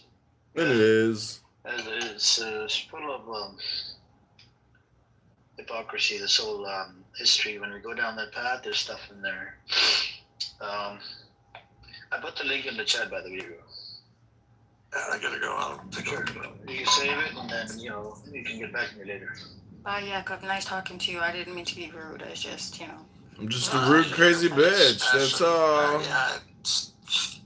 Tit for tat in game theory, everyone loses. So I have a problem with it's your genocide game, not for mine. genocide. No, I do have a problem, but I'm not currently supporting. Didn't she just try to apologize? Committing that, so if I was, then the point stands. Because I disavow, I disagree with any human atrocity. I don't care I don't care if you're blue. I don't care if you believe in. Do you believe in abortion? I think humans have a right to life and freedom and safety and self-determination. Damn, she believes in Israel. We agree there completely. Is it the Palestinian Nexus? Is that the article? The sizes are a lot more reasonable. I'm saying this I compared the pasta. I was like, I got a pasta dish specifically to see the difference, and it was the same size as a pasta dish as I would get in the U.S. in this particular experiment that I did, and it was two totally different feelings. It was the same size? Because usually, the pasta in Italy, a lot of people get upset over it because they don't understand. To them, it's a course in the meal and not the main course. So depends on where do you go in Italy. If you go to a trattoria, it would be bigger. If you go to a Michelin star restaurant, even in the trattoria, even the small ones, the fact that the tourists go there and order a dish of pasta as a main meal, a lot of them complain because it doesn't come in the sizes that they're used to the rest, because it's not the sizes that they get in Italy, because it's part of the meal, not the meal. So, if you're saying it wasn't the size, then I don't know. It was a crazy experience because I was starving and we were staying. It's a crazy story. We were staying on this this communist anarchist compound. So we were in. This is a crazy story. So we were in Rome, and the people who hired us to perform, they had a castle, a medieval castle, which was a community in Rome that they took over. The anarchists took it over in the 80s, early 80s. And their community, self-contained. They have their own electricity, they grow their own food, everything. So we couldn't stay at their compound because it was full. So they got us these hotels, but they would have us at the compound, we'd do workshop, perform, whatever, and then we would go back to the hotel at night, and they would feed us from the food that they made on the compound. Anyway, the day that they fed us, they didn't give us that much food, and I didn't want to bother them. So when we got back to the hotel, it was nighttime, and I'm like, fuck, I'm starving. What do I do? So I just started walking in the street. I don't know where in Rome I was. It was dark, pitch dark. There was prostitutes on the street. There was crazy people running around, but I didn't care. I had to find food. And I walked by this place that looked like a house, and then I found out it was really a restaurant. I went in. I'm telling you, Emeralds, they didn't understand a word I said. I didn't understand a word they said, and they said just. Was it cheap? Yeah, it was cheap, and they told me to sit down, and they got me. All that I was able to tell them was that I want fish and pasta, and they said, okay, just sit down. And I sat down. You were in a trattoria, Habibi. But trattorias, their portion are like house portion. They are not restaurant portion. Like, let's say. It was like a house. I was like at Mama's house. You ordered fish with pasta? Nah, bro, it was amazing. It was amazing. You almost never fail with a trattoria. But I've never been to one in Rome, but in Milan and in the north, there are some of the best food that I've ever had was in those places. Yeah, that's because it was I only eat halal, and they weren't halal, so I said they were pressing me with some kind of protein, so I said just eat fish. But isn't it like that everywhere you go? That the restaurants of the locals, the one that the locals go to, will always be better than the commercial ones? It was definitely some local shit. There was no tourists there. It is, because trattorias, you would never find, not never, now a lot of people do that, but you would hardly find any tourist in a trattoria. Because it's literally it's the cheap local, and not even all locals go there because of their self-image in a society. Most of the people would go to a restaurant or a Michelin. It was not fancy at all, and that's that would be fancy. They've been there for generations. No, but I like that. I like that. Of course, those are the best foods. We used to, my husband and I, every time we travel, we will always walk around a city and look for those specific places. You will always get the best food when you go to these places. Yeah, it was amazing experience. Amos, can I ask you like a little bit of a personal question? You don't have to answer it. You can try. What's your husband's position in terms of everything that is happening? Are you guys like the same on this? Yeah. Does he serve? I'm not going to continue talking about my family. Okay. If you want, I will privately tell you everything, but not in a No, I'm just kidding. No, I don't really want to ask details, but you both are on the same page, so you have the same position when it comes to. Which is exactly why I'm very careful. Salam alaikum, General. What the hell? Edward's back. Only General sitting in the room, bro? Like, what the hell is that? That's Can you smell the planning? No, because I was in the room earlier, so I just thought my salam. Okay, but this time wasn't in the room when you were here. Salam alaikum in the room. Salam alaikum to the room. No. Nah, man, it's too late for the salam, bro. Too late. Why do you say your salam? Never too late for a salam. Wait. Nah, of course.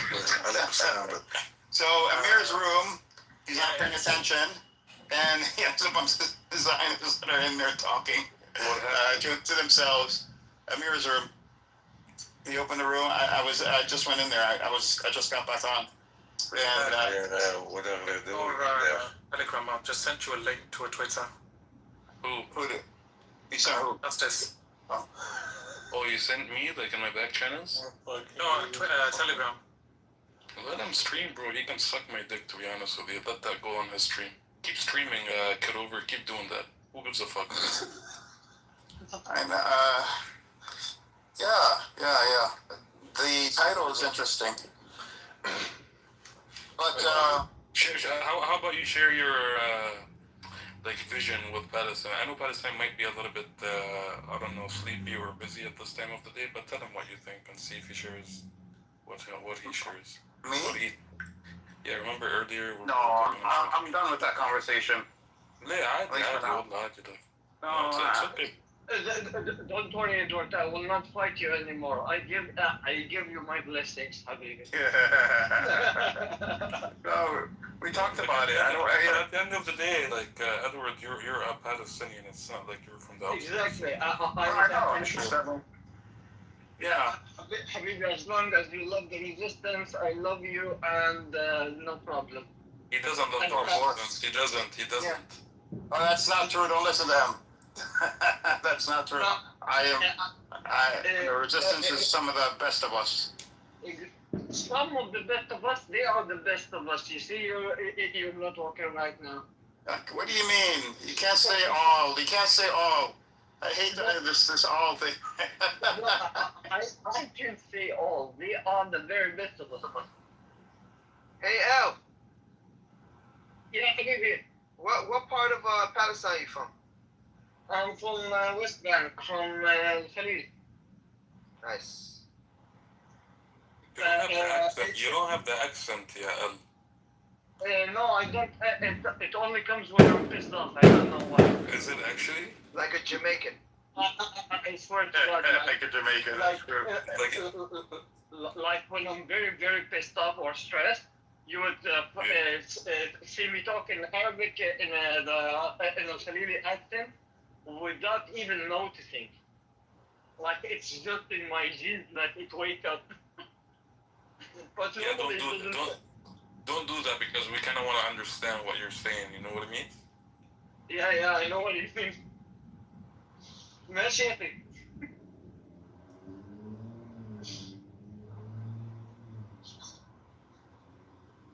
And where are you from, Justice? I'm from Gaza. Have you lived there? No, I haven't lived there. Actually, my family left in 1948. Well, some of them, not all of them. Allah inshallah حبيبي. We're from a place. We're from Qada, Gaza, to be specific. Do you know what Qada? فلاحين يعني. Yes. والنعمة. والنعمة فيك يا حبيبي. يا الله إن شاء الله عشان حبيبي our boys might get you back to Gaza when we kick the colonizers out. إن شاء الله.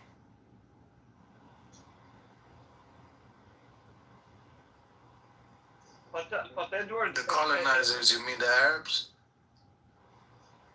No. Palestine, I had to come to the phone to see who said that. You mean the Arabs, right? No. The Arabs, man. The Arabs and the Muslims. I mean the Europeans. Alright. You know, like, I'm very racist against Europeans, the whiteys. Yeah, I've noticed that. Yeah, like they are so white. They make me feel that they are not from the Homo sapiens. They are Neanderthals. But they come from Judea, bro. When they find it, they can go there. Yeah, they lived there 3,000 years ago, and now they're just going back to the land. So who was your president? But all of Who is my? Did you have a king? Yeah, I had a president. His name is Sinwar, and he started all of this nonsense that we are living in. President.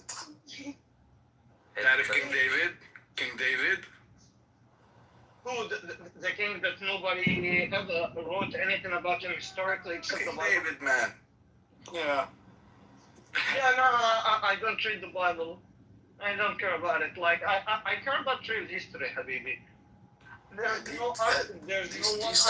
These talking points, man, they're just so tiring, Edward. What do you think? Like, the more you listen, at first you're like, they're dumb, but then it gets to the point where, they're actually taking them seriously, and it hits you. They take them seriously, and there's nothing behind these talking points. There's nothing behind them. Yep. Nothing at all. Palestine, like when they tell you, oh, King David, you believe also in King David, blah, blah, blah. Yeah, I believe in him and the Quran, Habibi, but the Quran... But in the Quran, it says Bani Israel. I have, سيدي العزيز, إسرائيل It does not say Beni Palestine. No. Okay. That's It says Bnei Israel, right? Yes. In your book, Israel was the name of Jacob after he beat God and broke his hip. Yes. That's right. Israel is a So, tribe. It's a tribe. and that, no, it's not a tribe. Anyway, it is the tribe. Israel is the prophet. Yeah. And Beni Israel. Yeah, and so I don't know. I don't know. My answer would be I don't know where your God got his ass kicked and his hip broken. When you find that place, you can go and live there. But it's surely not my land. And there is no proof of the first Israelite kingdom. No archaeological proof.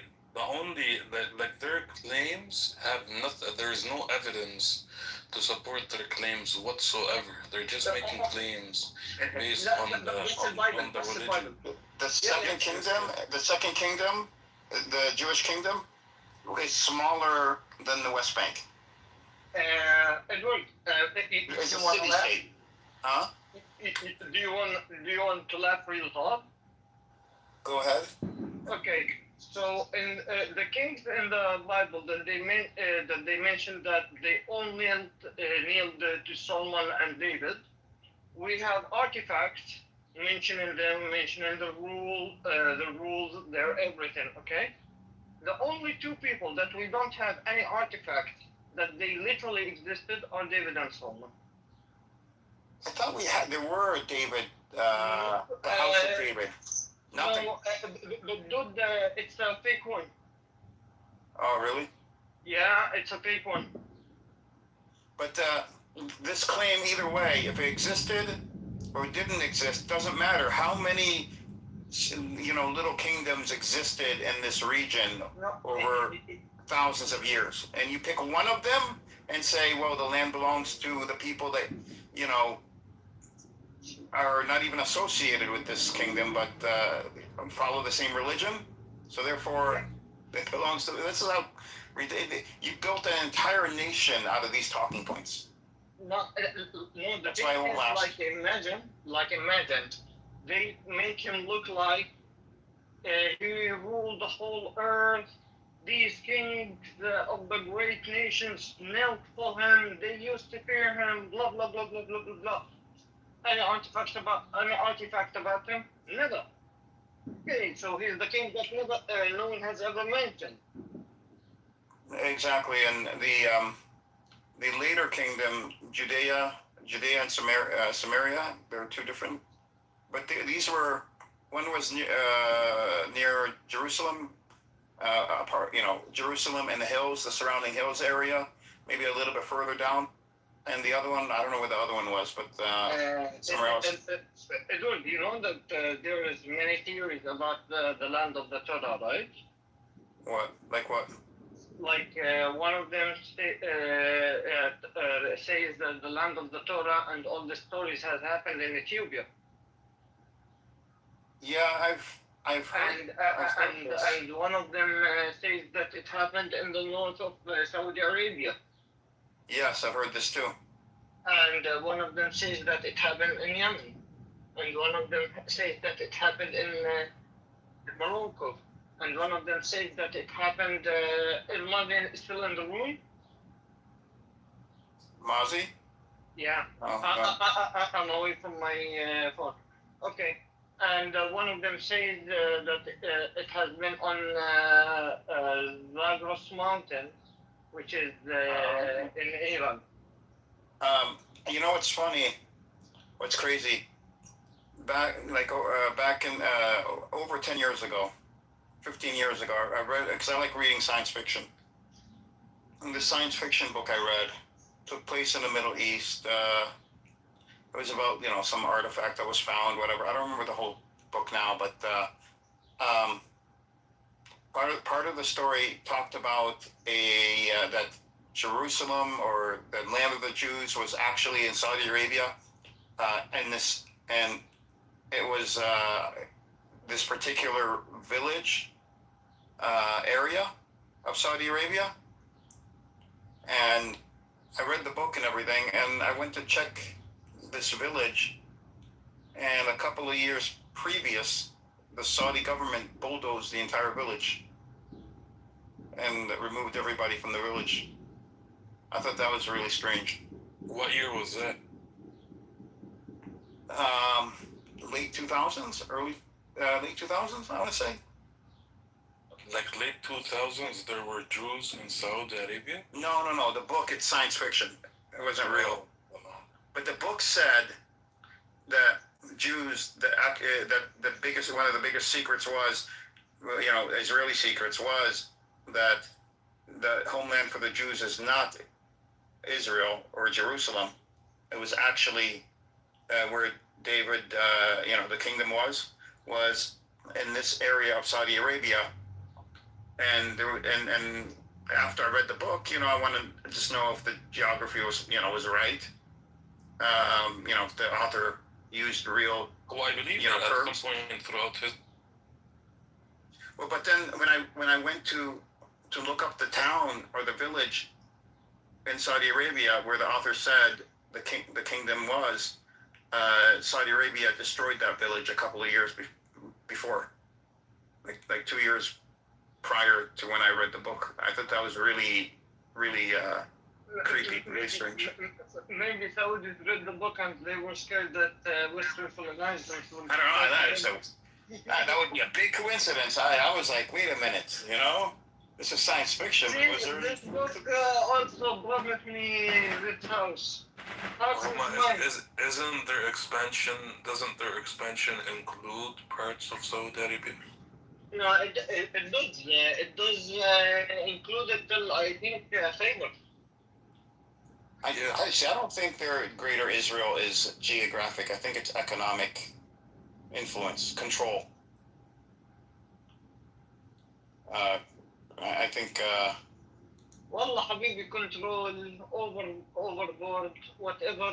We have to go to get every single white European out of my land. Yeah. Edward, when you were earlier talking about, that we need to, that the Palestinians have to demand a state and all that stuff. Like in my head, I'm like, bro, like they're literally expanding in Lebanon. They just started in Syria, and we know what they have planned for Turkey and Egypt. And we also see how weak they're trying to make the Iranians in the region so that they can be very comfortable in what they're doing. So from that point, how do you deal with them, bro? Like, you can't deal with them. You don't see awareness as a weapon. I see awareness as a weapon. No, I'm with you. I'm with you on the awareness part, and we've seen what the awareness. But part of that is demanding, a Palestinian state, demanding a pathway to, demanding these things, so that we're on the right side of history. Sure. But right now, we are on the right side of history. We are morally, but I'm talking about for the world, for the audience. You're doing this also for the audience, not for you, not just for Palestinians. You got to use everything. You got to use the global narrative. You want to use every tool at your disposal. Hamas even said there's a time for violent resistance and there's a time for diplomacy. Okay. You don't use just one tool.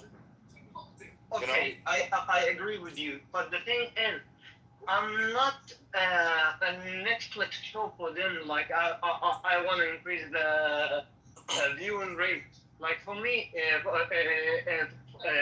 I really do believe in what Nizar Banat said. I don't know. Do you know him? No. Do you know Nizar Banat? No, sounds familiar. Yeah, Who is that? Nizar Banat. No, who is he?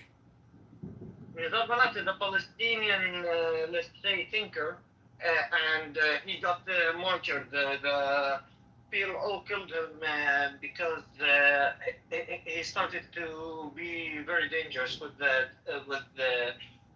what he's saying. Anyway, what he said is, people don't respect the weakling. like the world respects you when you're strong, when you're fighting, and that's why the world right now were respecting you. They did not love you and respect you because you were dying. They respected you. They respected and loved you because there was the red triangle that became a fetish and an icon for everybody in the world. Like, yeah, these are the people that are getting back to these monsters. Blah blah blah. Yeah, well, that's as long as you're fighting and you can stand up your ground and fight, the world will be with you. That red triangle, though, is exactly. I mean, is exactly my position. I mean, Hamas, my position and Hamas's position, I think, are very aligned. Yeah. Fight, and then meet your objectives, and then start making demands. And start using diplomacy. Fight, and then diplomacy. Okay. They fought, and now they have to try diplomacy. And if that doesn't work, then we have to fight again. Okay, that's what we all say, maybe.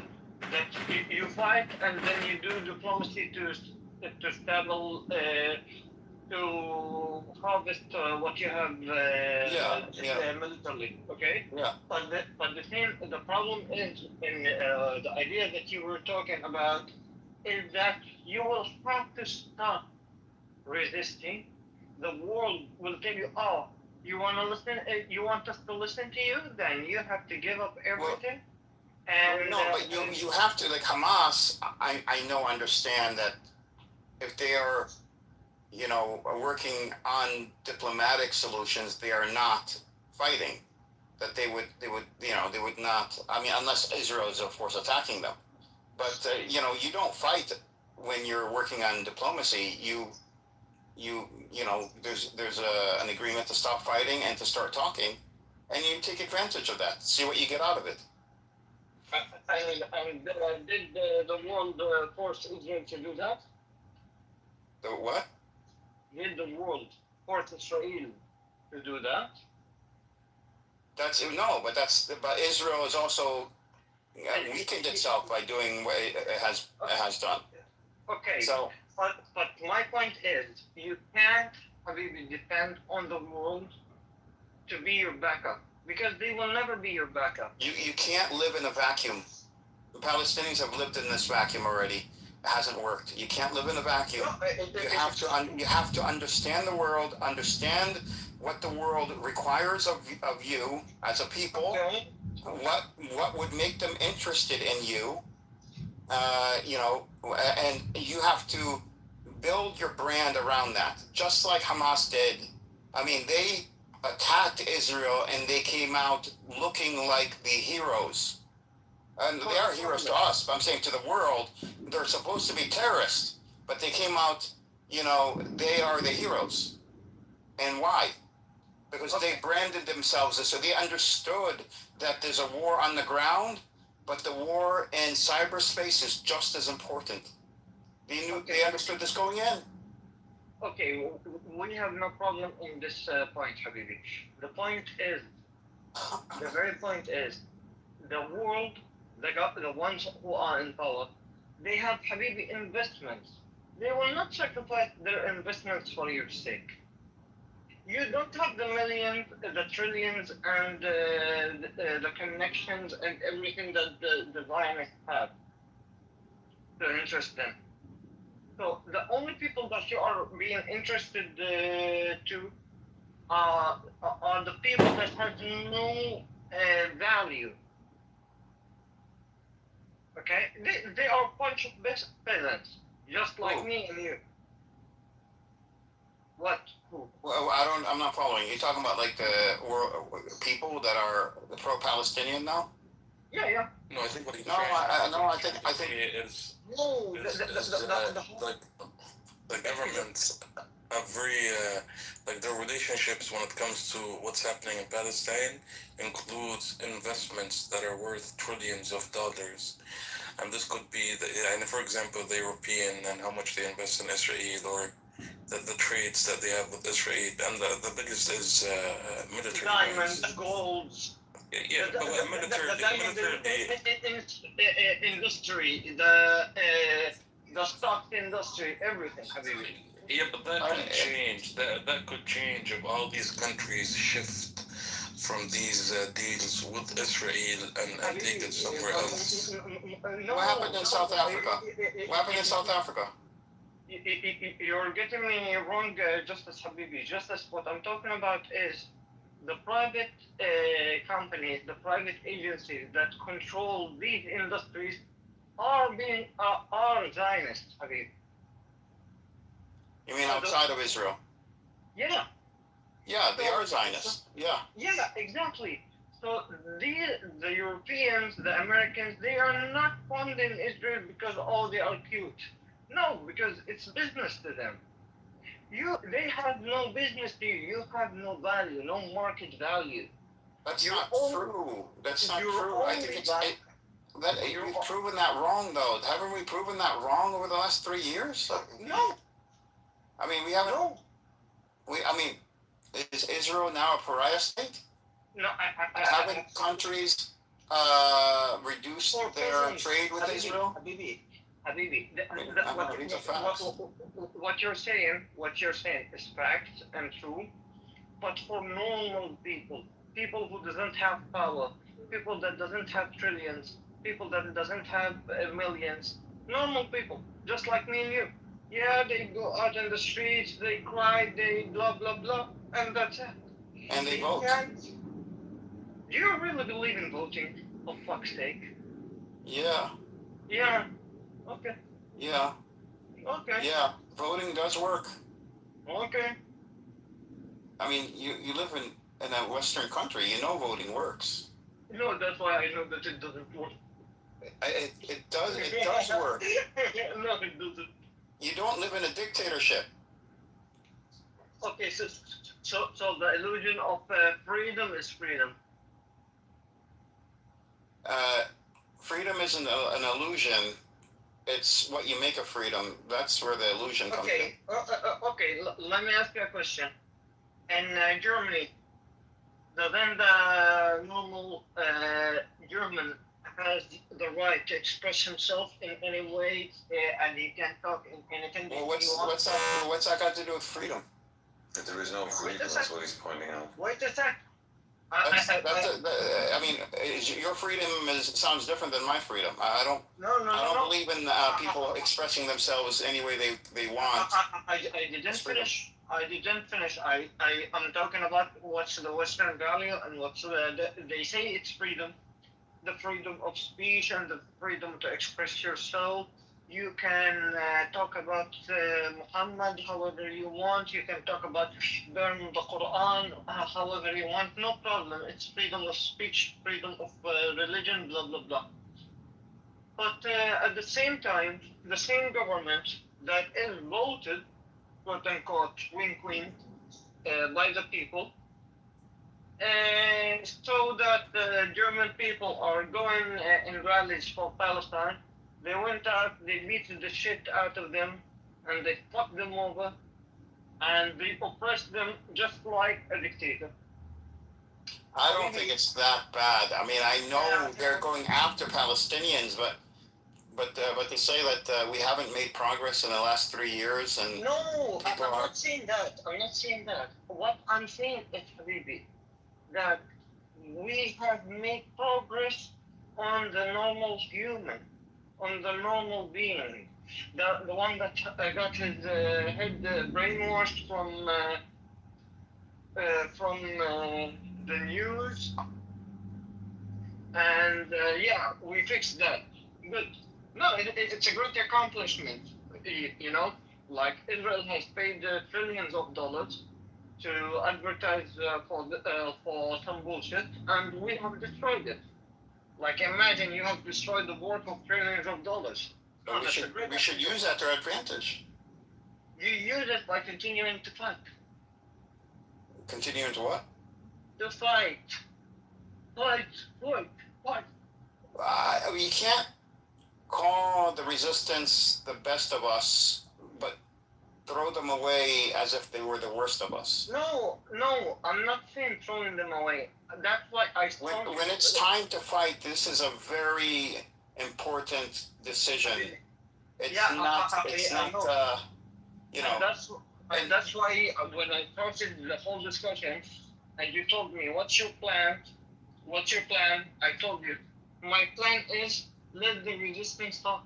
They know the best. You told me, no, that's not a plan. I told you, this is not plan.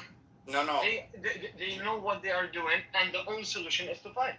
No, it's not. That's not what the resistance solution is. It's to remove the occupation off of the Palestinian people. And how do they do that? And how do they do that? By fighting. No, they do it by other means too. Really? It's not just fighting. Well, what is Edward, do you talk Arabic? Maybe it's easier for me to deliver the idea. No, English is better. Okay. I know what you're saying. Hi, Lula. Yeah. Sorry, let me say hi to Lula. Good evening, gentlemen and general. Good Hope you're evening. well. Caught it. Hope you're doing all right, everyone. I'm listening, but also watching France versus Paraguay, as I'm sure Justice is too. And I hope Paraguay wins. Me too. That's exactly what I'm just going. Miss France, miss. Anyway, It's okay. Yeah. So, Habibi Edward, okay. We agree that we have to fight. We agree that we need the time. We agree that there is a time to fight. There's also a time not to fight. Exactly, which is after you fought to cement what you have accomplished through the fight. Did you ask Edward earlier if he speaks Arabic? Yeah. And he said no. That I think A little bit. Yeah. Why? What? Yeah. What? Move on, Justice. Move on. هاي مشكلة العرب اللي بروحوا يشوفوا أمريكا. بالضبط. You understood that one, Edward? No, but I'm about to kick you out.